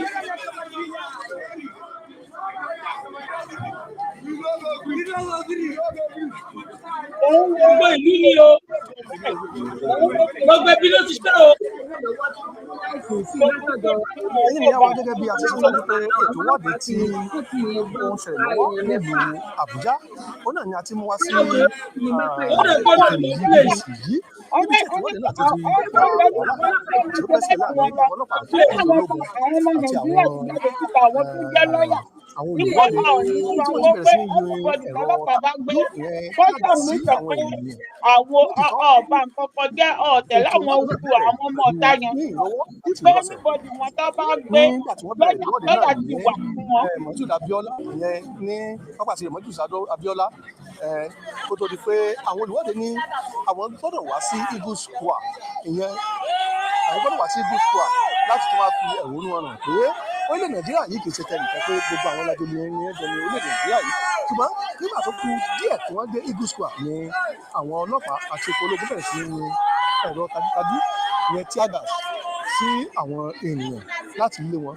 Lára àwọn olùwọ́de díẹ̀ fi ara pa níbi tí àwọn èèyàn ti ń sá káàkiri tí wọ́n ti ń kọlu ara wọn.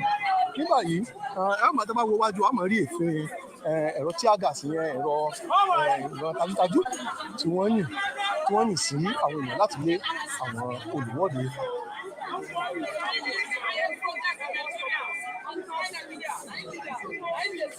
Lára àwọn olùwọ́de tí wọ́n sọ̀rọ̀ sí lórí ìkànnì BBC pé àwọn ò nígbà pé àwọn ò tún tẹ̀síwájú nínú ètò ìwọ́de náà ní ọ̀la wípé tó bá ti lé àwọn lónìí àwọn ò tún padà wá láti tẹ̀síwájú nínú ètò ìwọ́de ọ̀hún. kò yẹ kó lọlé.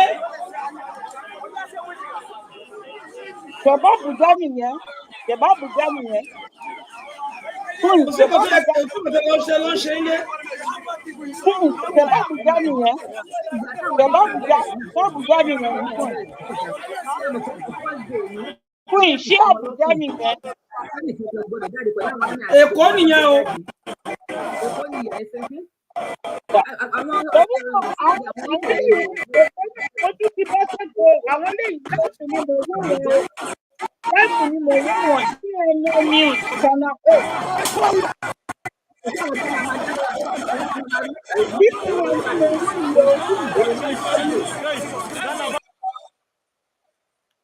CNN ni mo wó yìí o. CNN ni mo wó yìí o. CNN ni mo wó Èkó. Ẹgbẹ́ ká kọ̀mẹ́tì mọ́ ti kò ní. Àwọn eléyìí ṣe posters wọn o. CNN ni mo jọ yìí o. CNN ni CNN gbé o. CNN News. CNN News.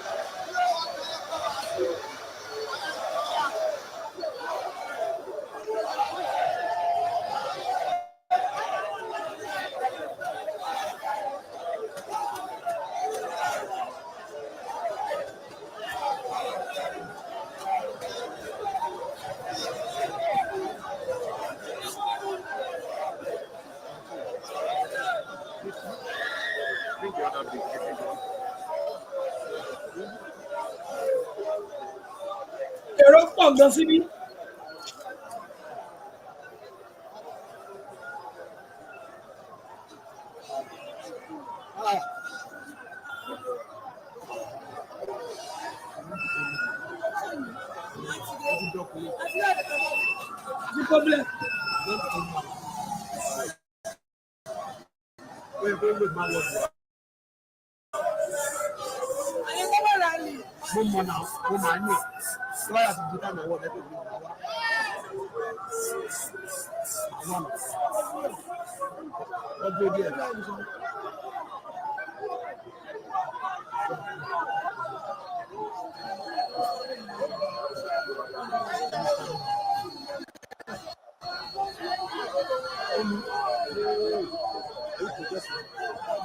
Are we not protesting? We are not protesting.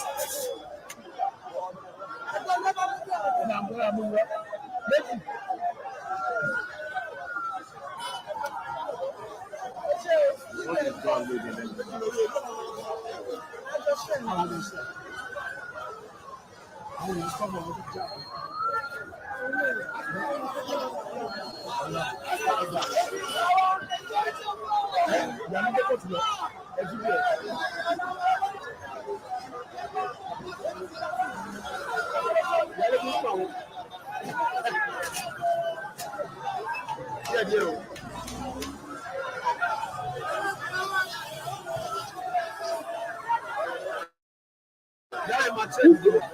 Owó lọ́wọ́lọ́wọ́ lọ́wọ́ ní ìsìn. Àwọn ọlọ́pàá lè dá àwọn ilé ìdúró. Àwọn ọlọ́pàá Queen. Kí lẹ sọ? Ẹ máa sọ̀rọ̀ yín lọ, ẹ máa sọ̀rọ̀ yín torí láìfù ni à ń gbé láìfù. Ìdíkọ̀ owó yìí, àwọn ọlọ́pàá wà pẹ̀lú wọn o. Ẹ máa sọ̀rọ̀ yín lọ. Àwọn ọlọ́pàá náà ìdíkọ̀ owó yìí ọlọ́pàá wà pẹ̀lú wọn. Ọlọ́pàá wà pẹ̀lú wọn. Bẹ́ẹ̀ni, ọlọ́pàá wà bẹ́ẹ̀. Bí wọ́n lọ ní òòlù, òòlù. Bí wọ́n lọ ní òòlù.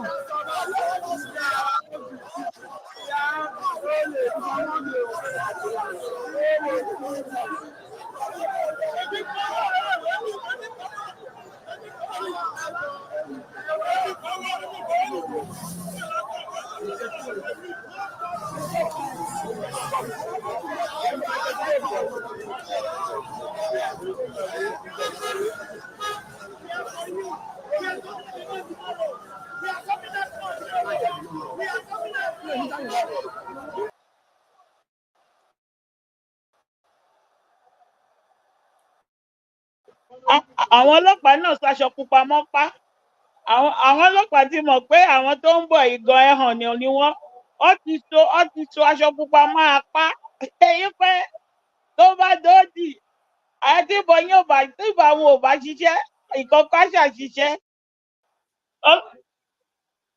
Lagos lélẹ̀ báyìí ọ̀kọ̀ọ̀kọ̀ àdúgbò tó wà ní àwọn àtàwọn ọlọ́pàá ń ájú lọ́wọ́.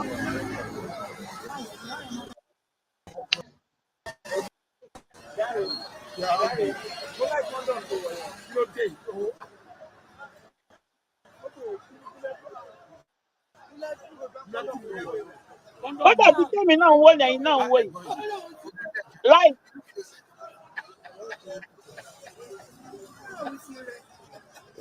Ọlọ́pàá tí má ṣì pẹ̀lú wọn báyìí. Ẹni ọlọ́pàá wà ń bẹ̀. Ọ̀rọ̀ ní jáde, ọ̀rọ̀ òru lóró máa jáde, ọ̀rọ̀ kí jáde. Kò yẹ kí wọ́n lọlé. Ọlọ́pàá tí ń tẹ̀lé wọn lọ báyìí, wọ́n ti ń jọ ń rálì papọ̀ báyìí.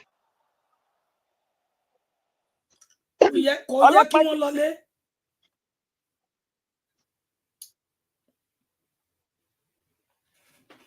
Kò yẹ kí wọ́n lọlé.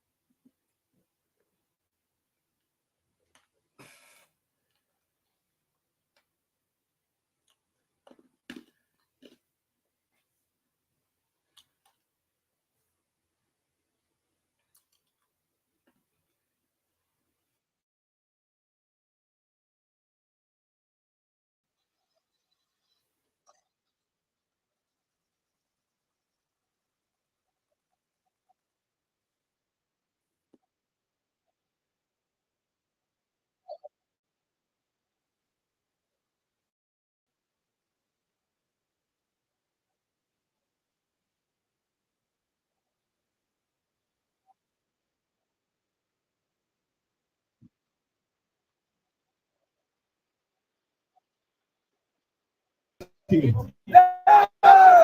injustice of youth beggars. They need jobs. And I'm tired of the rent payments. People are only enough to pay the house rents. You're right, bro. Things have to change. And if you're not working, you get benefits every month, every fortnight. I think the government should be wiped out and put the right people in. What I believe Tinubu was the wrong president to rule Nigeria. The president will be. So I believe that Tinubu should be wiped out completely and put the right people in. I believe.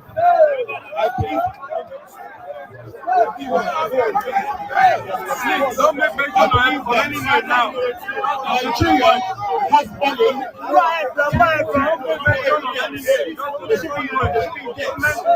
You get politicians. Just investing the money in a foreign country. That's to be stopped. Thank you, God bless you. Thank you.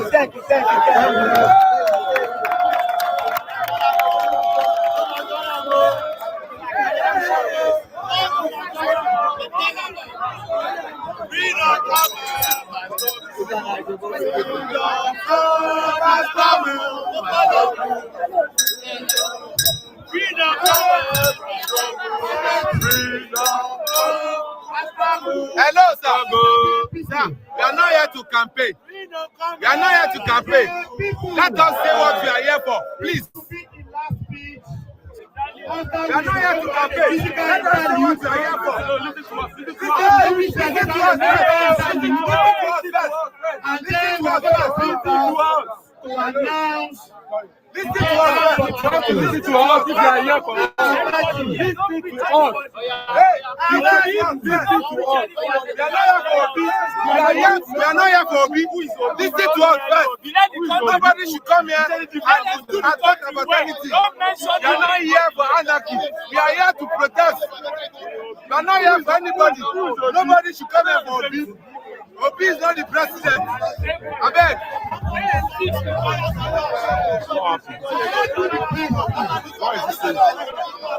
As of tomorrow, nobody should climb here and talk rubbish. We are here for hungry.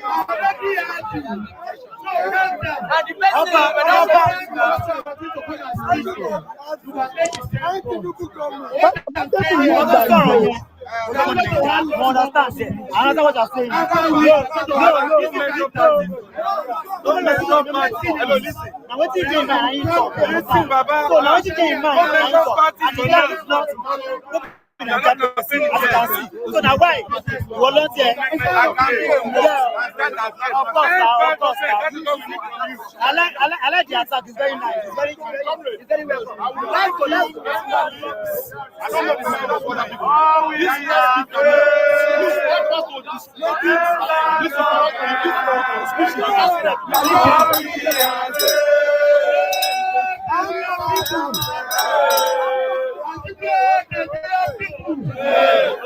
This protest is a protest of hungry and angry Nigerians. Yes, that's all. It's not about Peter Obi.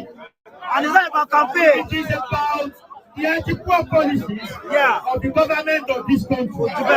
That is what all of us have come here in unity to fight. So I'm saying this so that everybody is going to come here to speak to ensure that their speeches are about and bad problems. Exactly. Simple. That is okay. Simple. Thank you very much. That's it.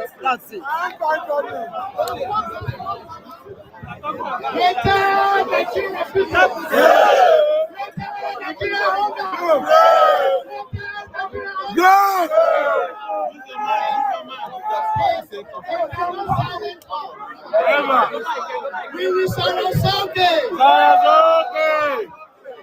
matter what they do, we are in the front line. They can't suppress us. They say we should wait. Does hunger have time? No. They say we should exercise patience. Does the government is patient? They say we should exercise patience. What happened to Argentina? Argentina is doing well today. Why can't we copy from Argentina? They said we should wait. Does a hungry man know what wait means? No. My brothers and sisters, if you believe protest cannot do anything for us and you are still at home, you are failing your future. Yeah. You don't lie. Come outside. Come outside and talk. Tinubu is our sponsor. He has been our advocate of protest. So if they are telling you, he's the sick protester. If they are telling you protest cannot change it, they are lying. If they are telling you police and soldiers are here to kill you, they are lying. You see, our police and security officer, you people need a good welfare. You can't be the officer that is protecting people who are looting billions. You can't be an officer who is protecting a politician that are looting billions. You have to stand with us. We are here for you. We are here for us. We are here for one Nigeria. Nigeria that is not working for everybody is not a Nigeria. So my brothers and sisters, if you are here and you want to come and use us to exchange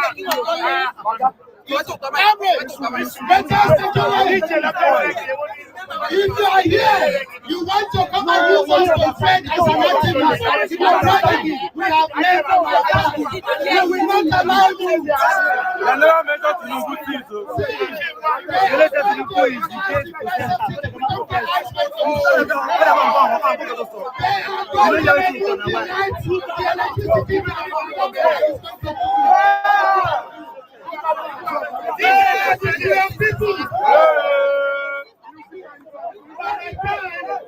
It is 20 minutes past 3. We are going to have a critical interview. We are going to return here by 3:30 to give some report and announcement and prayers officially.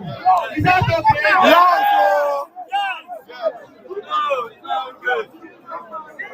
No.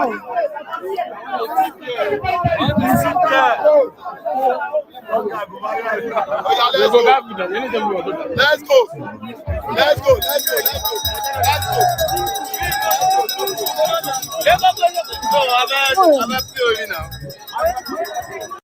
Ọmọ nǹkan tó ń ṣẹlẹ̀ nílẹ̀ Haúsá ọ̀pọ̀ àwọn obìnrin jáde wípé kọ́ lọ protest pé kò gbọdọ̀ jáde sí rally. Ṣé ń gbọ́ mi? Àwọn obìnrin olóńgbò nísìnyí o, àwọn obìnrin olóńgbò nísìnyí o, wípé á fún àwọn oníkọ́ 10,000 naira káwọn lọ protest wípé wọ́n lè gbọdọ̀ síta. Tó ọgbọ́dọ̀ lánàá,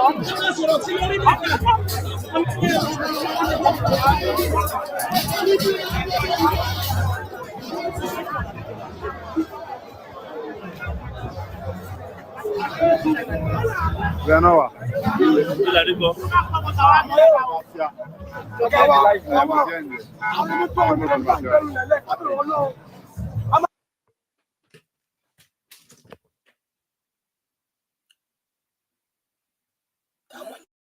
Ti parí ẹ jẹ́ ká tún connect mọ́ mi oríṣiríṣiríṣiríṣiríṣi ló wà ẹ jẹ́ ká tún connect mọ́ live. fún yẹn jẹ́ sáré sàn kankan àwọn Haúsá ọ fún wọn lówó kọ́kọ́ bọ́ síta kọ́ lọ pariwo pé ọ gbọ́dọ̀ bọ́ síta kọ́ rádìó ọ̀nà fáwọn kan ní 5,000 níjẹta àwọn tó wá jáde lánàá fún ọ ní 10,000 àwọn obìnrin ni wọ́n ní o ọ̀nà àwọn obìnrin wọn ní táwọn ṣe bọ́ síta báyìí àwọn gbàgbà 10,000 yẹn lọ́wọ́ wọn ọ̀nà àwọn kan àwọn ti join yẹn wọ́n sọ fídíò báwọn ti join yẹn àwọn tó ń ṣe rádìó wípé ẹ lè bàlùjẹ́ kẹtùmọ̀ wá pín owó àwọn fáwọn wípé káwọn lọ rally against àwọn tí ó fẹ́ rally ọ̀nà àwọn ti join yẹn àwọn Haúsá obìnrin ọgbowó lọ́wọ́ àwọn òjèkìní wọn ní nọ́ọ̀tì ọ̀nà àwọn ti jọ ẹ̀ wá ṣe fídíò báyìí wọ́n ń pariwo olè Tinubu olè APC olè àwọn ti jọ àwọn ti jọ ẹ̀ pẹ̀lú àwọn tó ń ṣe rálì bíi sí i sẹ́yìn kò sí nǹkan tó fi sòtì lè ṣe ní.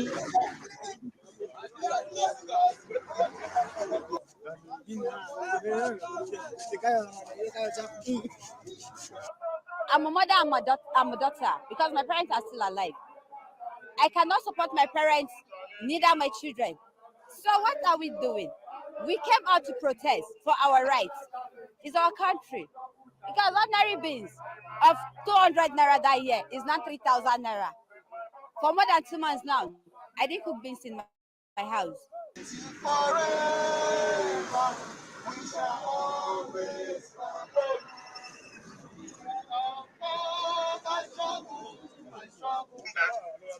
we have the right to peaceful assembly. Moshood Abiola, ilé kan nìyẹn o. Moshood Abiola yẹ̀wò àbí kí orúkọ mi. Gbogbo country ni mo ń gbé gbogbo state ni mo ń ṣò fún wa. What are we saying?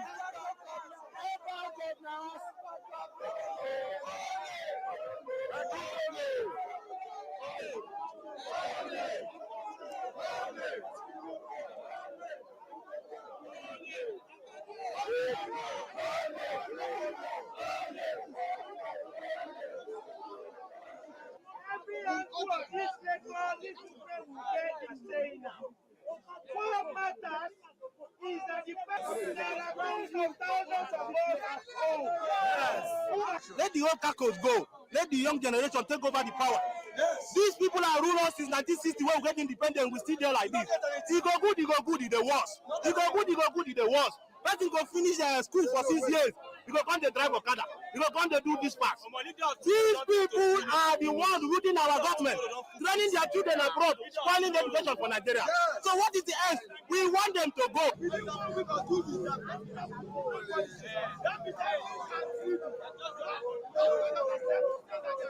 Tens of thousands will come out tomorrow. And that is why, comrades, we are appealing to you are the pages of discussion leadership has had at different levels. Now we go to Ojota, then by tomorrow we go to Alausa.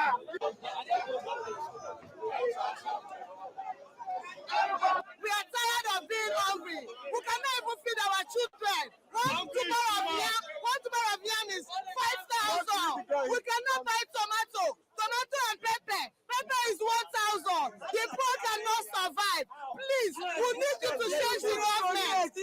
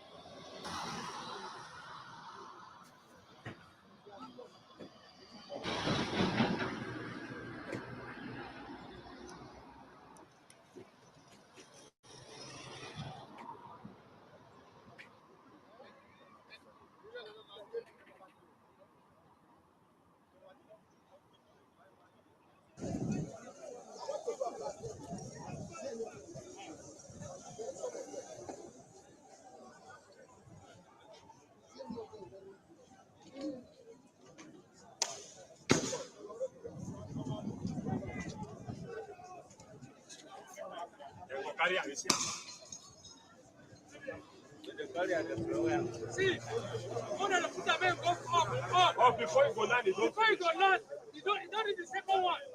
When we put a stretch, Charlie, that second one. Come on, go find one more. Actually, one. Ìyá ń jẹ wọ́n.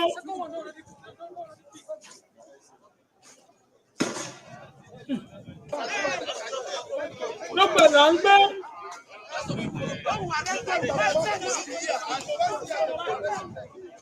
Ṣàtúrí wọn. Ọmọ ọlọ́mọ náà ń ṣọlẹ̀.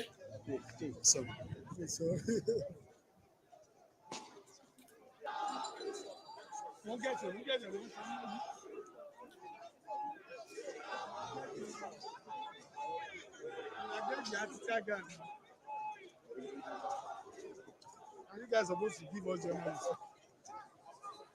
Are you sure these people are going to give us? Charlie.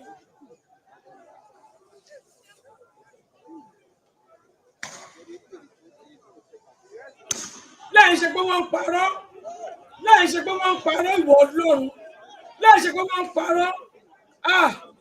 Ẹ̀yin pípù yìí ìkà ni yín, ohun tó yẹ yín náà nìyẹn tó ń ṣe fún yín yẹn tó yẹ yín. Àti ní ká bá ń dìbò fẹ́ dìbò dìmọ́, olórí burúkú ni gbogbo wọn ẹ̀ kì í gbọ́.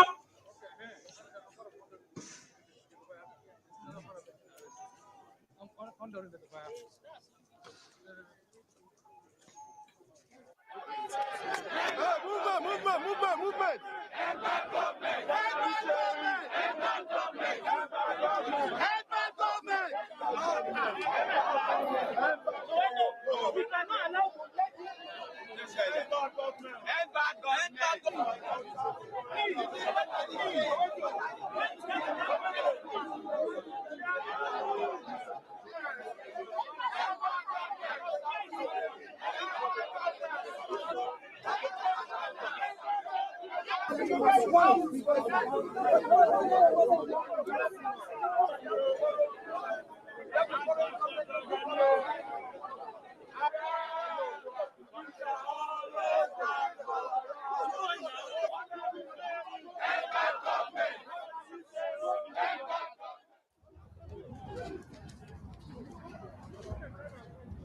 Let's go.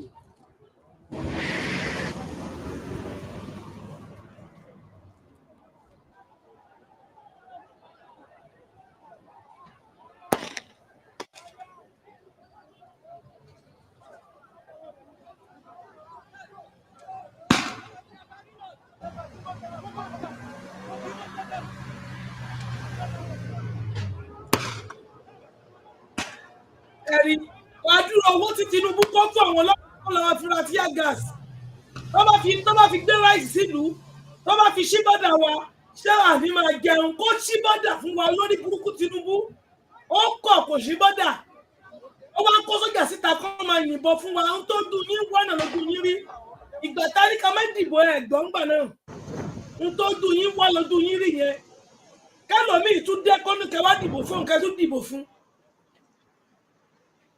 ó gbé gbogbo sójà sí kàránsì owó tó fi gbé wọn jáde lẹ́sìn ìyẹn tó bá fi gba oúnjẹ sílùú kó ṣí south west border ó ń kọ̀ kò ṣí.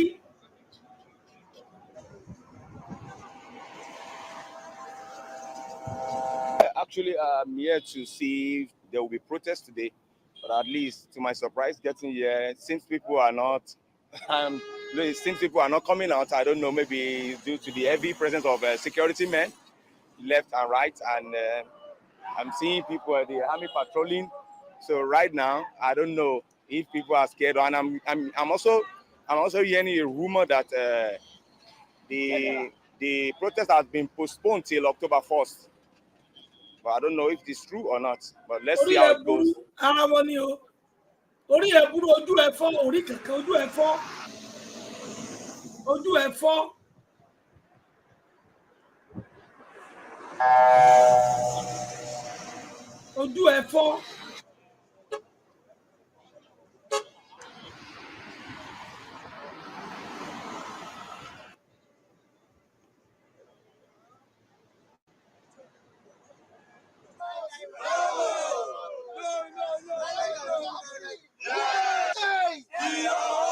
What are we saying? What are we saying? Revolution. Things have been expensive in the market. Nigerians are suffering, Nigerians are hungry, Nigerians are angry. As you know, in Nigeria today, a lot of people are unemployed. The issue of insecurity in the north and the southeast continues to increase every day. So we are here to just make our grievances known to the federal government. We are hungry. What are we there for? We are hungry. What are we saying?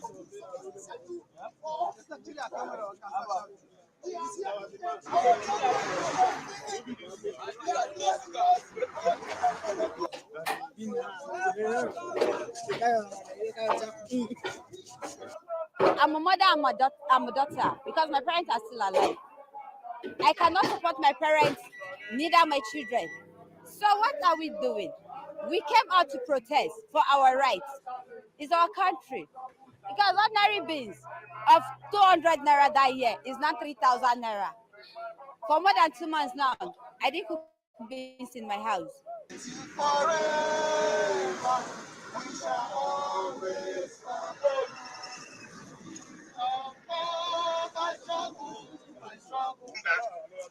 We have the right to peaceful assembly and peaceful demonstration. Eagle Square as our convergence point.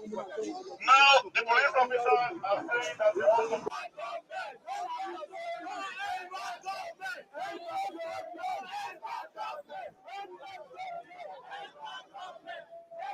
What are we saying?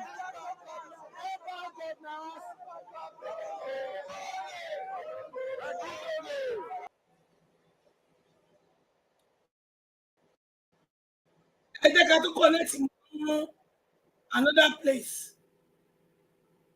I think I to connect mọ́ torí gbogbo ẹni mò ń gbé Abuja ni tí gbogbo ẹni everywhere. Kò ń ṣe ojú kan ni la dúró sí. So ká fi lè máa gbé gbogbo ẹ̀ round. Kò ní sí pé ọbí ibì kan la dúró sí ńbẹ̀. So that is why má bínú. Ẹ jẹ́ connect mọ́ àwọn eléyìí náà. Kí ká túbọ̀ ń tán wí níbí.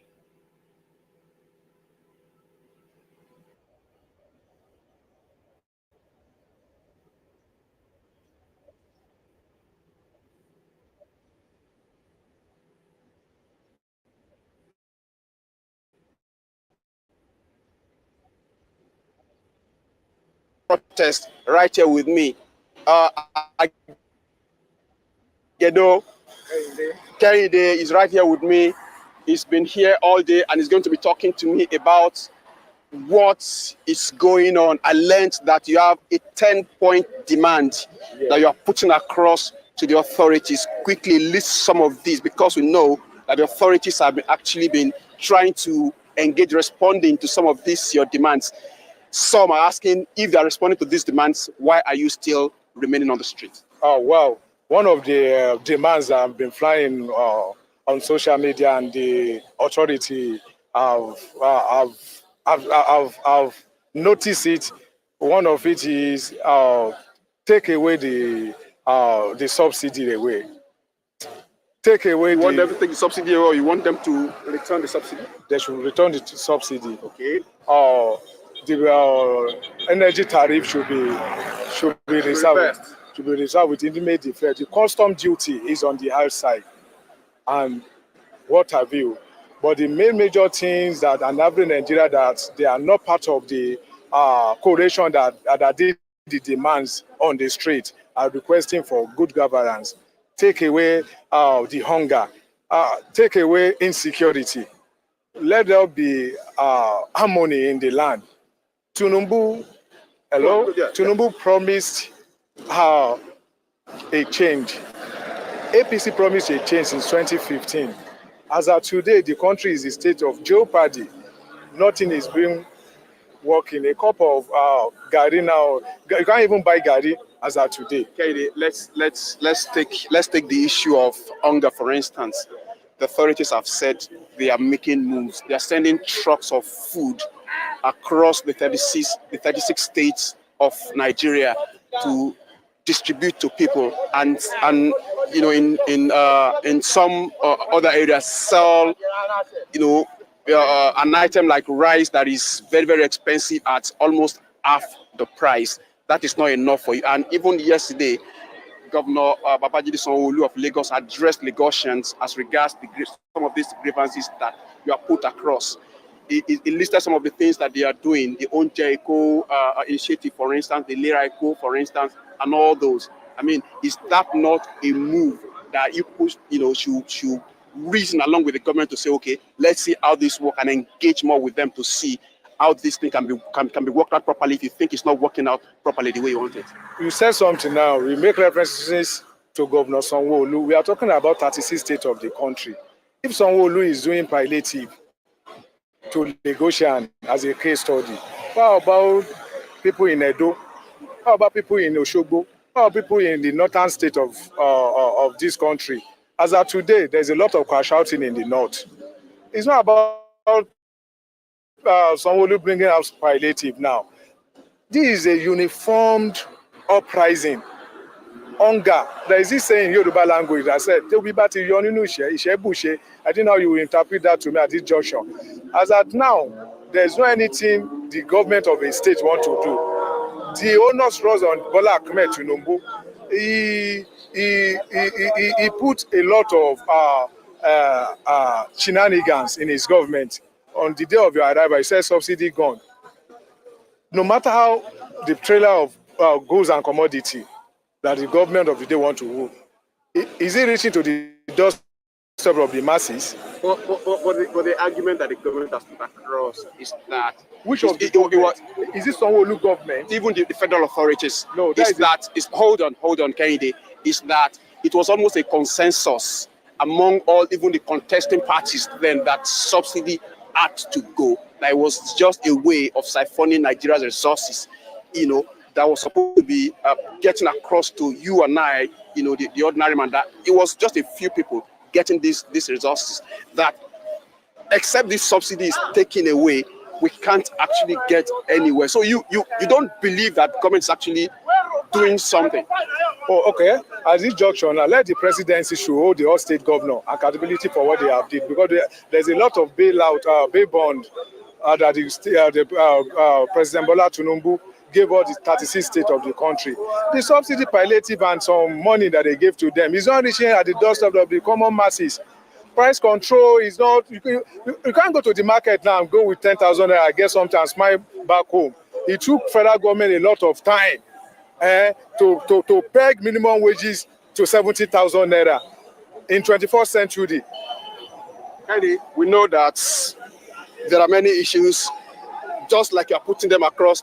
The authorities too are saying they're addressing those issues one after the other. We just hope there's going to be a meeting point between you, the organization, or your organizations that are putting this protest together, and the authorities. Thank you very much for joining us on this live telecast. We're here still watching, observing what is going on, and the protesters seem to be moving away from the point where they've been all day because the police authority, the police team here too is actually advancing, so we don't know what's happening. We're just trying to watch, stay back and see there is some kind of agitation, among the crowd of protesters. We don't know what exactly has happened, but we're here watching and observing, and we're going to be letting you know exactly how events here unfold.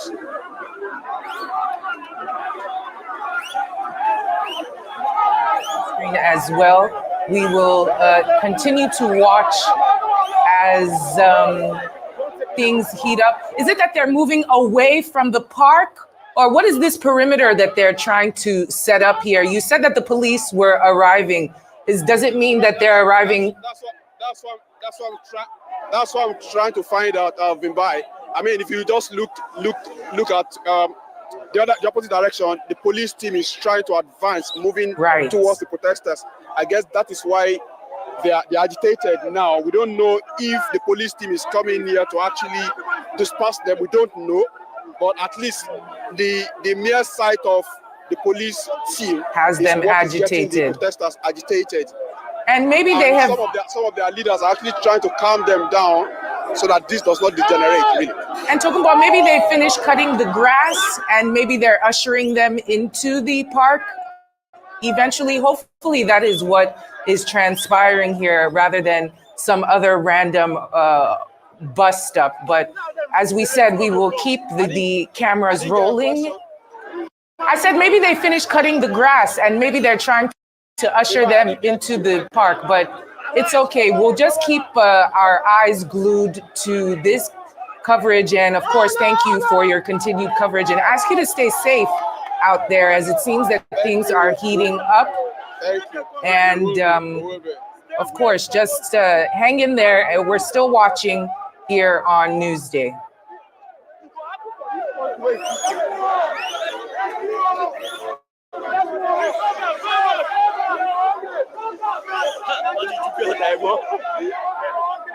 Well, of course, we're watching live updates from Ojota, where our correspondent, Okumbo Yetunji, has been giving us updates on what's happening there.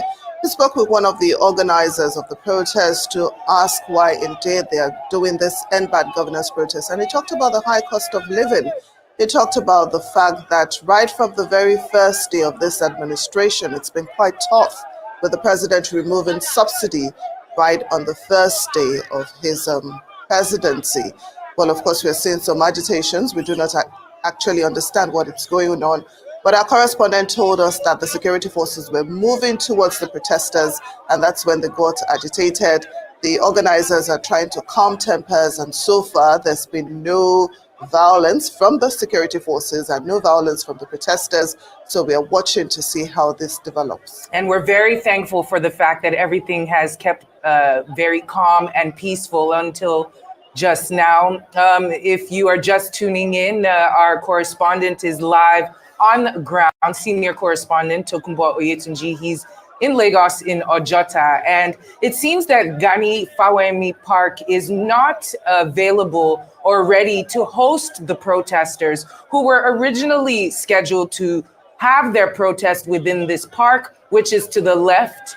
And it seems that the grass was not cut. It wasn't conducive to host a large crowd of individuals. So the government sent in some people to cut the grass, and we saw them doing that earlier, which is why these individuals are still outside of the park, spilling onto the streets, which I'm sure is something that the police and security forces have tried to avoid, as this could be a case or cause some kind of disruption. But as we said earlier, the park is not conducive to host protesters as it was scheduled to originally. So we are waiting to see whether these individuals will be moved into the park, if it is prepared, or exactly what the security presence is for, because as the police showed up, tensions started to ratchet up, the volume has increased. And Tokunbo, I'm sure you are still on ground.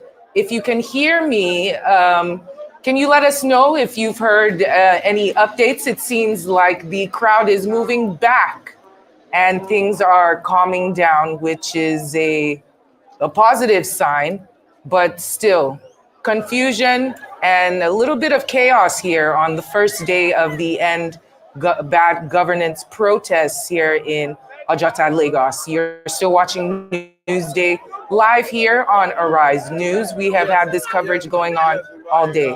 All right, Tokumba, we can hear you.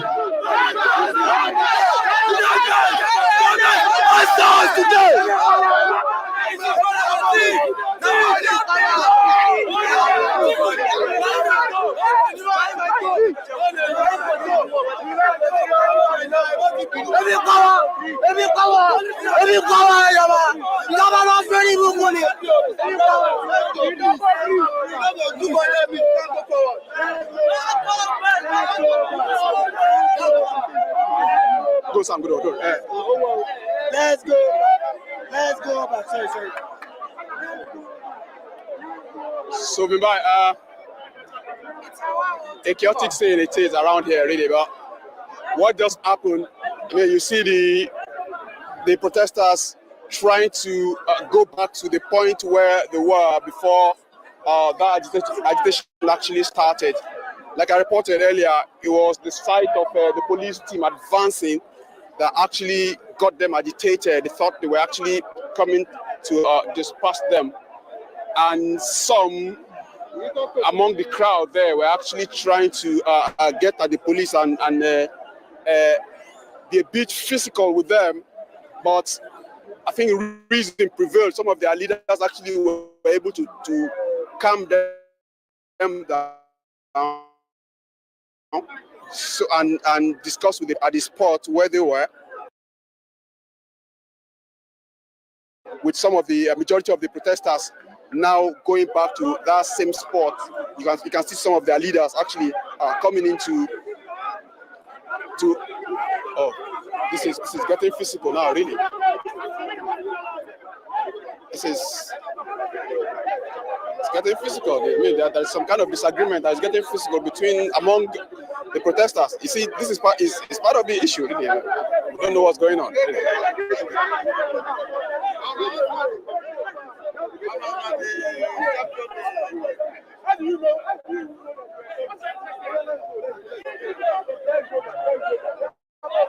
Really, what we can say now, after the storm, there's some kind of calm.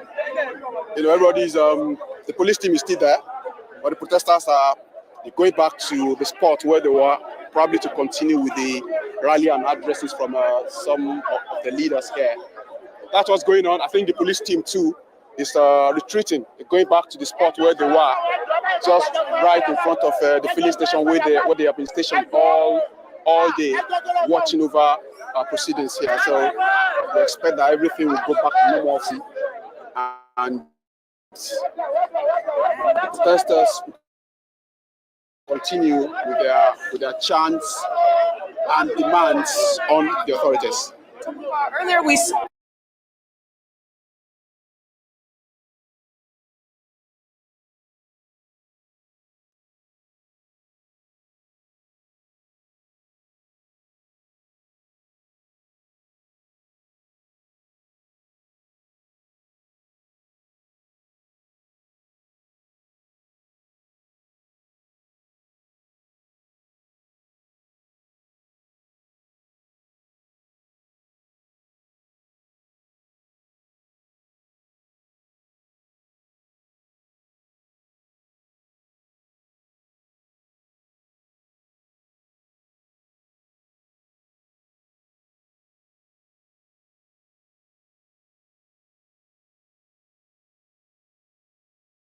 network.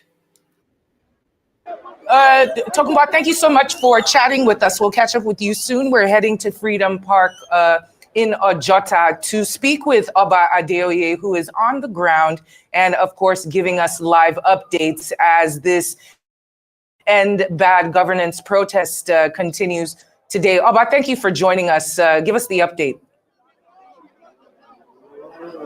Yes, the update is that the protest is still ongoing here in Ojota, precisely at the popular Ganifawa Park here in the heart of Ojota, Lagos.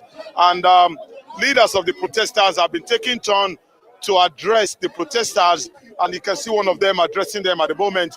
Before now, there was no sound system, so they could not address, the crowd. But moment ago, they brought in sound systems, and it has been from one speech to another speech with intermittent music all along. And we have also seen some private Nigerians trying to donate some items to support the supporters. Just moments ago, someone came with several bags of pure water, cold pure water, to support the protesters. And we've also seen other people, stopping their vehicle just to say a word or two, a word of encouragement to the protesters. A moment ago, there was a kind of disruption of activities here. We could not ascertain what the problem was, but we saw that, a number of protesters ran towards the direction. But according to the leader of the protest, one of their leaders, he told them that they should ignore the police and come back. So that gave us an idea that it has to do with the police. So I'm trying to get one of them. I'm on live TV. Let him come now. I'm trying to get one of them to speak with us right now. One of the leaders of the protest. He promised us to speak with us, and we are waiting for him. He will join us any moment from now. Let me also tell you that the protest has continued to grow as more people have been joining the protest. We started small, not with this crowd, but at the moment now we have more crowd. Let me see if I can get one of the leaders of the protest who has promised to speak with us. Let me see if I can get him. Just hold on, please. Hello, can I? Sorry. Hello, Soweto. Can I have a word or two? We are on live TV right now. Just a word or two with you. Okay, no problem. So we are still on ground, and he said he's still very busy right now. So we'll try to see if we can get one or two other protesters around. Can I speak with you? Oba, can you hear me? We have announcements. Oba, I'm just wondering, if you can give us an assessment. Let me have your word. Oba, I'm wondering if you can give us an assessment, of how the police officers have conducted themselves so far. Have they been friendly towards protesters, or is there no sort of relationship, going on between the police and the protesters at the moment? Yes, the police have practically been on holiday here in Ojota because they had little or nothing to do, as the protesters have comported themselves, in a very good manner. There has not been any kind of face-off between the police and the protesters. So the police practically have been on break. They have been on holiday. So there's nothing like a crisis or a brush with the law enforcement agent. Let me speak with one of the protesters here to find out if they have any sad experience in their interaction with the police. What's the name? Oloye Adegboyega Adeniji is my name. So tell me, I'm actually one of the leaders of this coalition. So tell me about your relationship with the police since this protest started. Oh, we have had a very, very cordial relationship with the police, especially in the morning at Ikeja. I personally met the CP, and he promised that he's going to give us enough security, and that is what they did, So we have no any issues with them. Even when we got here, they made sure we have enough security. So it's a very, very nice development. It's a very, very nice development that Nigeria Police Force, Lagos State, gave us security of police place.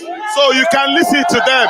They have decided to recite the old national anthem instead of the one that was recently approved by the president. It's part of the protest because this is not the first time they'll be reciting that. They did that earlier, and I asked them why they are doing that, and they said that is part of their protest. So let me continue speaking with this man. Before this protest, some thugs threatened that they were going to attack the protesters. Have you seen any talk? Has there been Oba, I'm so sorry to interrupt you. Oba, I'm so on sorry our to way here interrupt. from Ikeja under bridge, we saw them, even at Ikeja, we saw them.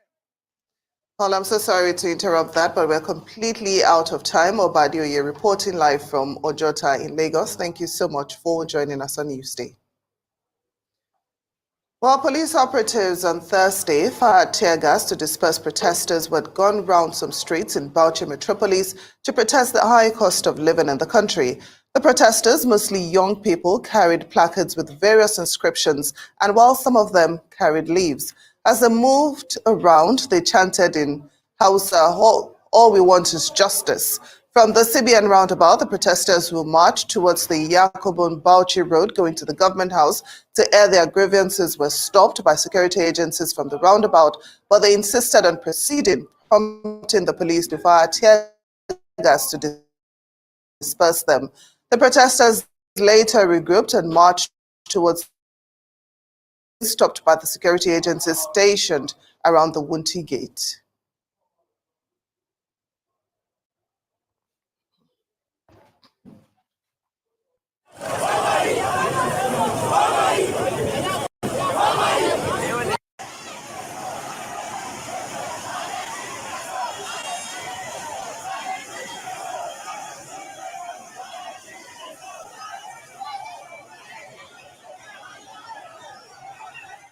Well, you've been watching Newsday with me, Hawa Mukan. And I'm Temitope Fagbemi. Thank you so much for watching. Global Business Report is up next. Please stay with us.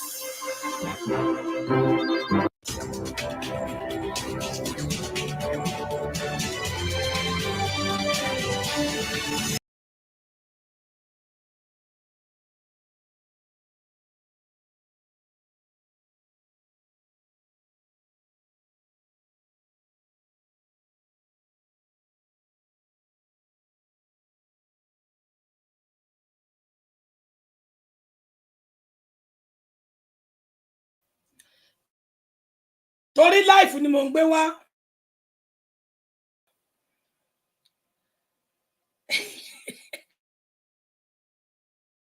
Ọbẹ̀ life.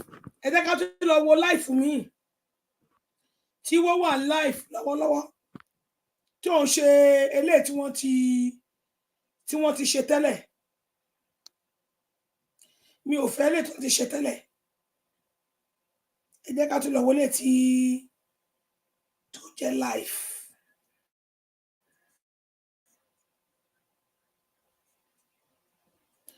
Okay, ó dẹ̀ pé àwọn yín náà ṣì ní mọ̀.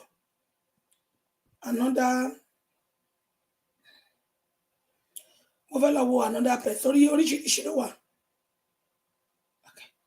Àwọn kan lélẹ̀.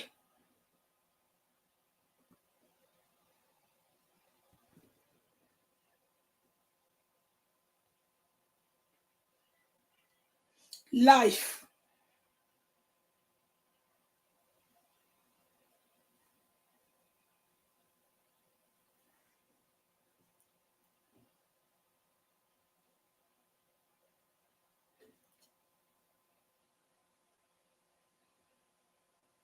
Kí lorúkọ àwọn eléyìí?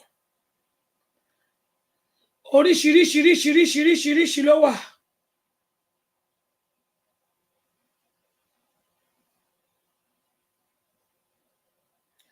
A máa tún lọ connect mọ́ bò mí.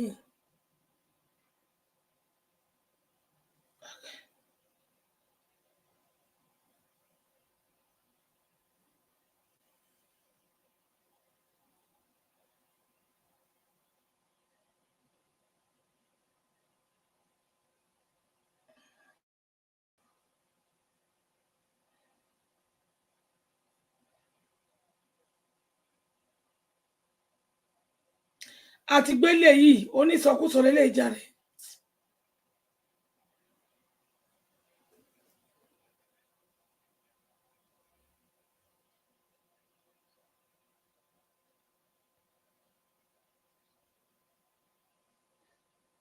ẹ má bínú àti gbélé tẹ́lẹ̀ ìsọkúsọ lélẹ́yìí sọ.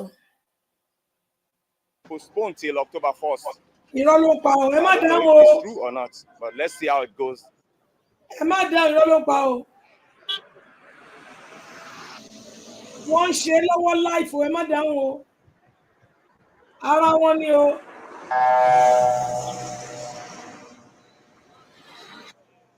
Ara wọn ni o, wọ́n kọ títí Rangers ni o, ara wọn ni.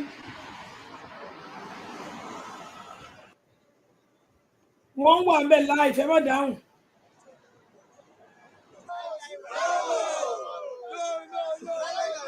Lẹ́ka tó jẹ́ ìlú. What are we saying? What are we saying? Àwọn eléyìí ọ̀tọ̀ ni tí wọ́n ṣe. Ṣé ti rí pé rìkọ́dì náà jókòó síbẹ̀ tó ń play látàárọ̀? Mo ti wá sọ́dọ̀ wọn lẹ́ẹ̀kan. Ẹ jẹ́ ká tún wá síbí. Another one tún lélẹ̀.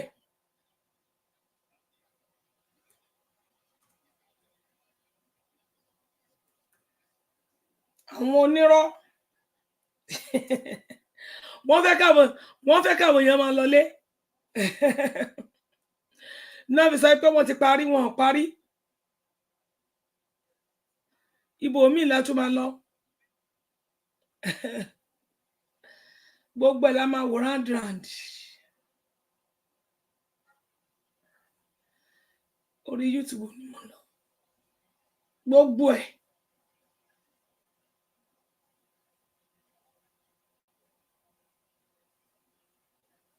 Gbogbo ẹ̀ la máa lọ gbọ́.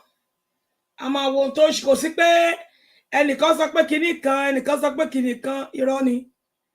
No, irọ́. Kò sí irọ́ kankan níbí. Kí lorúkọ títí yín?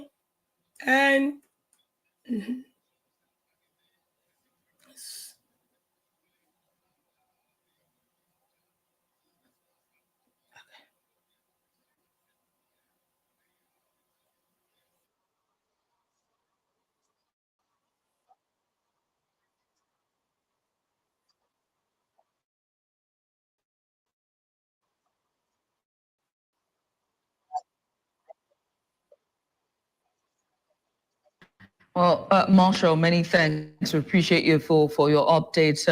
And again, well done. Thank you, Marshall. And our guest, Dr. Lloyd Uko, who was with us earlier, CEO Nadeco, is still on video chat. The doctor, appreciate you for just sticking with us this whole time. Let's continue with the conversation, shall we? 4 p.m., the end of convergence, to discontinue, and to converge for 7 a.m. tomorrow. Security measures taken by the government. Are you going to be participating for day 2 of the protest? Yes, I will be there. Not by 7 o'clock. I'll be there a little later than that, but I will be there tomorrow. And I mean, I have to ask, right? 4 p.m. start again the following day. Do you think that these measures are used to sort of discourage protesters so they can tire out quickly, and not to stay all night long, not to agitate them, or not to fuel them with more motivation, so to speak, to gear on? Instead, end at 4 p.m. You can resume at 7 a.m.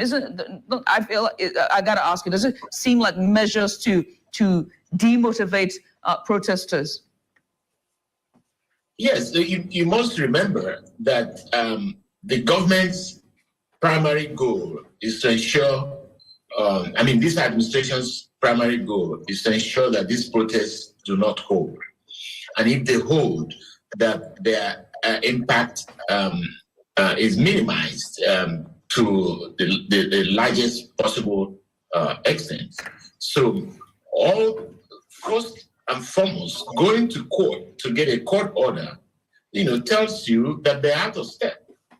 You don't go to court to get a court injunction when people want to talk to you, because a protest is basically talking to the government. We want to talk to the government so that we'll be able to tell them what our problems are, and then you go and get a court order. If you want to talk to me, talk to me from this time to that time, and talk to me from far away, it doesn't make sense. Tinubu himself, along with Professor Shoyinka, Pastor Bakare, Falana, and Pastor Adeboye, they all protested at some point, and nobody bothered them. Nobody told them to go somewhere to go and protest. They marched on the streets of Lagos. They, in fact, even carried a mock coffin of President Jonathan. Nobody stopped them. You know, President Jonathan could have gone to court to get some injunction, but he didn't. He allowed Nigerians to express themselves. I think what this protest, hashtag end bad governance, is not against Tinubu personally. It doesn't say so. It says end bad governance. And so Tinubu also should be interested in ending bad governance. So what he needed to have done is to allow these people to express themselves. That would have been the first point he would have scored. From the international community, those of us who came in here to observe what was happening, we would have sent reports back.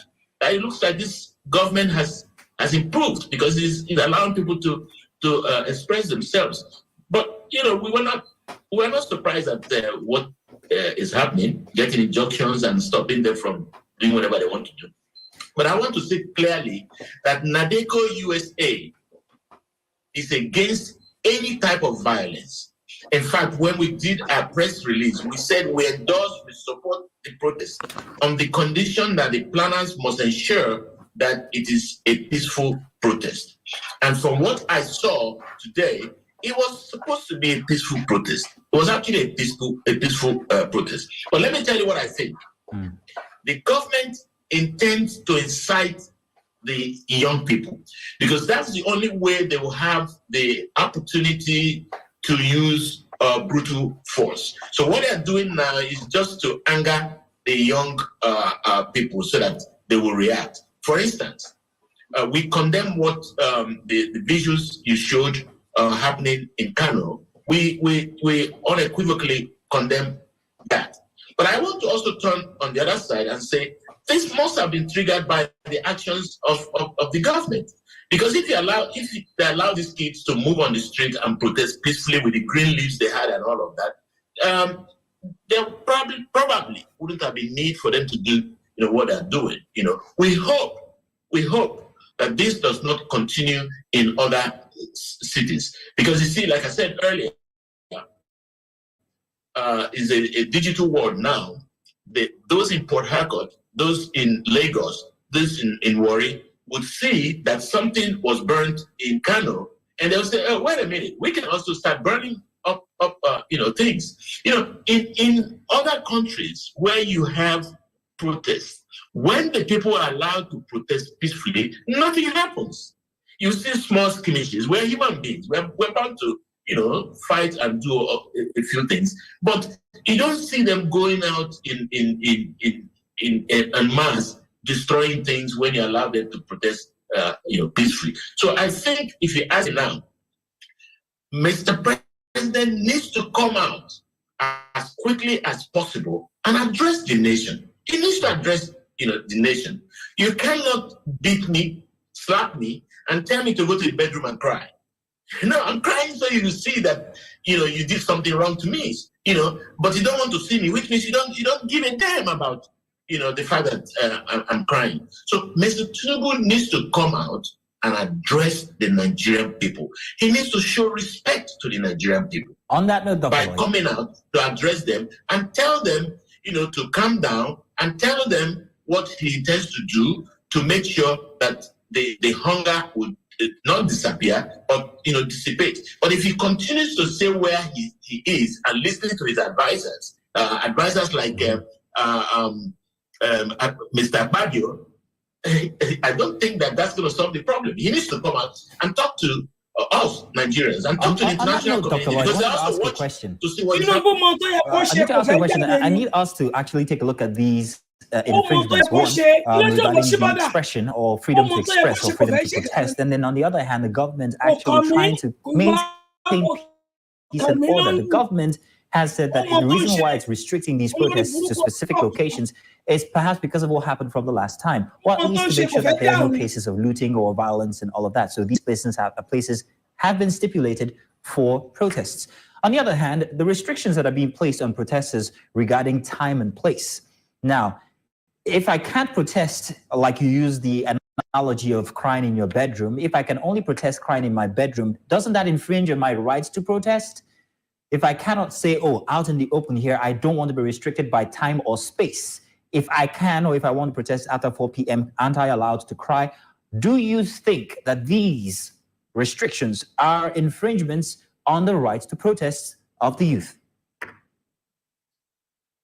I believe so.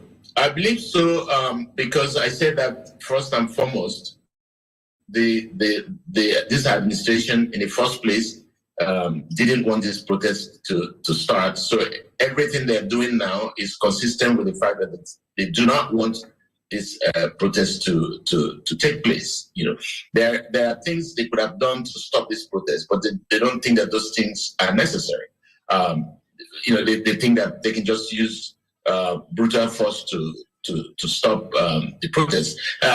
Let me give you this very quick analogy. During the civil rights days in the United States of America, blacks were heavily discriminated against. And when certain laws were passed to allow blacks access to certain places, they put conditions on how to get those services. I gave an example earlier in the morning of the type of swimming pants that you need to access a public pool. Because they didn't want black people to go into those pools, they now prescribed certain swimming pants which they knew were too expensive for black kids to have. So if you went to use those swimming pools in the 60s, they would tell you, well, you know, there's a law that says you can use the swimming pool, but this is how you need to be before you get into the swimming pool. It was basically tantamount to the same thing, you know, and that's what the government is doing. Well, we are going to do the following to them to discourage, you know, the protesters. We're going to tell them this is how you protest. This is, you know, protest is not a 9-to-5 job where you say come in the morning and close by 4. No, it's not. It's not a 9-to-5 job. You know, it's a protest. And they've added the peaceful aspect, you know, to it. I think the government needed to give the Nigerian young people the benefit of the doubt by saying you are free to protest, but make sure that it's peaceful and see how the Nigerians will react. But they never gave them that chance. From what I saw today, they didn't give them that chance. And you know how the human behavior works. If you can't allow me to do this thing through the door, I'll get in through the window. And so getting from the window is what we don't want to happen, you know. But if you force them not to come in from the door, they will find a way to come in because they are hungry and angry. All right. Well, Doctor, thank you so much for your submission and also very sincere and heartfelt submission there from you. We have one more guest joining us who's a public affairs analyst, Trude Achike. He joins us live via video chat. Trude, many thanks for doing this with us. We appreciate you for coming on. Dr. Lloyd just said something which is very, very interesting. He said, protest is not a 9-to-5 job. In this case, 7-to-4 job. What is your take on that statement, saying that protesters can only protest from 7 p.m. to 4 p.m.?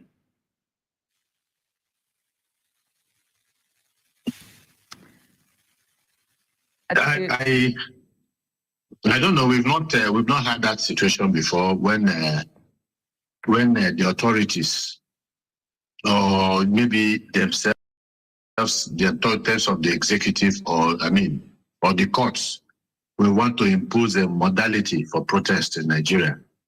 That has not. We've had series of protests. If you look at the history of the political development or evolution of this country, you will see that all along the line, there have been protests, all manners of protests against dictatorships, military dictatorships, against civilian governance or misgovernance. And nobody has had cause to give direction to the protesters on when they need to protest and all that. The protesters decide when they are going to protest, and protests are never done in the night or in the evening time. It's usually done in the day, in the morning hours, most especially because there's a basis for that. By the time when the weather is a bit cool and the sun is not at its zenith, so it's a period that I think favors participation in protests. And because, of course, obviously, we know the implication of having a scorching sun on you, moving under the hot sun, and so it's always been done in the early hours of the morning, and by 11, 12, energies are dissipated. But again, it depends on each protest has its own.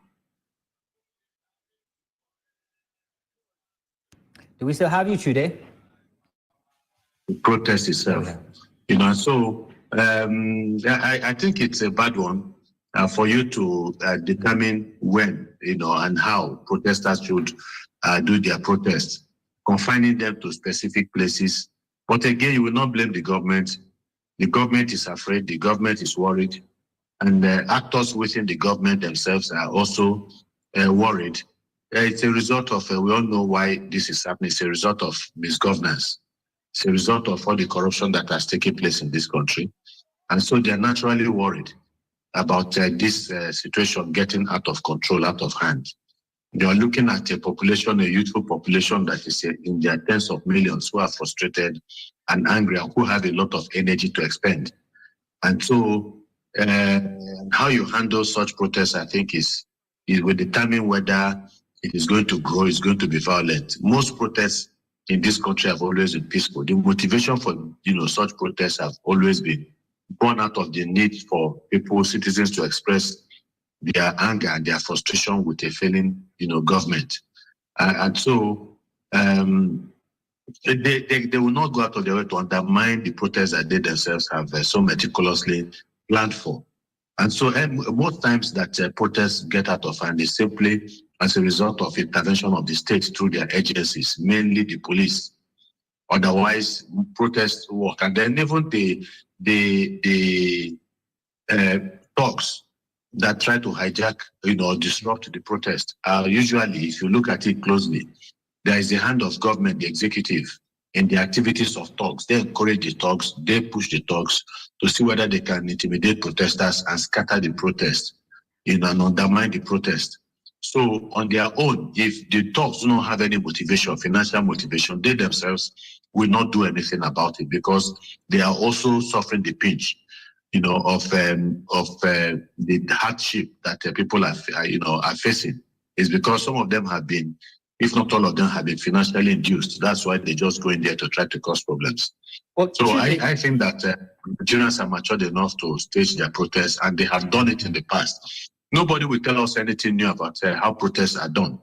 Whether protests will be hijacked or not. They are never hijacked. Because the people who are doing this protest, responsible people in most cases, I know because I have been in the middle of this for several years.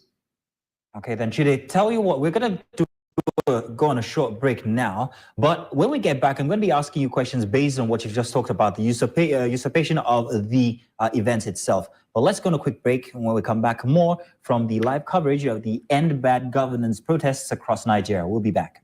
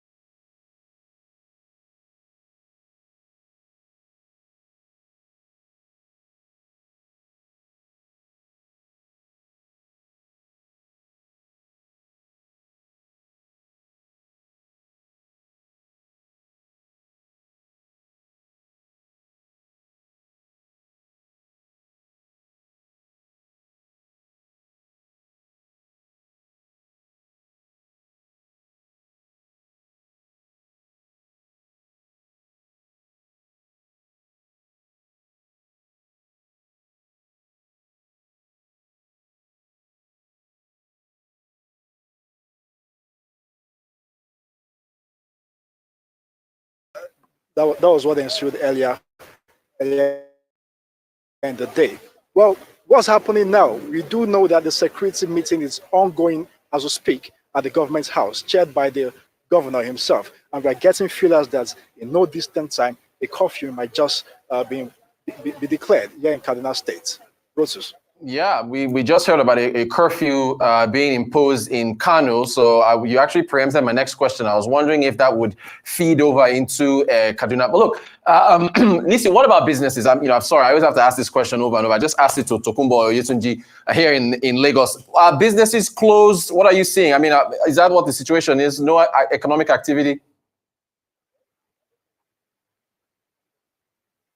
Well, economic activities, all businesses have been closed. That's the truth. The only business activity functioning are just few motorcycle moving people from point A to point B here in the state.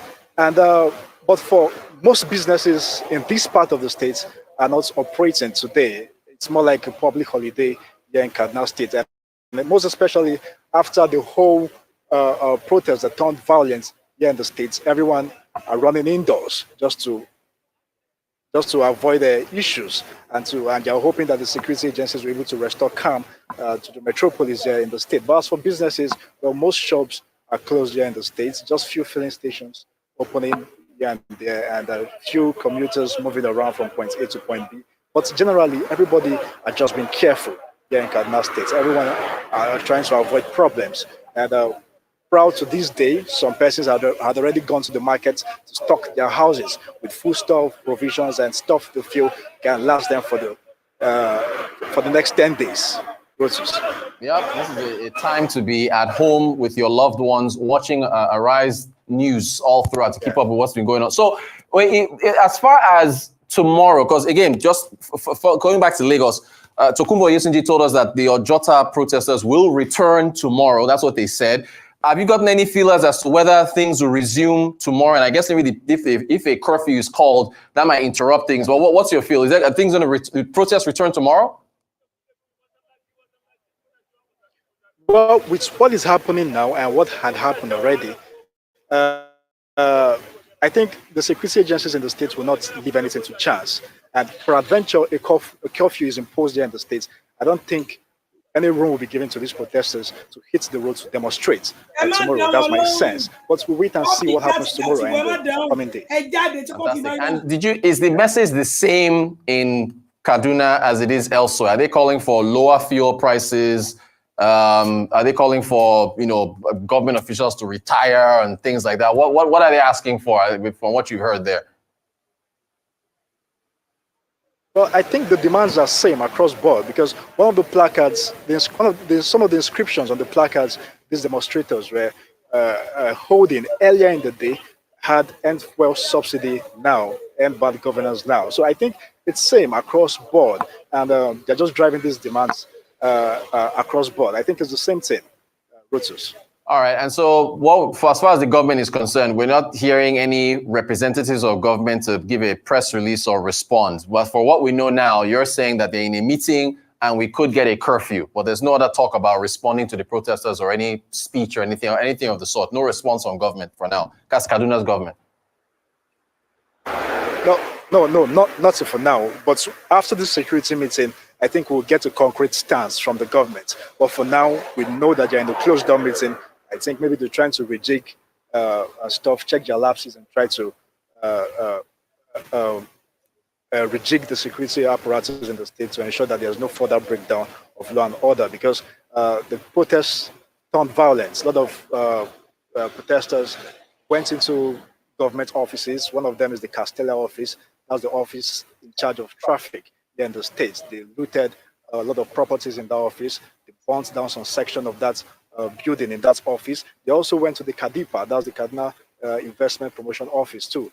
That office was also affected. The building from outside was littered with stones. Most of the glasses were broken. And so to avoid issues like this and to avoid the breakdown of law and order in the States, I think that security meeting is very important at this point in time, and we'll wait to see the outcome of that meeting. Indeed. Thank you so much for the updates, Nisi Gabriel, there live in Kaduna. We appreciate it. We'll check back with you again as we continue our nationwide coverage of these protests. Thank you so much, Nisi. You're watching the Global Business Report here on Arise News. The coverage around the country continues. The protests. Stay with Arise News. We'll be right back.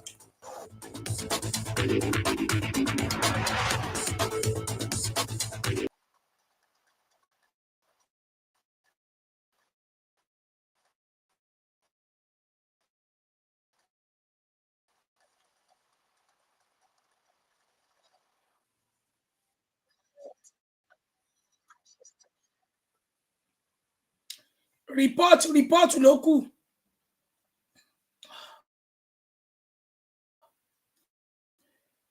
I got to know what tell me. I'm a connecting everybody ni. Gbogbo wọn la máa gbé. Àwọn lè ti ń polówó.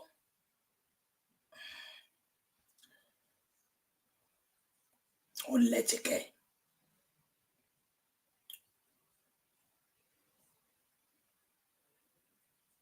Gbogbo wọn la máa wò.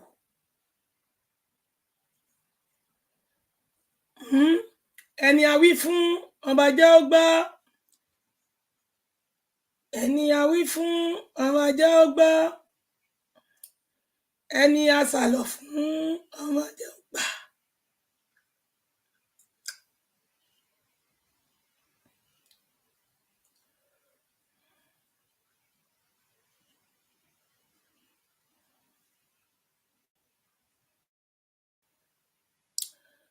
Ẹni àwí fún ọba jẹ́ ó gbà.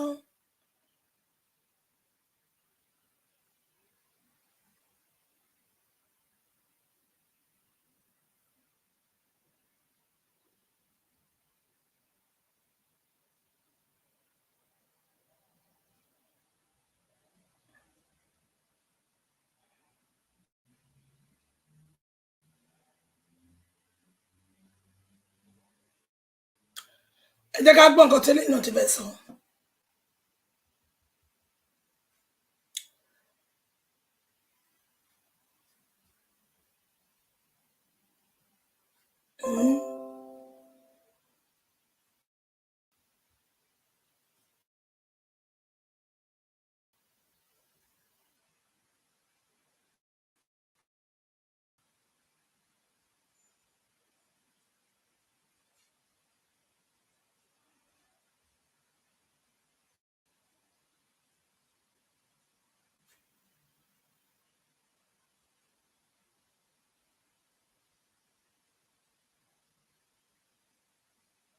You have a girlfriend, you guys are not communicating, or your partner. How can that relationship last long? True. So, and kudos to heroes, because everybody that has been on the street in the start of the day, I see them as heroes because they show that they are not cowards, they show that they are not morons, they cannot be brainwashed and silenced. So, for me, go out and protest, and the police, please, these people are protesting for you too, because now the same market where then they go, now you they go. You get wife, you get children. Hunger, they even hammer you too. So you've got to be on the side of the people. Don't allow bloodthirsty people to soak your hand in blood. Thank you. Thank you so much. Thank you so much. Thank you. Thank you so much. Choose, he talk something. No, another year he talk. Oh, sorry. Sorry. Before you talk, what you talk? Hello? Hello? MC Chooks, walking talkie. Now, good afternoon. Yeah, good afternoon. Please, who's on the line? Where are you calling from? My name is Macha. I'm coming from Ikeja. Okay. How are you there, sir? Oh, fine. Now we're done. Talk to us. Okay, so I'll be very fast. Regarding this protest, currently the protest in Kano has been hijacked and there has been a lot of upsets. People are setting. I think is that if you are protesting, you are not supposed to loot or make it unpeaceful, because you cannot burn down a country that will protect or make better. Abi? So I don't know why you are trying to protest and you are making things worse than it already is already. Okay. Currently in Kano, reports that are reaching me is that people are Hello? Things. It don't make any sense. Say again, talk again. We know that one. He said what happened? He said reports from Festac says that what? Not Festac. Kanu. Reaching me from Kanu. Okay. Yes, from Kanu right now. Is that people are setting stuffs ablaze and looting things. And I cannot just understand why you are coming out to protest against bad governance and you are burning things down. It don't make sense. You are giving the government things to use against us. Yes, because exactly. Say we know good, we know Yes. the lead now well. Yes. But now they burn things. And this is what the government said initially, that it will be hijacked. Yes. And you are coming out to protest peacefully. You are burning things. It don't make any sense. Tomorrow now government will say, look what they are saying. Yes. So I don't know what we won't get out of this. It don't make any sense.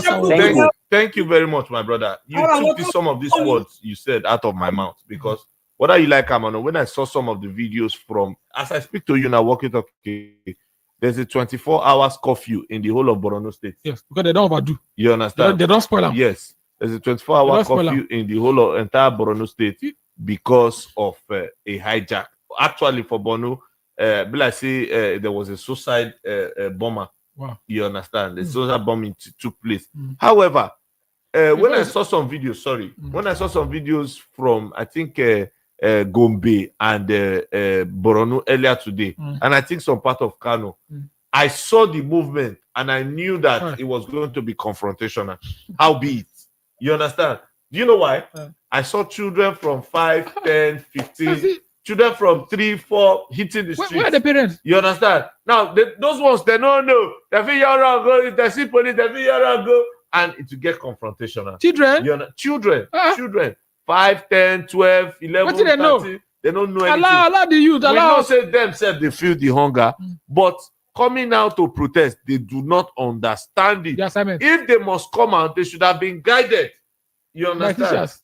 They should have been guided. By their parents. You understand? By their parents. Yeah. No, they Parents be teacher. That's what I'm saying. So they should have been guided by their parents, community leaders, and stuff. But instead, they left them to be running to and fro.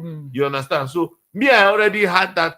I was just praying in my mind, say it should not get confrontational with these members of the armed forces, and everything should go smoothly. Because if they occupy the state and this thing goes smoothly, whether you like them or not, the politicians go pay. My own thinking, I don't know about another person. I don't everybody they think. You go think, so I go think, we'll bring our heads together. For me, according to that, our other caller when come from UK. You know, see Fubara. Fubara come outside, go meet the protesters. Huh? Yes, now even talk to them. The Minister of Youth in Abuja, he went to, even if the people they were booing him, they don't allow him to talk. But at the end of the day, they listen to him. They listen to Fubara. So you don't say if president come outside. That's what we are saying. He go talk not until he gets to. That's why I said that. I say it is not yet Uhuru. So my be say it would have gone a long way to quell. So who be the way they are now? The same thing will happen during NSA. Buhari did not come out. He get problem. He doesn't talk to us. They follow the forest. Is it that because you said it earlier on, the same Tinubu, that's President Tinubu that said that he will continue from where Buhari stopped, is the same person that is saying there's no money for him to work because the last administration looted the economy dry. So it is too. Wix gives you the power of AI to build the website you need. Full business functionality and a design tailored just for you. Customize. Okay, don't talk again. It's like continuing. Let I read this message. Victoria, they send us message from Festac. She said, "Good evening, MC Chooks." He said, "Festac dry you." He said they can't give us light so that everybody go day inside. Like day. Even I get like Mr. Desmond. Are you big light? If I get like, see, when I they watch kind of Good evening, my brother. It's Hello, school and come. Kudos to our Nigerian I like the fact when Lagos say come. Yes. One guy just naked for just like this. Everybody does. Guy naked straight. We see your message. You say it's all of the crap. My name is Ebuka from Oshodi. This one another lockdown. It say everybody. Let somebody call us from Ojota now. Ojota, write us or call us. Somebody said Nigerians are brave for once. Yeah. Chia Gozi, the writers from Chicago University. People at the Lekito gate side. Okay, Lekki, when I call us. Wilfred from Surulere, he said we don't need him address because he don't get anything where he won't talk. This is his opinion. He said that's why himself don't fit come out. The best thing now for him to just step down because him no go talk or do anything. Okay. Thank you for your mercy. Can we hear from this message? Okay, let's take that call. Hello. Hello. Good afternoon. Yeah, good afternoon. My name is Sonny Annexon. Sonny, welcome. I'm happy for. Yes, I'm calling from Alimosho area. Okay. Everything is very calm. Where for Alimosho? Which side for Alimosho? Ayobo, Abi Yanopaja, Abi Egbeda? No, from Oremeri area, from Meron Road. Meron. Okay, that's towards Ayobo now. Yes. Okay. Yes, that's where I'm calling for. Everywhere is calm. Okay. Me myself, I'm inside house. Confirm. I just keep one close for my. Which side for Meron you did? Where you did now? Big goat.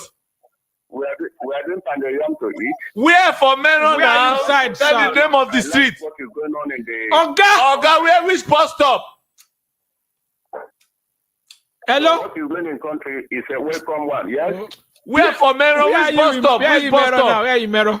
Do you want to come? Yes. Where are you? Ask me that kind of question. Okay, I will call you after. So listen to me. So No. I like what is happening. Tinubu say he's going to continue where Buhari stopped. But you people forget to tell people, say somebody said I will make this country ungovernable. And this since that time this country is not governable anymore. Thank you very much. Thank you. Thank you. But are you going like that? Hello? Afuadama, why are you calling? Somebody say. God. Okay. This country now one. Somebody say you guys are doing a great job, and I applaud it. I also encourage our Nigerian youth to continue the struggle until Mr. Tinubu addresses the nation. Globally, our Nigerian passport is rated alongside that of Pakistan and Sri Lanka because our government is extremely terrible. I am Okechi, all the way from Philippines. Manila, to be Hello. Hello. Hello. My brother, good afternoon. Udo Dirigi. I just come back from National Assembly now. Go meet the Okpab. What do you mean? Godwin. Our Senate President. Godwin Okpabio. He say. Godwin Okpab. He say if you like, maybe I go do protest. We go there for have the chop chicken. What is that be name? Godwin Okpabio. What do you name?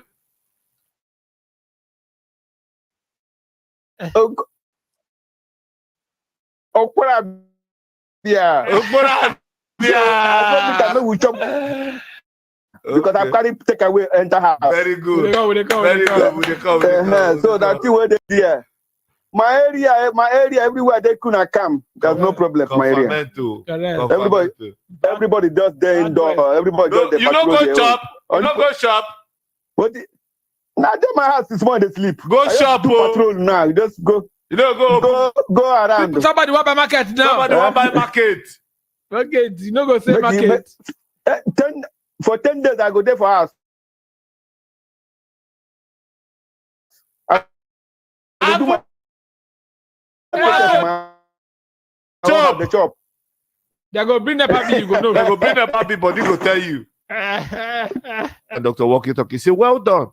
He said, "Please see, don't be surprised at some of the masses defending the present bad governance in Nigeria. What do you expect from those who are affiliated with bad governance?" He said, "As human beings, they have no option than to support, so as to continue enjoying the odd benefit." Reverend Paul. You know, say me and you, we get personal matter because Reverend Paul was part of the last administration. Yes. So I told you to apologize to me every day. You have not done today's own. Hey. Sorry. Mr. Desmond, like Mr. Desmond, I'm coming, oh. I'm coming, oh. Okay. Walking, talking, the one man riot you. I'm telling you. He is well. Are you in the shop, Mr. Desmond? You know, we shop in the house. In a shop? In the house, in the house. No, in the shop. That's He right. has We the are shop, the opposite balance. protesting. If I open shop, which means I'm not a good citizen. Ah. Kebino. You talk about these children who are underage in Boronu. How people who vote all these years. Forgive me. Now you are telling us there are too minor to protest. Not be lie, you. Not be lie, you. Too minor to vote. Forgive during me. election time. Forgive me. Come on now.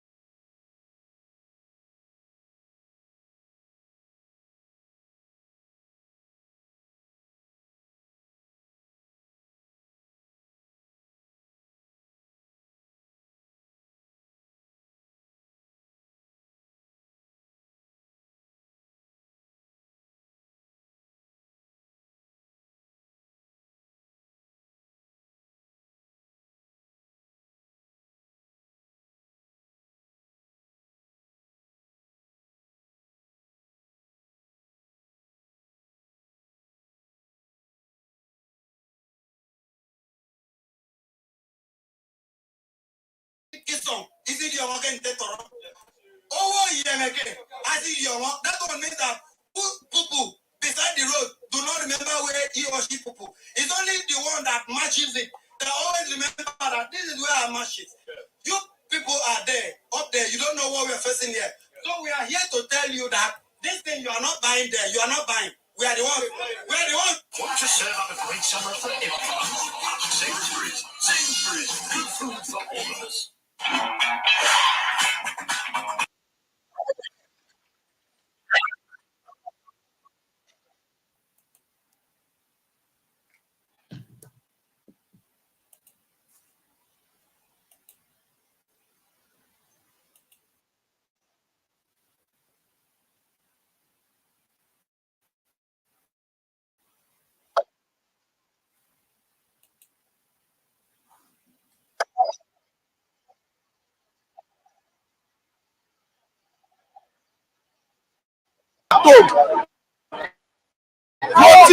Protesting only on today, not corruption. Come outside and protest for your rights. Thank you. I am responding. Okay. Sorry, let me say something. My name is Emmanuel. I want to speak about this protest. Whether Ahmed Tinubu is listening to us.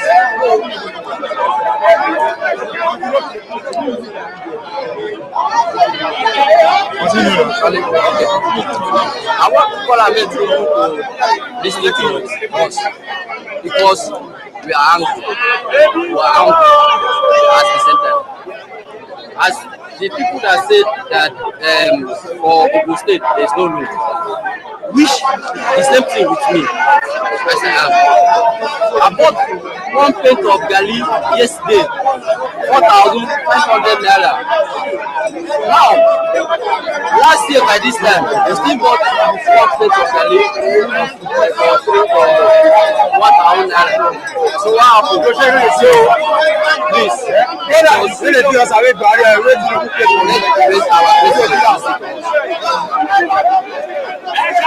Alright, media.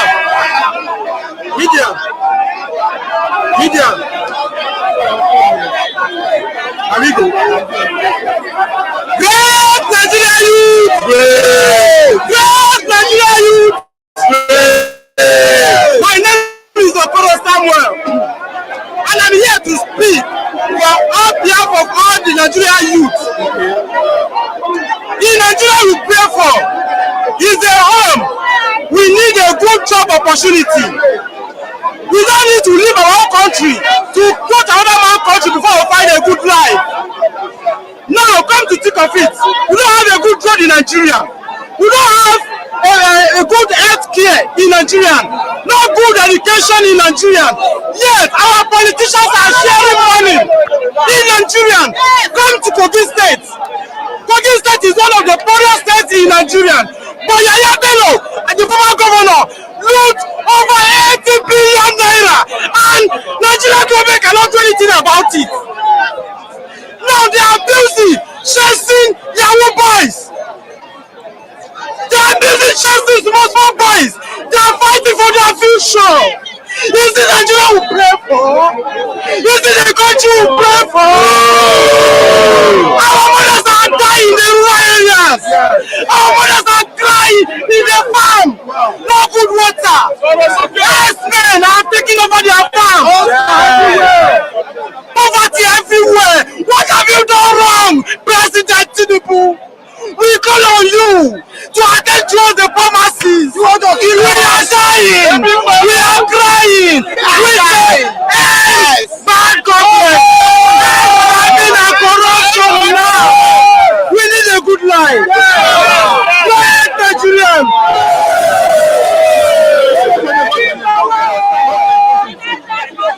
My name is Okoro Samuel. Thank you. The bandit issue started during the Yaradua regime. We have had several governments since then. And up to date, they are still unable to capture the Boko Haram. Instead of them to capture them, we have more Fulani men and some poor bandits. I don't know. So are they telling us that they are not, they don't have the strength enough to capture those people in the Sambisa forest? We are tired of losing our people. We are tired of losing the students. We are tired of wasting our money on security. They should do the needful. We are waiting for their response, and we need an immediate action on our request. Yes, we need a good perfection during Tinubu's regime. Yes, You know, for me personally, I'm not just angry. I'm tired. I'll tell you why I'm tired. End bad government will not stop until we have the right people in government. Yes. So end bad government means end bad people in government. Yes. What we have in government are thieves. Okay. Clear criminals. Yes.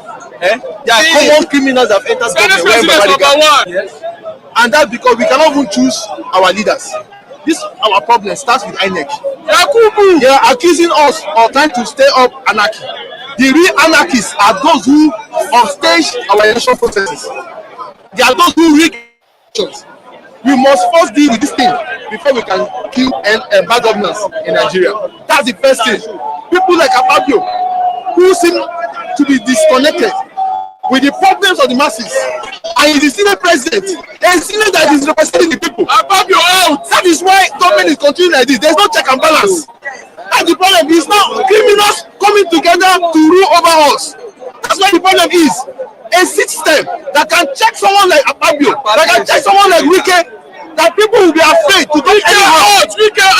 We don't want people that are not representing us. This is our demand. Yes. From the senior president, he must resign. Yes. Wike must resign. Yes. All of those criminals, Yakud. The Drone Age has begun, a large-scale military online action game warfare. Take out reconnaissance and strike drones to hunt. We must be threatening the youth in Delta State. How can we watch? And they need to be questioned. He needs to be questioned also. Azari Dokubo needs to be questioned.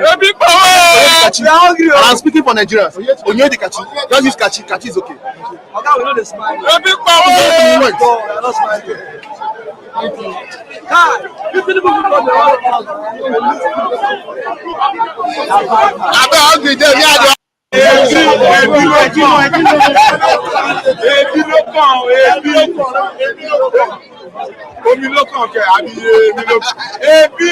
Everybody were hungry. Every Sunday, I need to go when I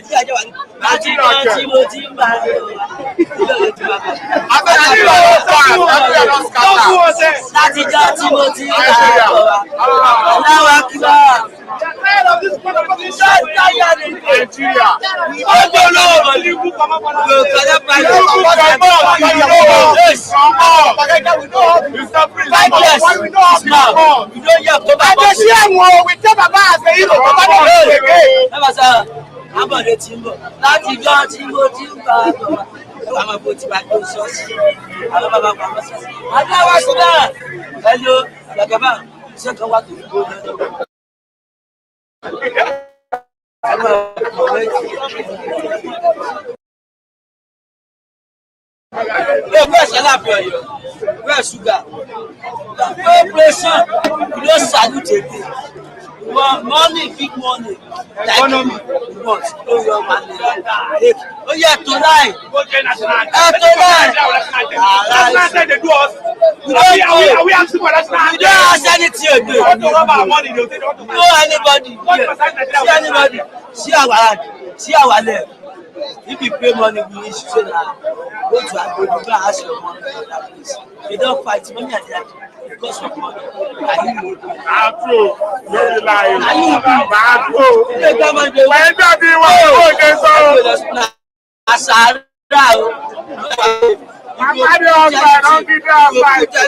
Your mama they call you, your papa they call you, you say you never show. I never show, mama. I'll call you back. I will call you back. I'll show you.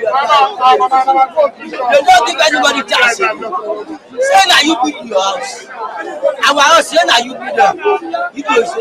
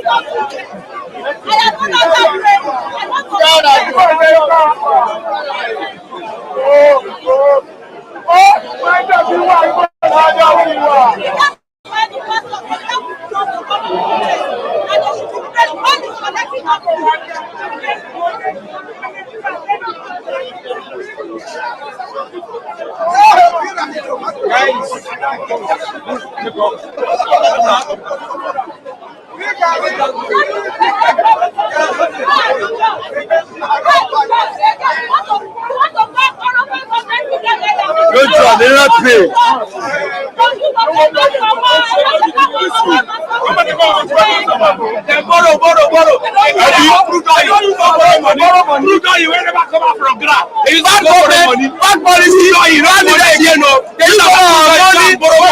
Imagine that kind of thing. Money is no longer enough for them. It's to use our root. My landlord increased my money for 2 years. You don't have 100,000. My room club, I don't pay 100,000. What do I do you? Continue 100,000. I beg big for. Agent, I didn't have money of 200. I don't be staying now. But I don't know if you have to go from there, go fresh from there. What do I do you now, Mama? Big for now. There's no light. I beg you. The government is to provide for the public use. They don't want everybody to They don't want everybody to water compression. You be the one to provide the water for yourself. You provide light for yourself. Your children don't even go to school. It's a problem. That's the movement. I've been Lagosian. It is within my rights to protest peacefully. It is lawful and constitutional. Hunger Day. I can't even afford a square meal again. What are we talking about? Even to fuel my car has become big issue. As of last week, I got for 615. Today, this morning, I got fuel into my own car for 1,050 naira in a oil-producing state. What are we talking about? Can you even afford Gary today? Gary was supposed to be a common man food, a poor man food. Gary is not even affordable. A tuber of yam, my brother, is fucking expensive. I'm sorry for using the F word. That's because I'm frustrated and I'm tired. So we need to take it back and tell them that we are the power, we are the people, we are the movement, we are the ones that put them there. They are accountable to us. How can a sitting senator be collecting hardship allowance? Are you whining us? Now the face hardship. Now the face hardship. Now me and you the face hardship. I am taking it back now because hunger day. Thank you. Peace. I'm all happy.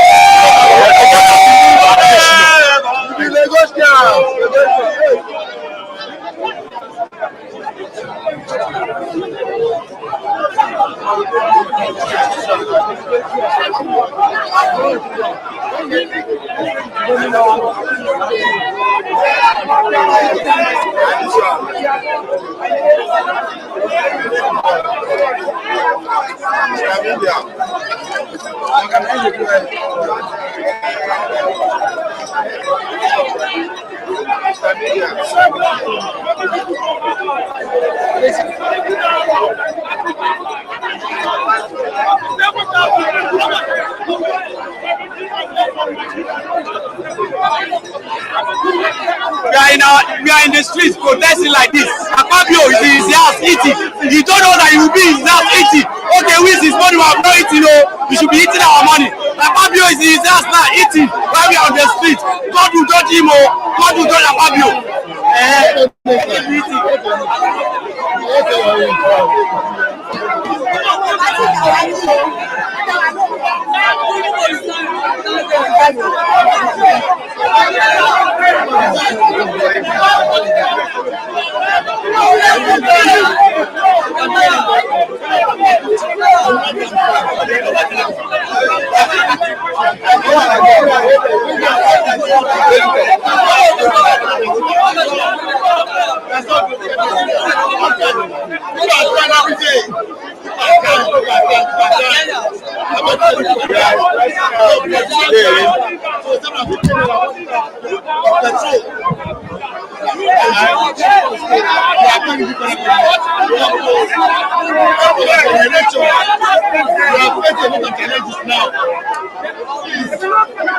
We are not here to fight. We are here for the peaceful protest. Please, Nigeria, you should wake up. We are down government of everything in Nigeria. All you can lazy.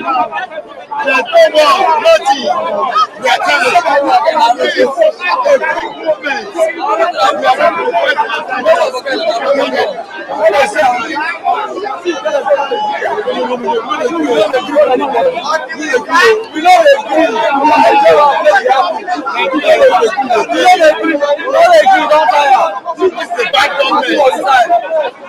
bad government, APC.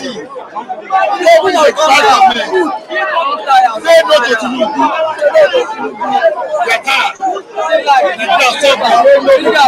Nigeria bag of rice, 85,000 naira. 85,000 naira. They know it's enough.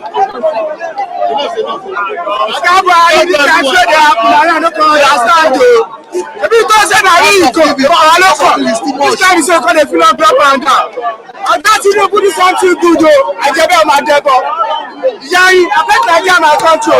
It's not Nigeria not by force. So I thought Nigeria not by style. Every man say, yeah, my devil. Please, my crying. That's the simple. Every president of Nigeria don't have hospital that power.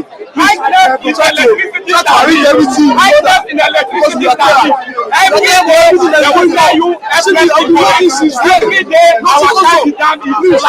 Every day, our candidate is collapsed. We need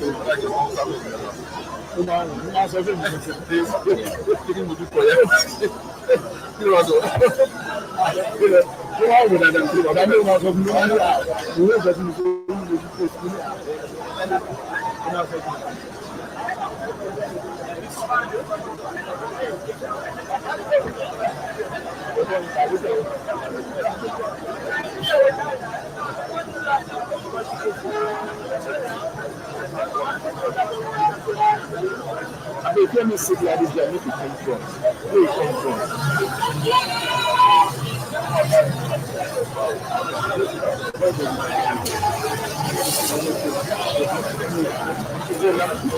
Don't tell me it's good for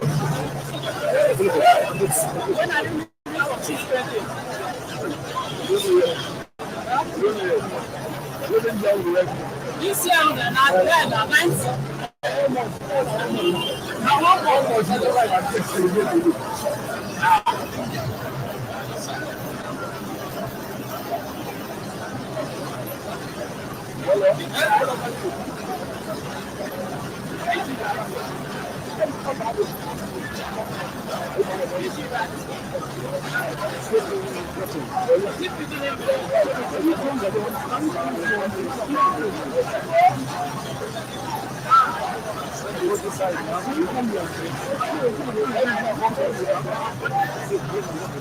Okay, you know what you do? Maybe I don't want to work for you to do. I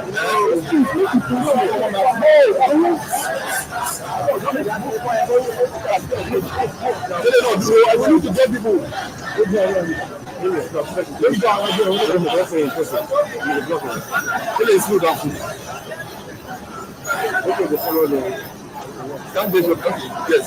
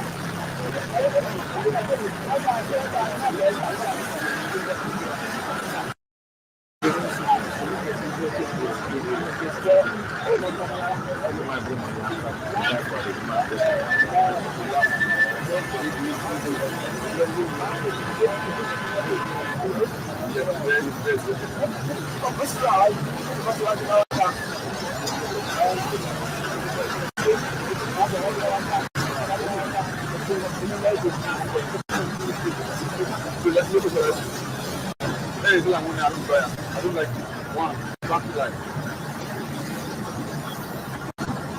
They are doing that in terms of our work. So we take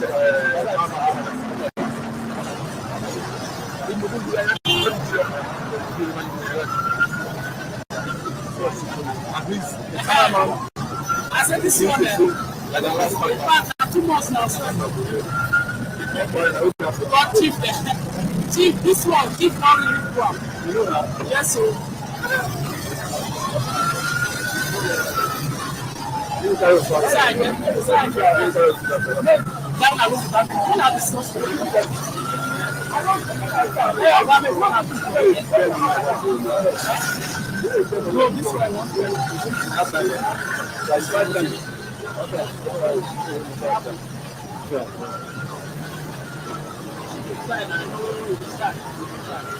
the chief won't bless you, will bless you. Yeah. But you don't get your problem.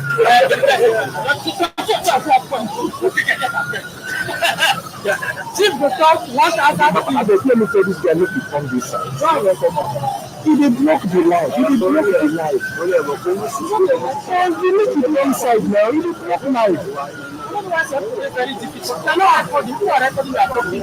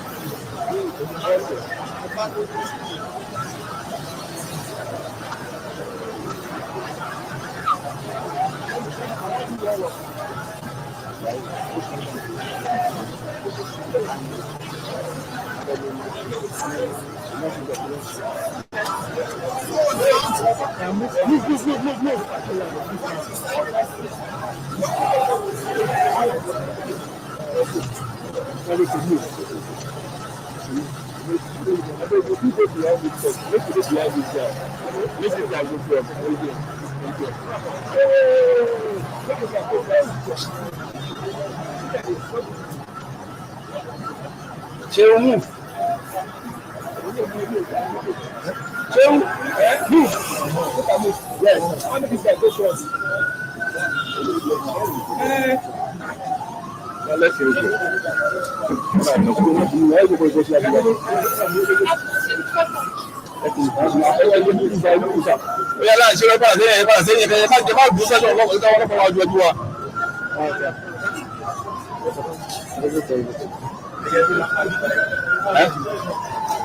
Yeah, mind about the bye. Say, yeah, mind about the bye. Oh, yeah, what they do?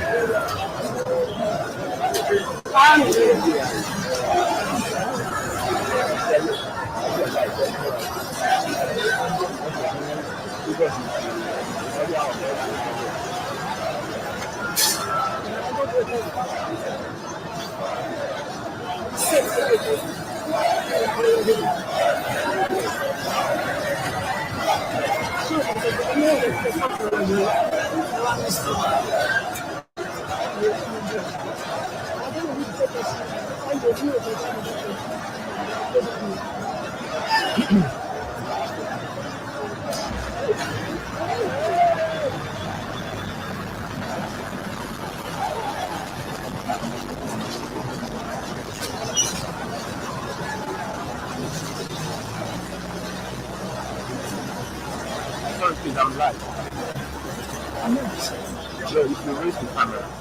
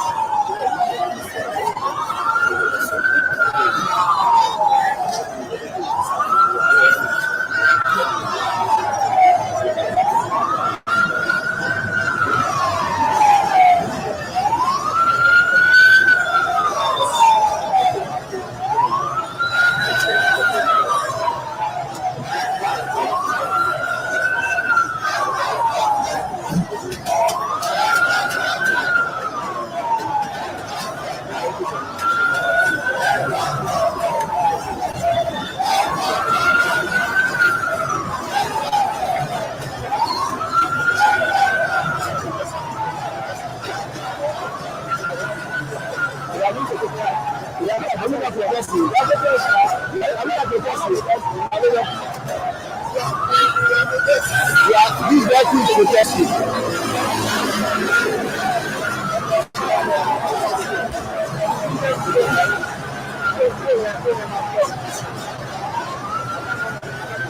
I'm serious.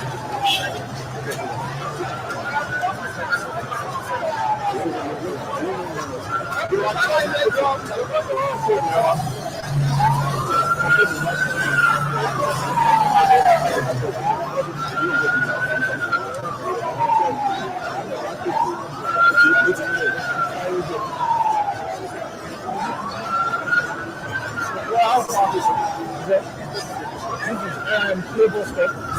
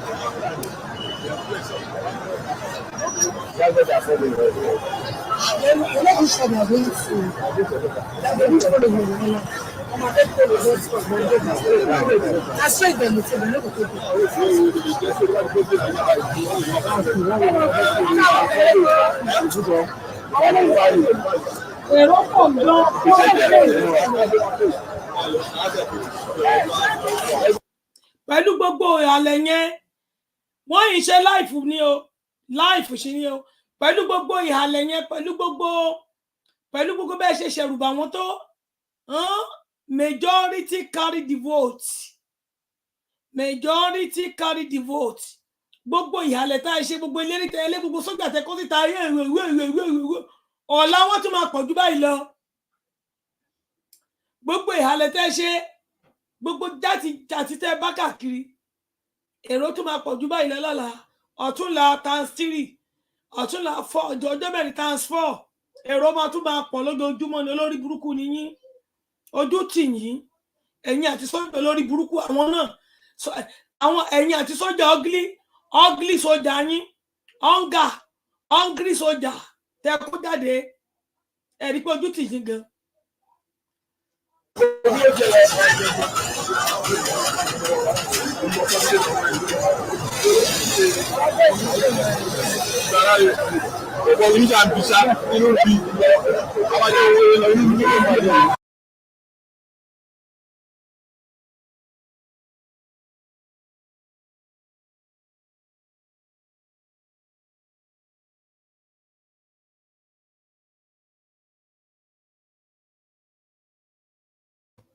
ẹni ọmọ kókó tí kìíní lọ bá mọ́mì tí olùkọ́ bẹ́ẹ̀ bá ń ṣẹlẹ̀ ẹni tó máa kú ẹni tó máa kú ni àwọn tó bá kú àwọn ọ̀rọ̀ yẹn tó bá kú kò kì í ṣe nǹkan kínní kọ́lọ̀ foríjì kọ́lọ̀ tẹ sáfẹ́fẹ́ rere ó ti bá tiẹ̀ lọ nìyẹn so kò sí kan tó yẹn fẹ́ ṣe sí ìyẹn ò ní kọ́ máa jáde lọ́la wọ́n ti jáde.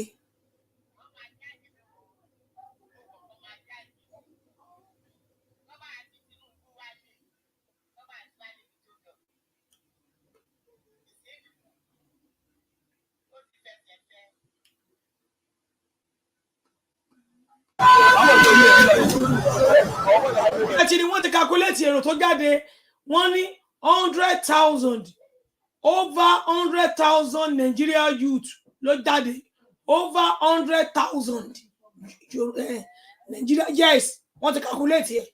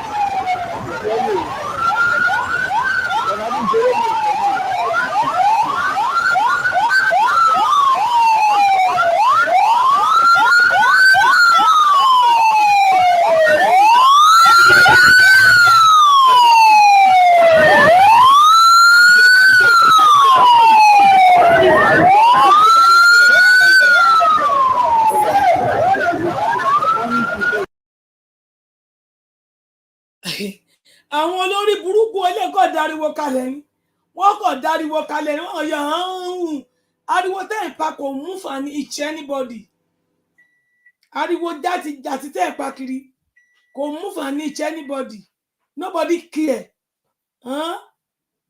abẹ́rẹ́ ni kò sẹ́nibọ̀dì tó care pẹ̀lú gbogbo ariwo tẹ́ ẹ̀ pa gbogbo àwọn tẹ́ gbé jáde gbogbo wọn ń gbèrè tẹ́ ti jáde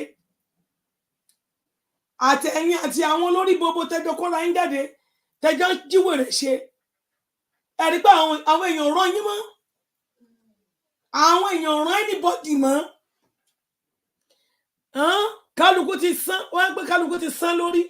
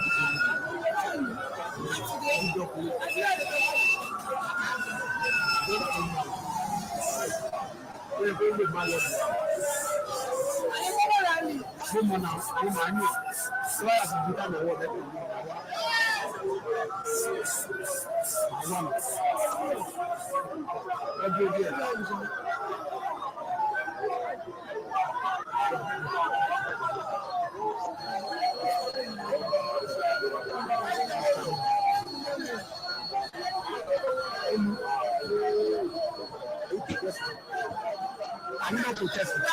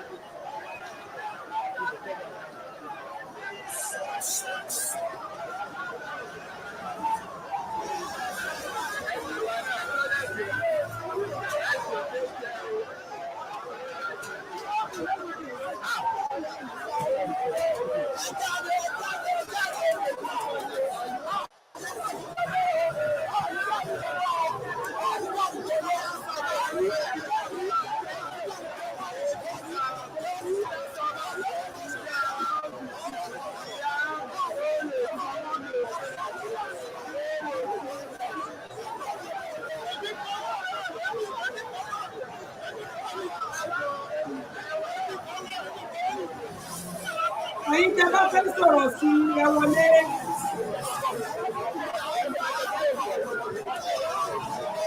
Ẹ̀yin tẹ́ bá fẹ́ fojú sùnùkùn ohun tó ṣẹlẹ̀ lẹ́yìn ẹgbórí wọlé.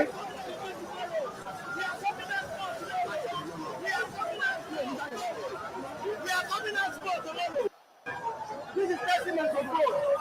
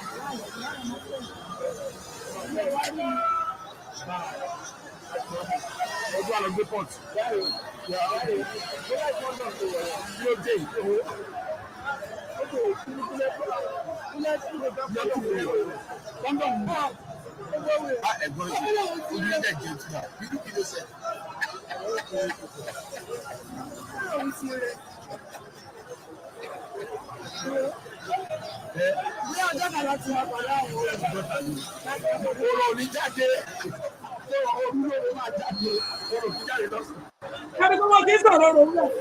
Ẹ̀wọ́n mọ̀ ọ̀rọ̀ máa jáde.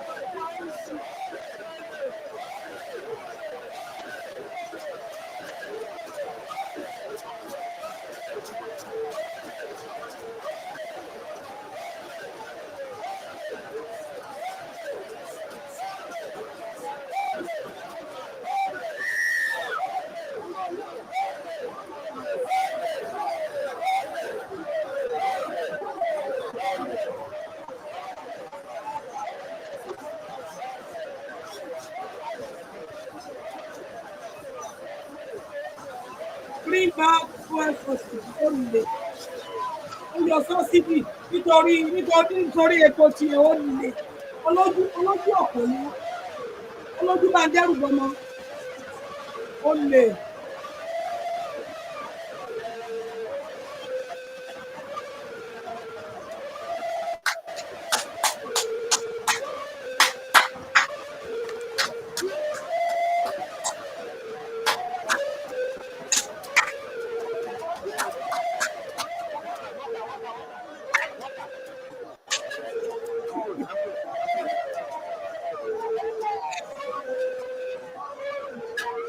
Ó yọ subsidy torí mátà epo ẹ̀ torí epo tiẹ̀ ó lè ó yọ subsidy kan.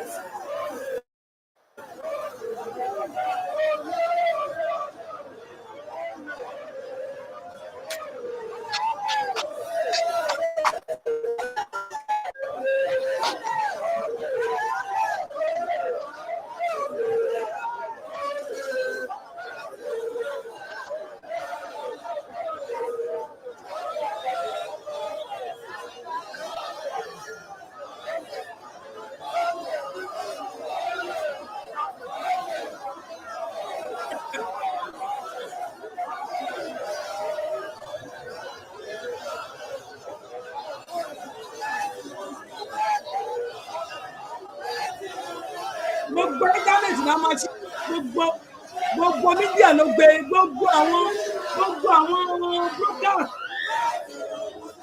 Arise gbogbo wọn kò sẹ́lẹ̀ tí ò gbé inú wọn gbogbo wọn ló gbé ẹ̀sìn worldwide ẹ̀sìn nationwide ló ṣe ẹ̀sìn nationwide national ẹ̀sìn national ló ṣe ẹ̀sìn national ọmọ Haúsá wọn bẹ́ẹ̀ o ọmọ Haúsá kúrò bẹ́ẹ̀ kò ṣẹ̀ sí o Buhari wà bẹ́ẹ̀ kò ṣẹ̀ sí orí bó ṣe ṣẹ̀ sí orí bó ṣe ṣẹ̀ sí ọ̀la àfíṣẹ̀ ti kọjá báyìí.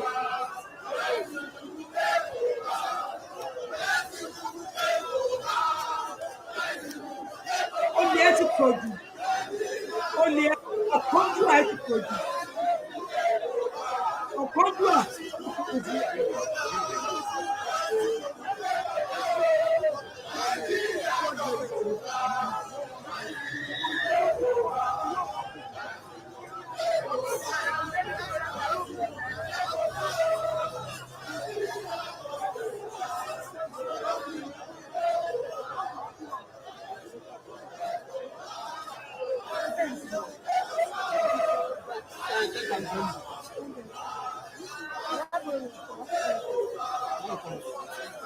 Gbogbo wọn ló gbé kò sẹ́ni tí yóò gbé ní ìsìnkú tí ẹni tó gbogbo ọ̀rọ̀ protest ni wọ́n sọ ọ̀rọ̀ protest ni gbogbo wọn sọ gbogbo news ni wọ́n gbé pé news kan wà Nàìjíríà kò sí onímọ̀jẹ̀ ṣẹ̀ sí worldwide.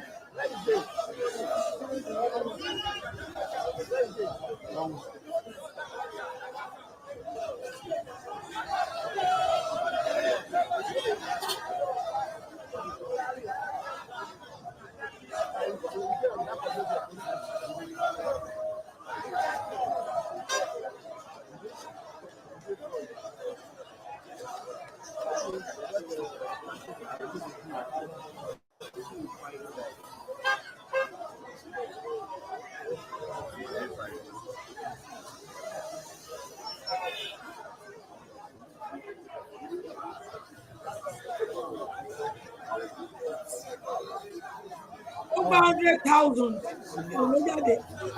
over 100,000 ní Lagos.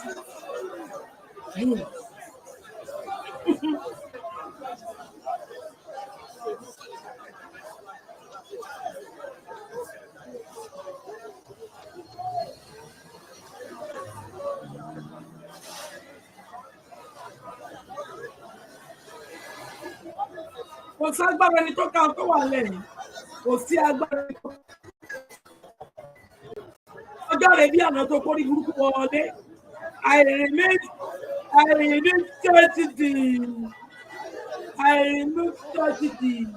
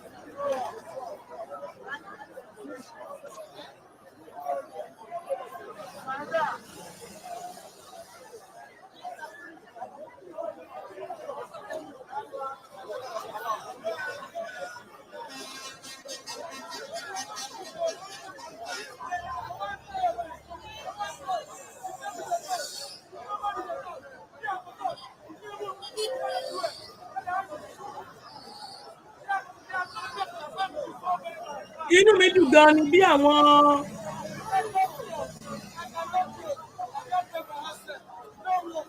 dùn gan ni bí àwọn yúùtù ṣe jáde. Inú mi dùn. Kò sẹ́ni tó expect ẹ̀ pẹ̀lú gbogbo ìhàlẹ̀ orí burúkú.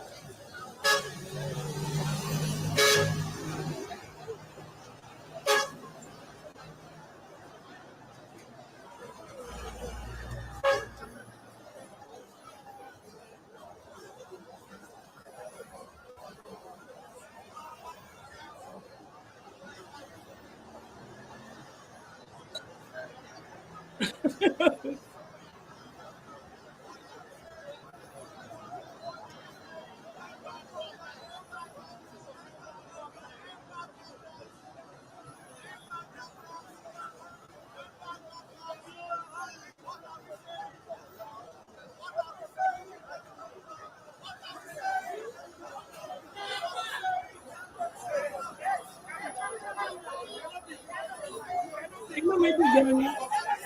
Èrò pọ̀.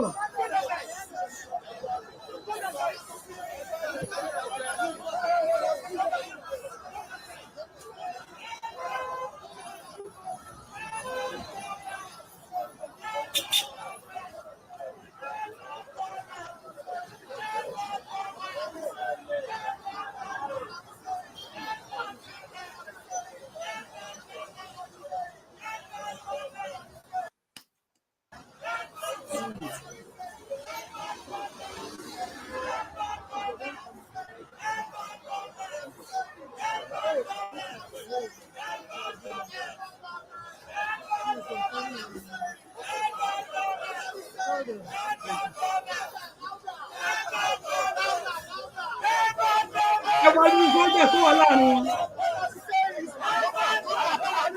Ẹ wá ní sójà láàrin wọn.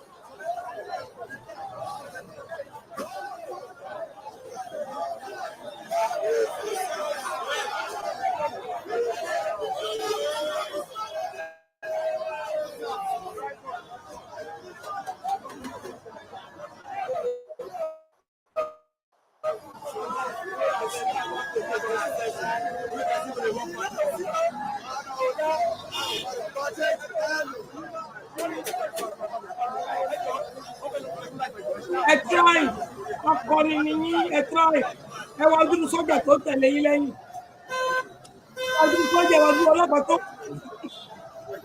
ọlọ́pàá tó wọ́ tẹ̀lé yín lẹ́yìn ẹ try well done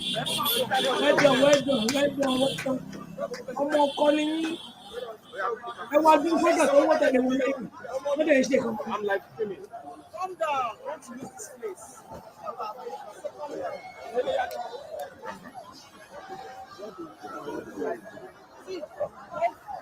It's fine. Please calm down. Calm down now. Calm down now. Kò sí nǹkan tó ní ìdí ọkọ̀ máa tẹ̀sán mọ̀ tó ń gbé náà. Àbí ẹni pẹ̀lú every time là ń jà. How you doing now?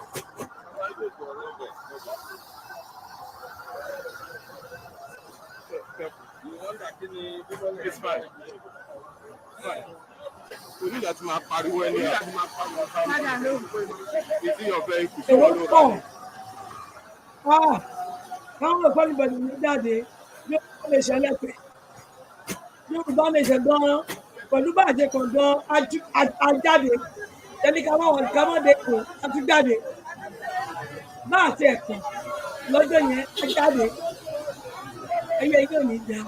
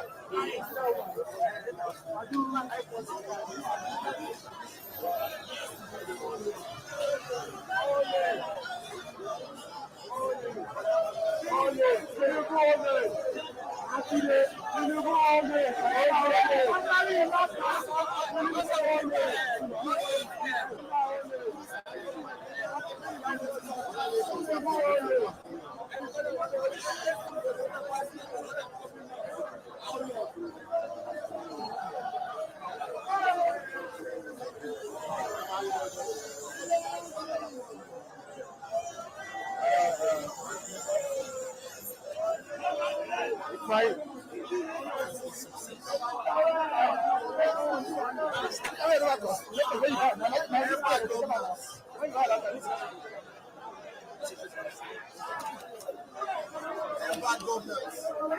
End bad governance now. We are hungry. We are hungry. Say no to bad governance. Bring back full subsidy. Education. Our people are hungry. Our people are dying. They are committing suicide because they don't have food to eat. They don't have food to eat. They don't have food to eat. Our people are hungry. Our people are dying every day. According to Tinubu, it is only Nigerians that should carry the burden of austerity. Him and Shetima, they are sharing money among themselves. Why Nigeria? Akpabio must resign. Akpabio must 21 billion for his residence. 21 billion for the renovation of Shetima apartments. This government is a government of armed bandits. They are looting the traffic of Nigeria. Subsidy. Let me buy subsidy to Nigeria. They are criminals. Criminals in power. Criminals. Vagabonds in power.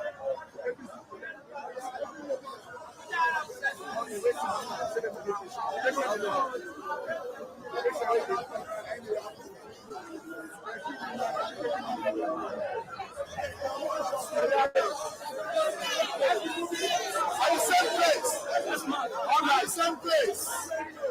At the same place.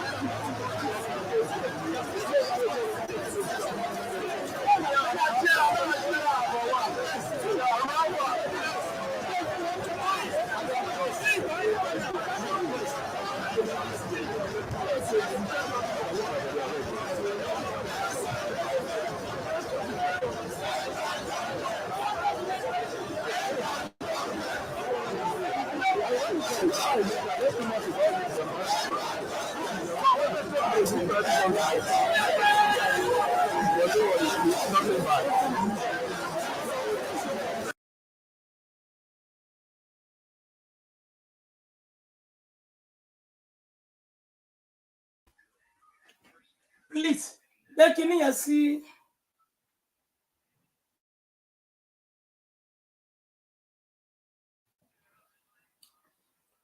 Hello?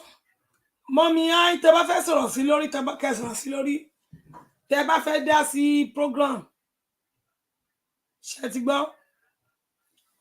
Tẹ́ bá fẹ́ sọ sí lórí ẹni tó bá fẹ́ pè wọlé. Tẹ́ bá ní nǹkan bí méjì mẹ́ta tẹ́ fẹ́ sọ, ẹ pè wọlé sí lórí. Kó tó di pé a máa ń di program. So YouTube, TikTok la máa wà. Tẹ́ bá ní tó bá fẹ́ pè sí lórí àbí sọ̀rọ̀ sí lórí, ẹ pè wọlé. Mo fi ìbà fún ọba tó pọ̀ nípa ti agbára. Mo fi ìbà fún Ọlọ́run àwọn ọlọ́run. Mo fi ìbà fún ọba tó fi gbogbo ayé ṣàpótí ìtìsẹ̀ rẹ̀. Alámọ̀ tó mọ mí sínú ìyá mi. Mo fi ìbà forúkọ rẹ̀. Ipe oṣù kẹjọ, ọjọ́ kìíní nínú oṣù kẹjọ. Elédùmarè mo fi ìbà forúkọ rẹ̀. Ipe ìwọ ni elédùn tó mú ààrẹ. Ìwọ ló mọ̀ wá, ìwọ ló mọ̀ wá. Ìwọ ló ń fi ààbò rẹ̀ bò wá. Ìwọ ló ń ṣọ́ wa nínú àánú rẹ̀. Kábíyèsí Elédùmarè. Mo kí gbogbo ẹ̀yin abiyamọ. Afọ̀já gbọ̀rọ̀gbọ̀rọ̀ pọmọ. Ẹ̀yin abiyamọ tí kì í gbọ́ pọmọ rẹ̀ kó má ta sí wéré. Ẹ̀yin tí Elédùmarè gbé ayé lọ́wọ́, mo kí yín, mo kí yín. Mo kẹ́yin àgbààgbà. Igun mẹ́rẹ̀ẹ̀rin. Mo kí yín o. Mo kí yín, mo kí yín, mo kí yín, mo kí yín.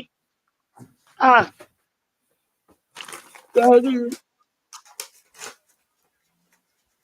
Tó bá ní ìjọba wo ló burú jù láyé tí mo gbójú mọ̀, ìjọba Nàìjíríà ni o. Tó bá ní ìjọba wo ló dájú jù, ìjọba Nàìjíríà ni o.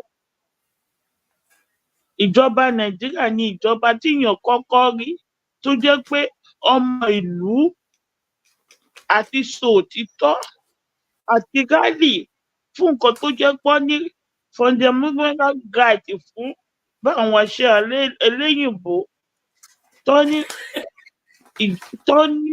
agbára lé lórí àbí báwo làwọn olóyìnbó ṣe ń pè é. Fundamental woman right. Fanda gbogbo ẹ̀ náà ni. Èmi náà tí mo pè náà kọ́. Fanda gbogbo. Bí a mọ̀ máa sọ. Fanda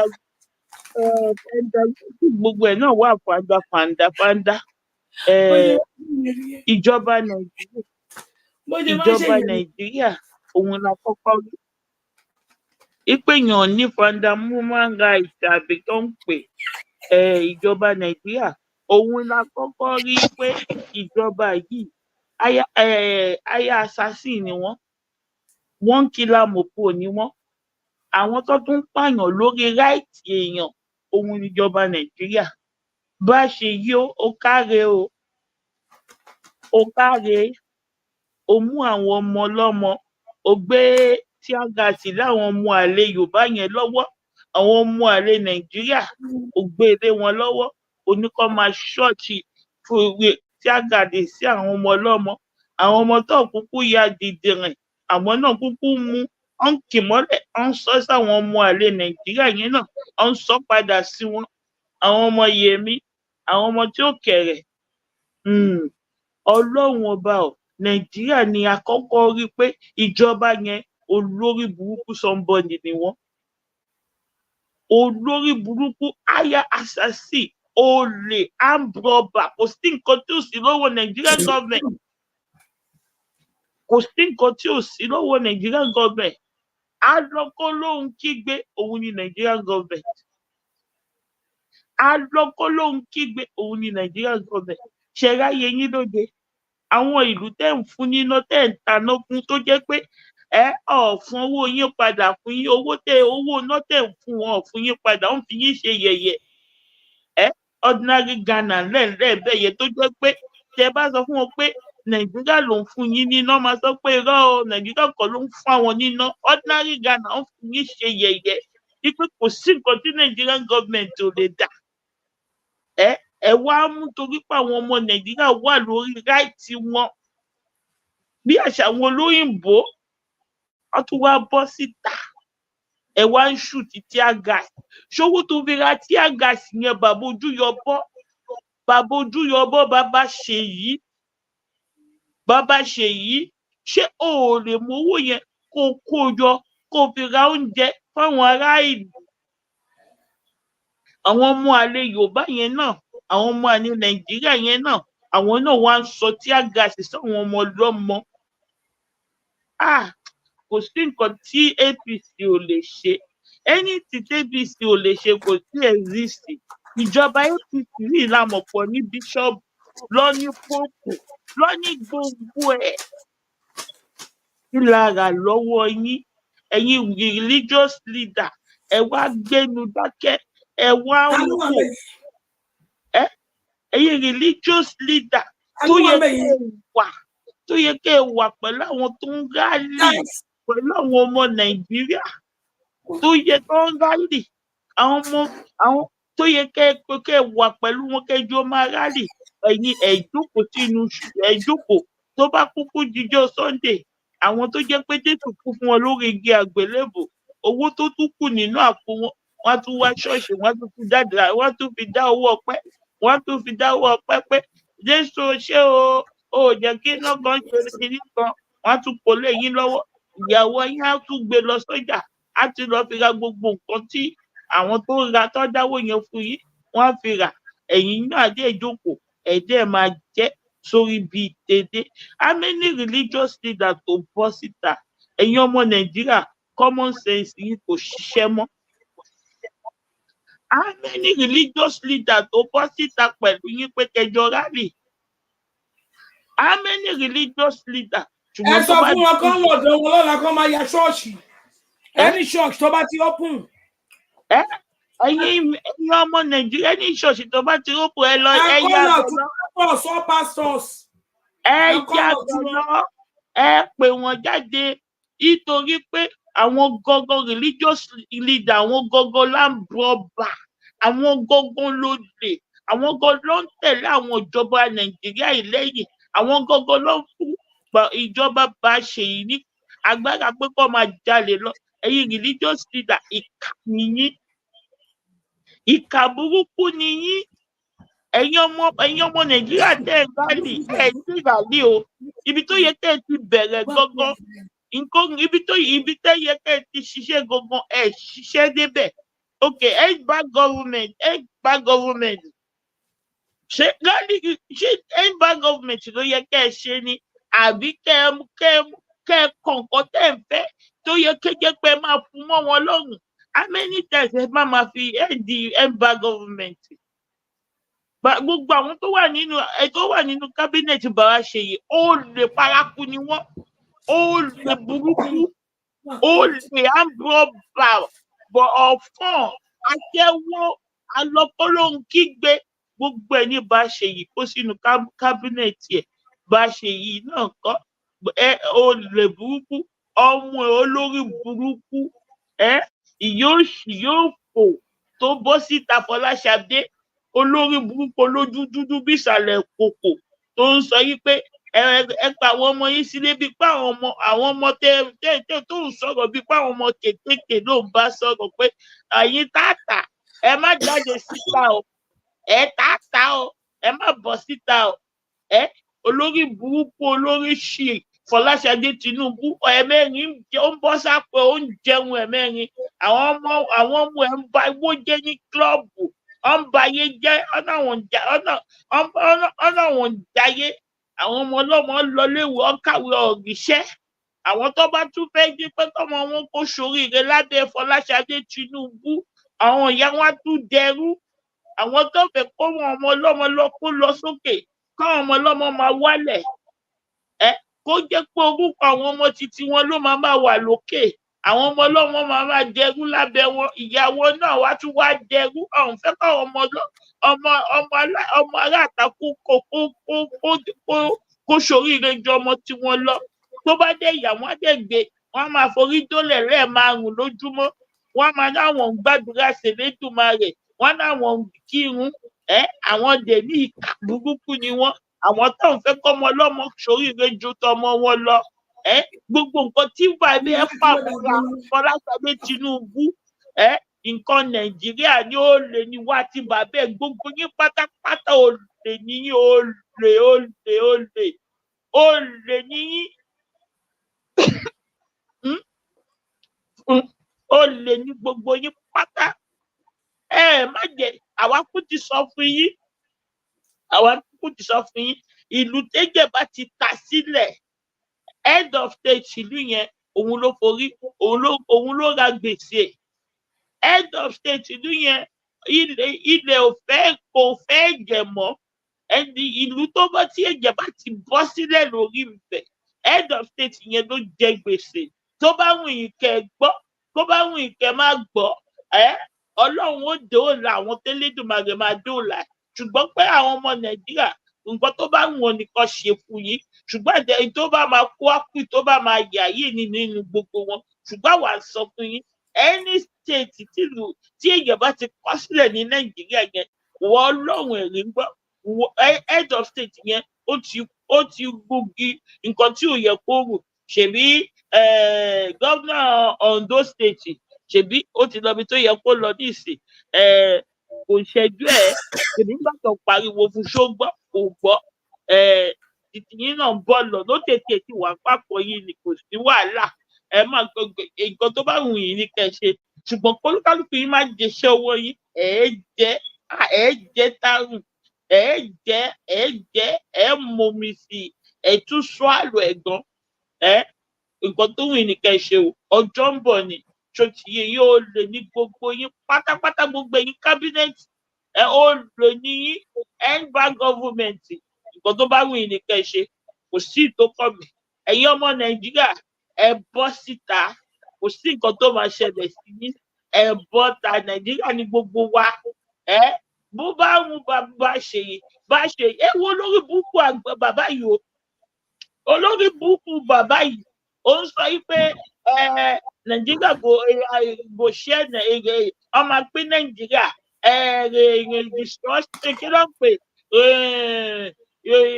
kí ló ń pè ṣé rìfọ́mẹ́ǹtì àbí kí ló ń pè ṣé ẹni tó ń sọ pé regional government ọmọ ṣe regional government òun làwọn ọmọ ní ìlú bọ́ síta tó ń sọ ẹ̀dùn ìlú ọkọ wọn tí kò lè dá wọn lóhùn ṣé olórí burúkú bàbá ojúro yọbọ bàbá tó jẹ́ kó tó kù kó lò nílé ayé kò tó ìtó ń bọ̀ mọ́ òun ló lọ ra gbogbo tajútajú tó kó fáwọn wèrè ọlọ́pàá àti wèrè àwọn ọlọ́pàá táwọn náà tó jẹ́ pé ìtọ́jú mi fún àwọn ọlọ́pàá yìí ni pé ayé yóò dà ìgbẹ̀yìn ayé yín ìmí inú yín máa ń ní àìsàn ìmí inú yín máa ní stroke ìmí inú yín nítorí pé kí ni gbogbo ṣẹ́tẹ̀ ń ṣe ìbẹ̀rù Ọlọ́run sí ẹ̀yìn ọlọ́pàá yìí ìtorí ẹ̀ ló ṣe jẹ́ pé ìgbẹ̀yìn ayé yín ó máa ń pin èkìní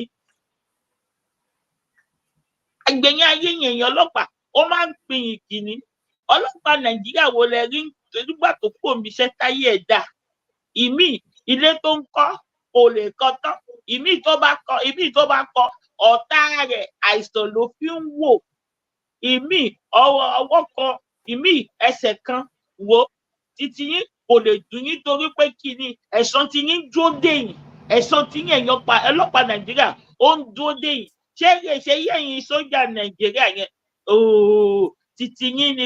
títí yín express ni torí ìwọ lágbájá tó jẹ́ ọ̀gá sójà Nàìjíríà ó mọ̀ kó bímọ ìtò ṣe ní ensars ó ń bẹ níbẹ̀ kò tí kúrò tí o mọ̀ pé lọ́wọ́ ń bẹ̀ ó jẹ́ lọ́wọ́ amúyàlá yẹ àwọn ọmọ ẹ̀ tó bí obìnrin ni wọ́n ilé kan ló máa wọ̀ lọ ṣó dẹ̀ wàá mọ̀ tó lọ́ bá wá mú ẹ ilé tó bá táwọn yẹn bá wọ̀ lọ ó lè jẹ́ ìkan náà àwọn fámìlì wọn ó pa nínú ẹ́ńsàsì ẹ̀sán máa bí wọn torí lílé ayé ìwọ tó bá bímọ sílẹ̀ tó bá bímọ ìdá ọkùnrin àbòbìnrin àgàgà ọmọbìnrin tó yẹ kó ó máa lọ sílé onílé ó gbọ́dọ̀ ṣèkà nítorí pé ìkà máa kà ẹ́ lágbájá àwọn òbẹ pé kí bàbá Ṣèyí má fún ẹ ní kíní pé kó fọ́ọ̀sì kí ló máa ń pè náà òbẹ tó bá lọ òbẹ àtútù dákúnrin àjọ ayé ẹni kójú ẹ tó dún bí dísàlẹ̀ kòkò Ọlọ́run wa mú ẹbí tọ́lọ́run ti wá máa mú ìyá láàyè ẹ o tún wá lọ bímọ obìnrin bíi tèmi wo ibi tá Ọlọ́run wo pàṣẹ tó dóde àwọn ọmọ yẹn àwọn ọmọ yẹn tó bá bẹ̀rẹ̀ tí pàṣẹ yẹn bá bẹ̀rẹ̀ ó ní lè bá wọn bẹ́ẹ̀ torí wọ́n kàn máa kẹjọ́ owó ẹ̀ báyìí wọ́n máa ní dáàdì ẹ ronú dáàdì think about it what do you do ó ní lè rántí iṣẹ́ owó ẹ̀ nítorí o ti báyé jẹ́ lágbájá o ti báyé jẹ́ jẹ́ sọ fún ẹ o ti báyé jẹ́ iṣẹ́ owó ẹ́ńsàsì nǹkan tó ṣe ẹ́ńsàsì ó ń dúró díẹ̀ ṣùgbọ́n àwọn ọmọ tí ò mọ kankan pẹ̀ lọ́ máa jẹ bótò nínú ìyá yẹn tèmi ọmọ lọ fọ́kọ nílé kan ni no matter how you protect them either no Nigeria or Nigeria iṣẹ́ owó wọn máa dúró dé wọn iṣẹ́ àwọn kọ́ lọ ṣe òṣùgbọ́n wọn ló ṣe ó máa dúró dé wọn wọ́n jẹ́ nù ẹ̀ ṣòrí tí wọ́n bá ṣe jẹ́ nínú ẹ̀ làwọn ọmọ ọlọ́mọ máa jẹ bótò nù ẹ̀ nítorí ìgbà tó ń ṣèkàyàn tó òbí bàbá Ṣèyí àwọn ọmọ yẹn ò sí bẹ́ẹ̀ o ìtorí ẹ̀ ló ti jẹ́ pé tó bá bímọ abiyamọ tó bá bímọ ó rọra máa tẹ̀lé nítorí pé lẹ́jọ́ àwọn ọmọ tó mọ̀gbà tó ń ṣèkà lọ máa jẹ nínú ẹ̀ kí ló wáá dé ìwọ lágbájá tó bá bí ìyá láàyè tó bá mọ̀ pé ọmọ Ọ̀ṣun state ni ẹ́ tó bá mọ̀ pé bí títóbi Ọlọ́run ọba àwa má rí dì ní kí bá a ṣe fún ẹ ní obey before control kó wá lọ dá sí kó lọ ṣe nǹkan tí ò yẹ kó ṣe àwọn ọmọ ẹ wọn á jẹ bóta àfikún ọmọ yẹn má má rí lóko Ọlọ́run wá mú ẹ wá bímọ obìnrin jọ ọmọ méjì náà ni kójú tó dúdú bí ìsàlẹ̀ kòkó lójú gòdògbò bí ìsàlẹ̀ ṣàṣù ìkà ṣẹgẹ yẹn ọlọ́pàá Nàìjíríà àwọn obìnrin o àti commissioner of police olójú gòdògbò bí ojú lágbájá gbogbo yín la mọ̀ ẹlẹ́kẹ̀ẹ́rí gidigidi gbogbo yín la mọ̀ gbogbo yín la mọ̀ àti gbogbo yín gbogbo èèyàn ọmọ àlè Yorùbá èèyàn ọmọ àlè Nàìjíríà àwọn obìnrin kẹ máa fọ àwọn ọlọ́pàá yín obey before control àwa ti mọ̀ pé ayé èèyàn ọlọ́pàá ayé yóò kì í ta sọ́sọ́ ní Nàìjíríà àti ìrìn Nàìjíríà ọlọ́pàá Nàìjíríà kan fún ayé ìdarí àìsàn ní títí yín nígbẹ̀yìn ọjọ́ ayé yín ṣé o kò lè dùn mí fún yín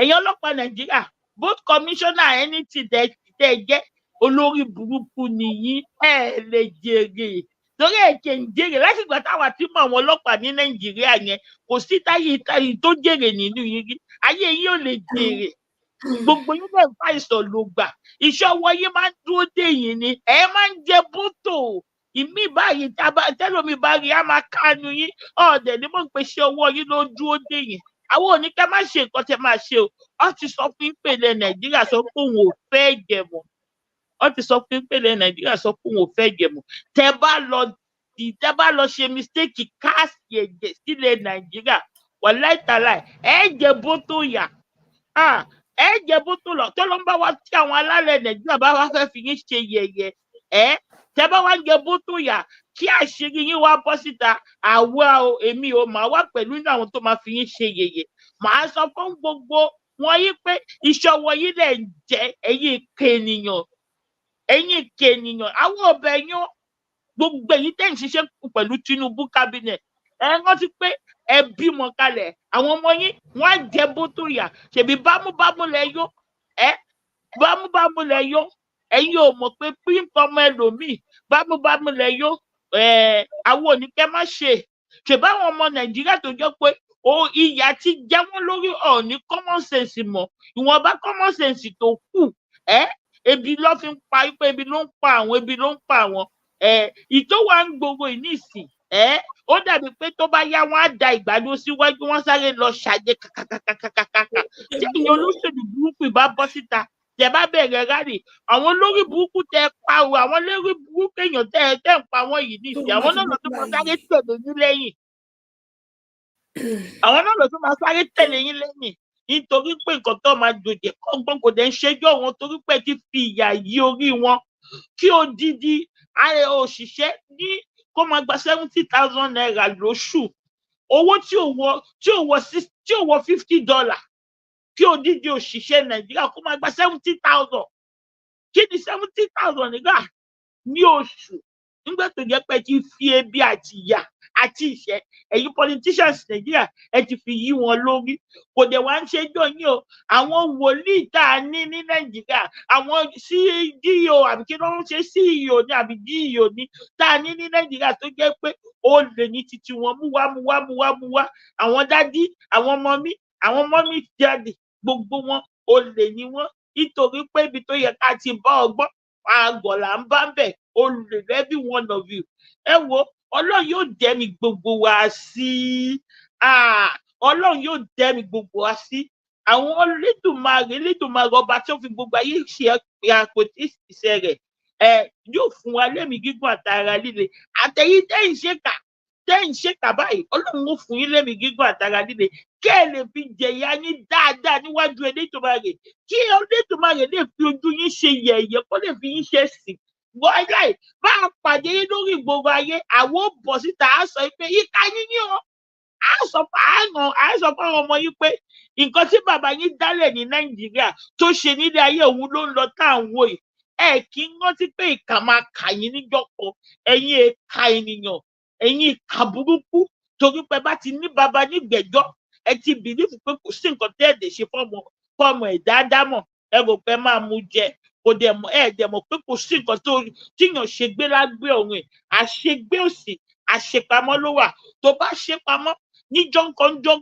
àṣírí yóò tú gbogbo ẹ̀ yóò bọ̀ síta àwọn òbẹ̀yìn ẹ̀yin ìkà burúkú evil people ìkà ẹ̀yin ìkà tó bá wá yá wá ní àwọn ìyá kan ló ń ṣe yín àwọn ìyá kan kò ṣe yín àwọn ìyá oníyàtọ̀ ti jẹ̀kọ́ àti mọ́ínmọ́ín àwọn ìyá oníyàtọ̀ ti mògì àti àtàkàrà tó jẹ́ pé ọkọ̀ jẹun tán ọ̀gẹ̀ ẹ̀fọ́ rírun pẹ̀lú ẹ̀kọ́ ẹ máa lọ dúró máwọn ìyá oníyà láì mọ̀ pé ṣé ọwọ́ bàbá yín ló ń ṣe yín ẹ̀yin èèyàn tó jẹ́ pé common sense yóò ṣiṣẹ́ rárá àwọn bàbá tó bí yín gan ọ̀bẹ̀rù pé ìkà máa kà wọ́n kò sí nǹkan tí yàn ṣe láyé tó gbé àwọn òbẹ gbogbo yín o Mr. Alágbájá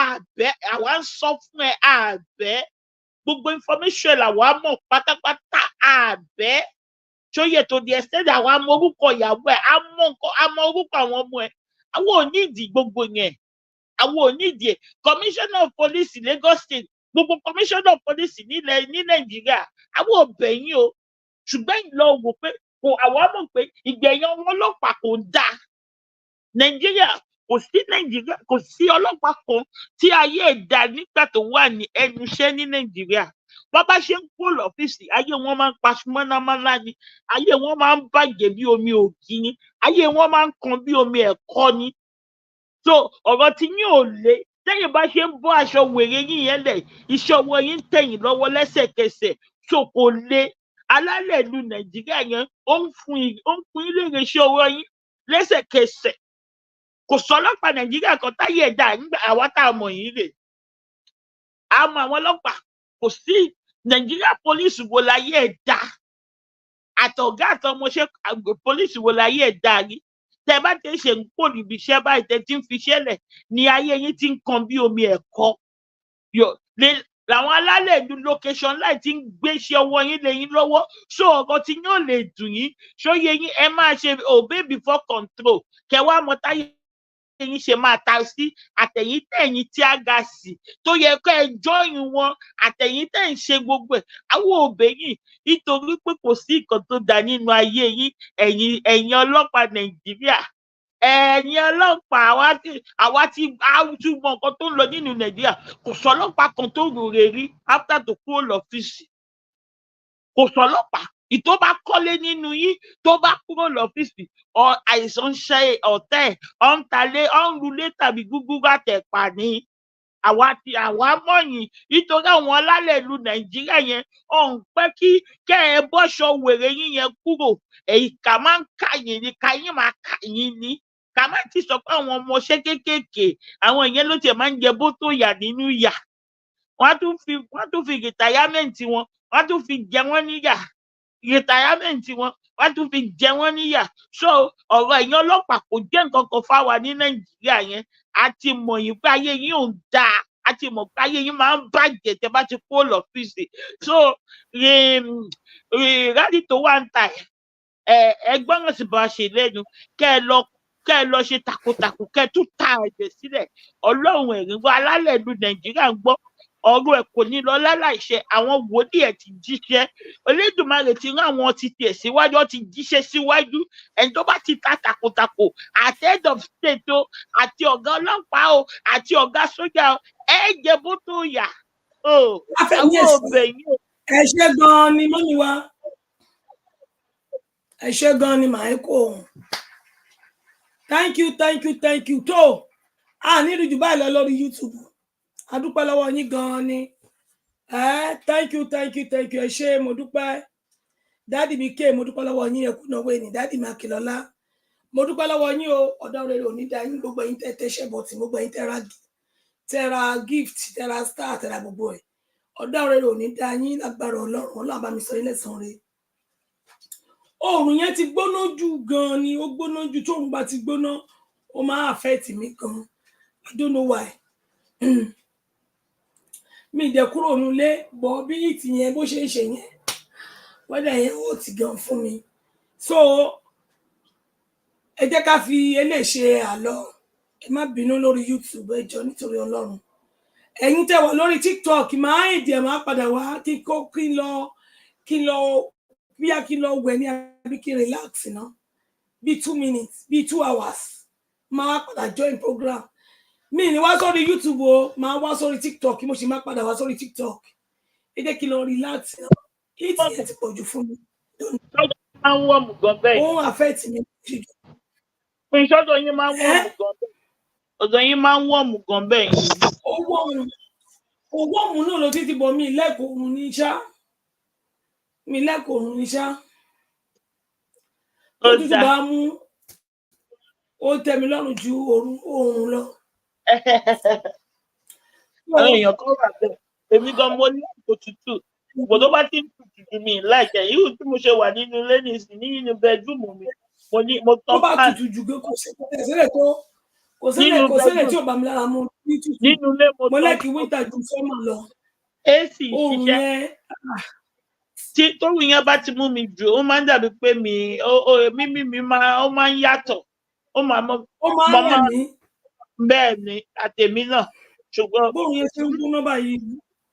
èsì mi ti ẹ̀pá èsì mi ní ìpá ní tọ́mà yìí mi tọ́mà kì í pa é. tó bá ti relax yẹ́sẹ̀ títí 9 o'clock máa padà wá síta. so tí bá ti wá ní 9 orí TikTok ni o orí TikTok ẹ jẹ́ ká wá ní ẹ̀pá ní 9 or 9:30 ká wá gbé 1 or 2. 3 o'clock nìyẹn lọ́dọ̀ wa 3 o'clock nìyẹn lọ́dọ̀ wa níbi bẹ́ẹ̀. 3 o'clock. àbí tí bá pẹ́ mo rẹ̀ tó fẹ́ máa sọ̀rọ̀ lórí TikTok ni kí n kàn wà níbi tó kù díẹ̀. ẹ lọ rí láṣàrà yín kẹ́ padà. ìjà ti wà níbi tó kù díẹ̀. ẹ lọ bomi sára kẹ́ relax. irú èmi bá inú ilé mi bá ti bá wọ̀m tí mo bá look warm. ọgbọ́n ilé wà òkè. tí n bá look warm náà tí n bá wà warm mo máa lọ bomi tútù sára. tí bá paná yẹn so. mọ́mí ẹ káàbọ̀ mọ́. máa tán pan.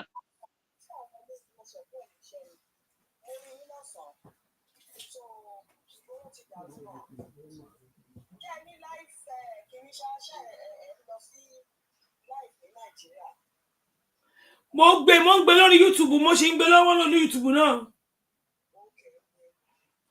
Go TikTok lèèyàn lè máa play ẹ̀ lórí àbí tí ó bá pẹ́ yín lẹ̀ ń play ẹ̀ fún wa ó tán. Gbogbo ẹni mo gbé tàbújá mo gbé ti nọ́ọ̀tì gbogbo ẹni mo gbé papọ̀ o.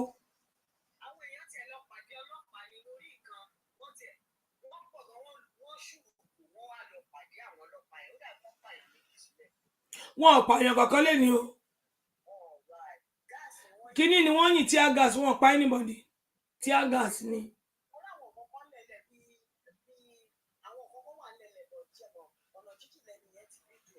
Irọ́ wọ́n yí tí wọ́n yìnbọn ọlọ́pàá òyìnbọn no.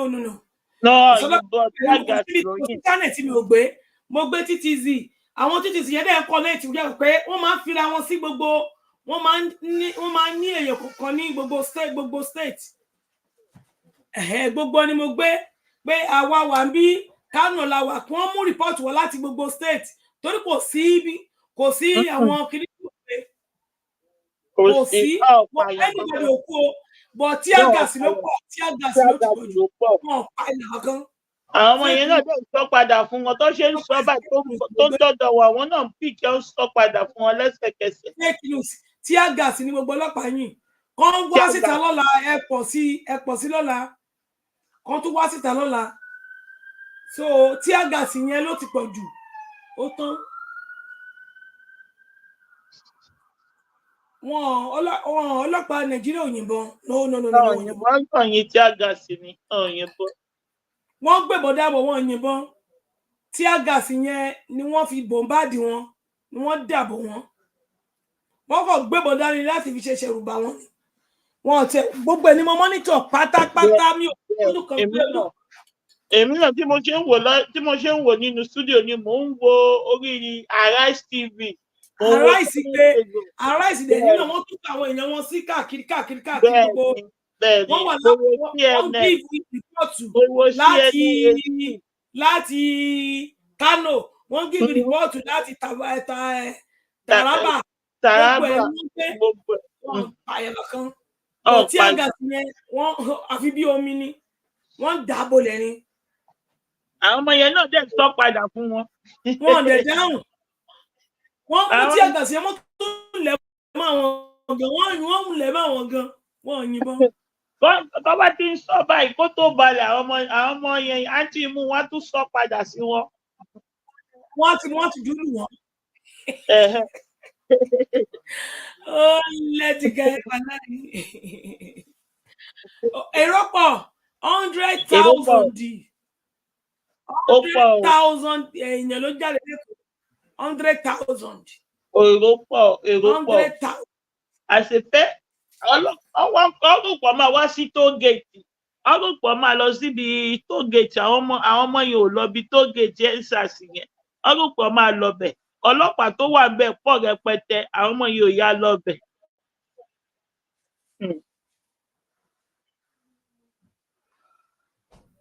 Tógèètì yẹn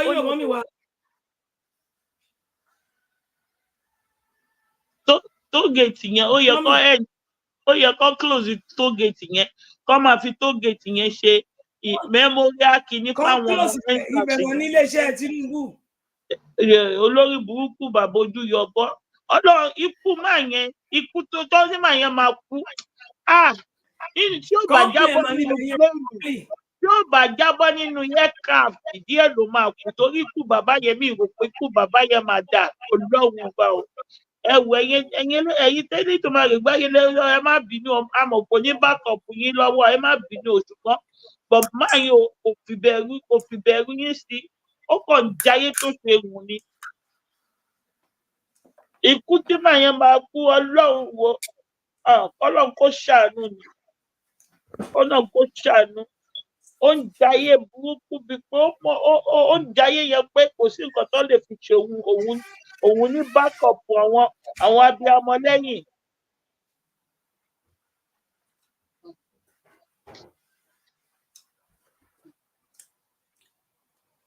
Ọlọ́run kò ṣàánú.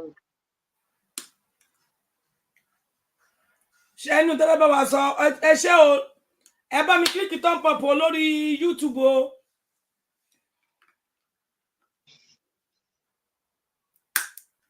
A máa tètè jíde lọ́la. lágbára Ọlọ́run ẹ tó bá ní kí n má dé mi ní débà. Kí lẹ wá ń sọ́njẹ? Kí lẹ wá? Mò ń fọ́ egungun tọ́kì mi mọ̀ tí mo fẹ́ ṣe mi mọ̀ tí mo fẹ́ ṣe mọ́. Okay, ẹ ṣáà lọ rẹ́sì díẹ̀ ká padà wá sórí TikTok. Ẹ lọ rẹ́sì díẹ̀. Mọ́mì ti dé mi rò pé mo máa ní ìwọ́ ọ̀fù ẹ̀ mọ́mì ti wà mí. Mọ́mì àpadà wá náà. Mọ́mì àpadà wá o. Ní ìdẹ̀tí ọ̀fù ẹ̀ unlimited ni. Mọ́mì ayé náà bọ̀ lórí TikTok. Ṣé mọ́mì lè máa sọ̀rọ̀? Kí ló dé ẹ̀yin náà? Kí àríyá lórí TikTok. Èmi náà fẹ́ dijú díẹ̀. Ẹ máa bọ̀ lórí TikTok o. Mo ń bọ̀, ẹ jẹ́ sáré lè jú díẹ̀. Mọ́mì ẹ ti mú.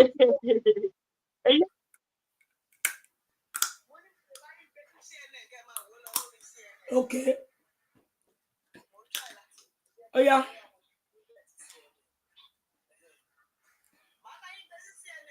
Oui.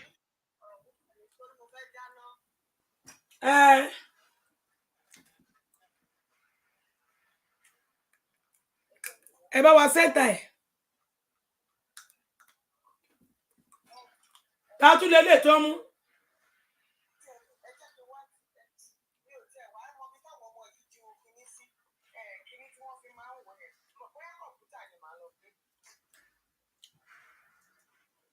Kọ̀ǹpútà yìí ló máa torí wọ́n lè gbọ́ wájú bẹ̀yẹ kọjá yìí náà lè ṣe mistake.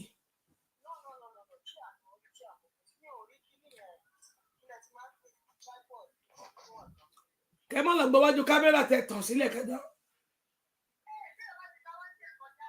No, tẹ bá gba wájú ẹ̀ kọjá tẹ bá lọ wọ ṣọ́nkán. Ẹ má gba wájú ẹ̀ kọjá. Kò gbé áfẹ̀ ló gbé. Òkè ó gbé bẹ́yẹn ẹ̀sùn díẹ̀ sẹ́gbẹ̀ẹ́. Kárí òkè ó wà òkè báyìí. Ó gbé gbogbo ẹ̀tàn báyìí. Kẹ́ wá fún ní volume ká máa gbọ́ nǹkan sọ lókù.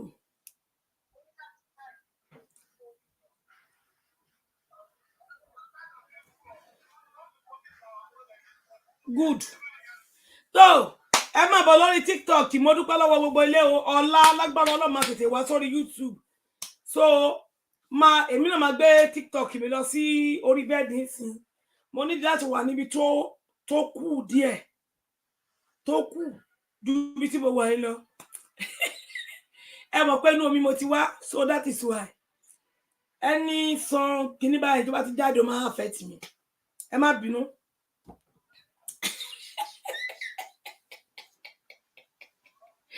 Tí bá tún láyé wá mi ní pé ní wá sáyé máa dùn mí mo máa jókòó sí. Bí ẹ máa tutù mọ́ mi dáadáa. Ẹ má bínú sí mi.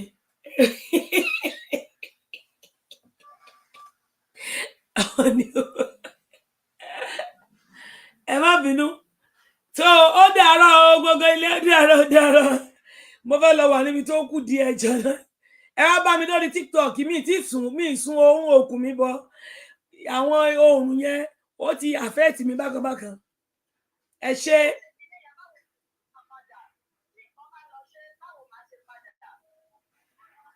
Mi ò sùn mọ́ mi orun òkú mi. Mo kàn fẹ́ lọ wà níbi tí òye iná yẹn kí ní light yẹn ti pọ̀ jù ni.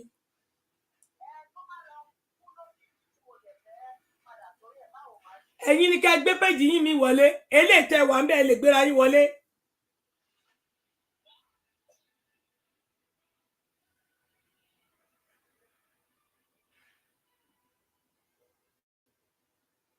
Tẹ́ bá login pẹ̀lú péjì mi wọlé. So ẹ lè fi ele máa pick anything tó bá anybody tó bá fẹ́ wọlé tẹ́ bá anybody tó bá wà nínú studio ẹ máa gbé wọlé tẹ́ bá rẹ tó send request ẹ máa gbé wọlé sókè.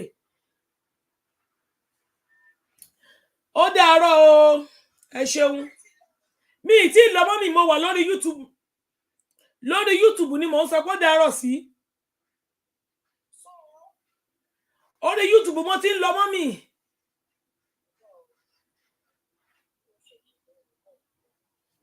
Orí YouTube ni mo ti ń lọ sẹ́.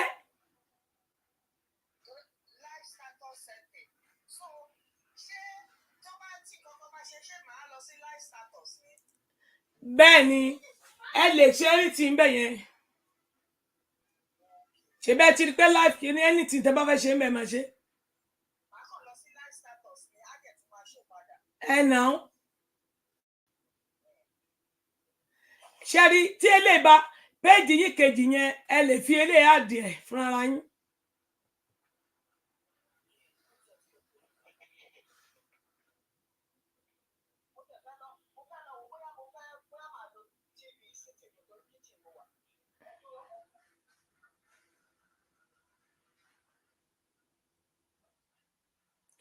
Mọ́mí inú gift mi lẹ ti mú gift jáde.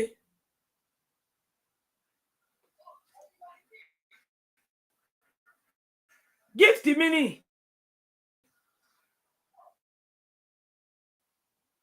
Ṣé bó ó ti kọ́ síta ṣèun lẹ sẹ́ni sí mi.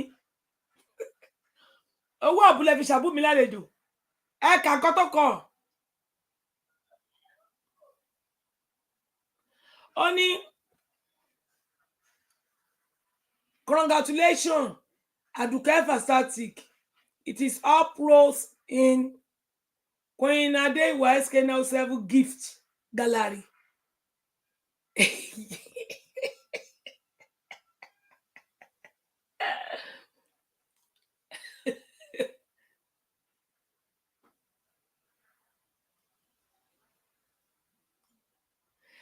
Gbọ́n tó ń wí o.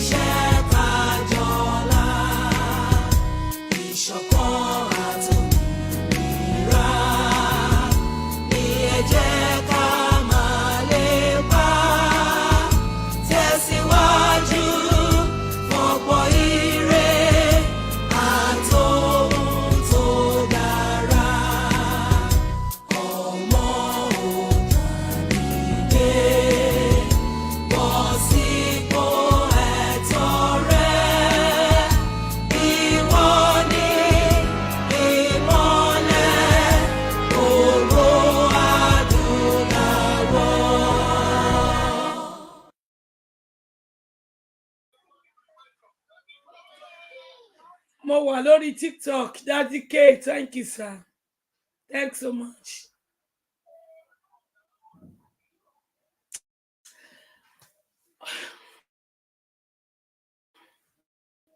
Mo wà lórí TikTok. Ẹ̀yin tẹ́ bá fẹ́ join mi, tẹ́ bá fẹ́ darapọ̀ mọ́ wọn lórí TikTok live. Join. Tẹ́ bá fẹ́ join lórí TikTok. Mo wà lórí TikTok. Put it there.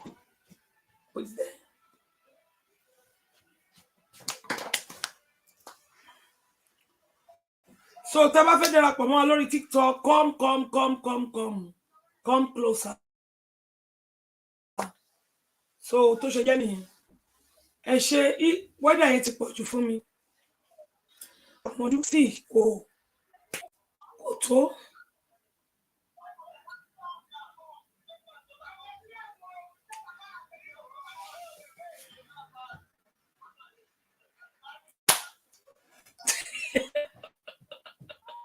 Thank you.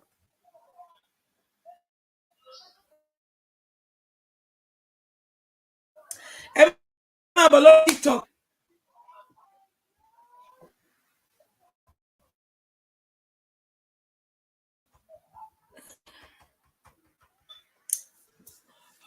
Ó ti gan pa.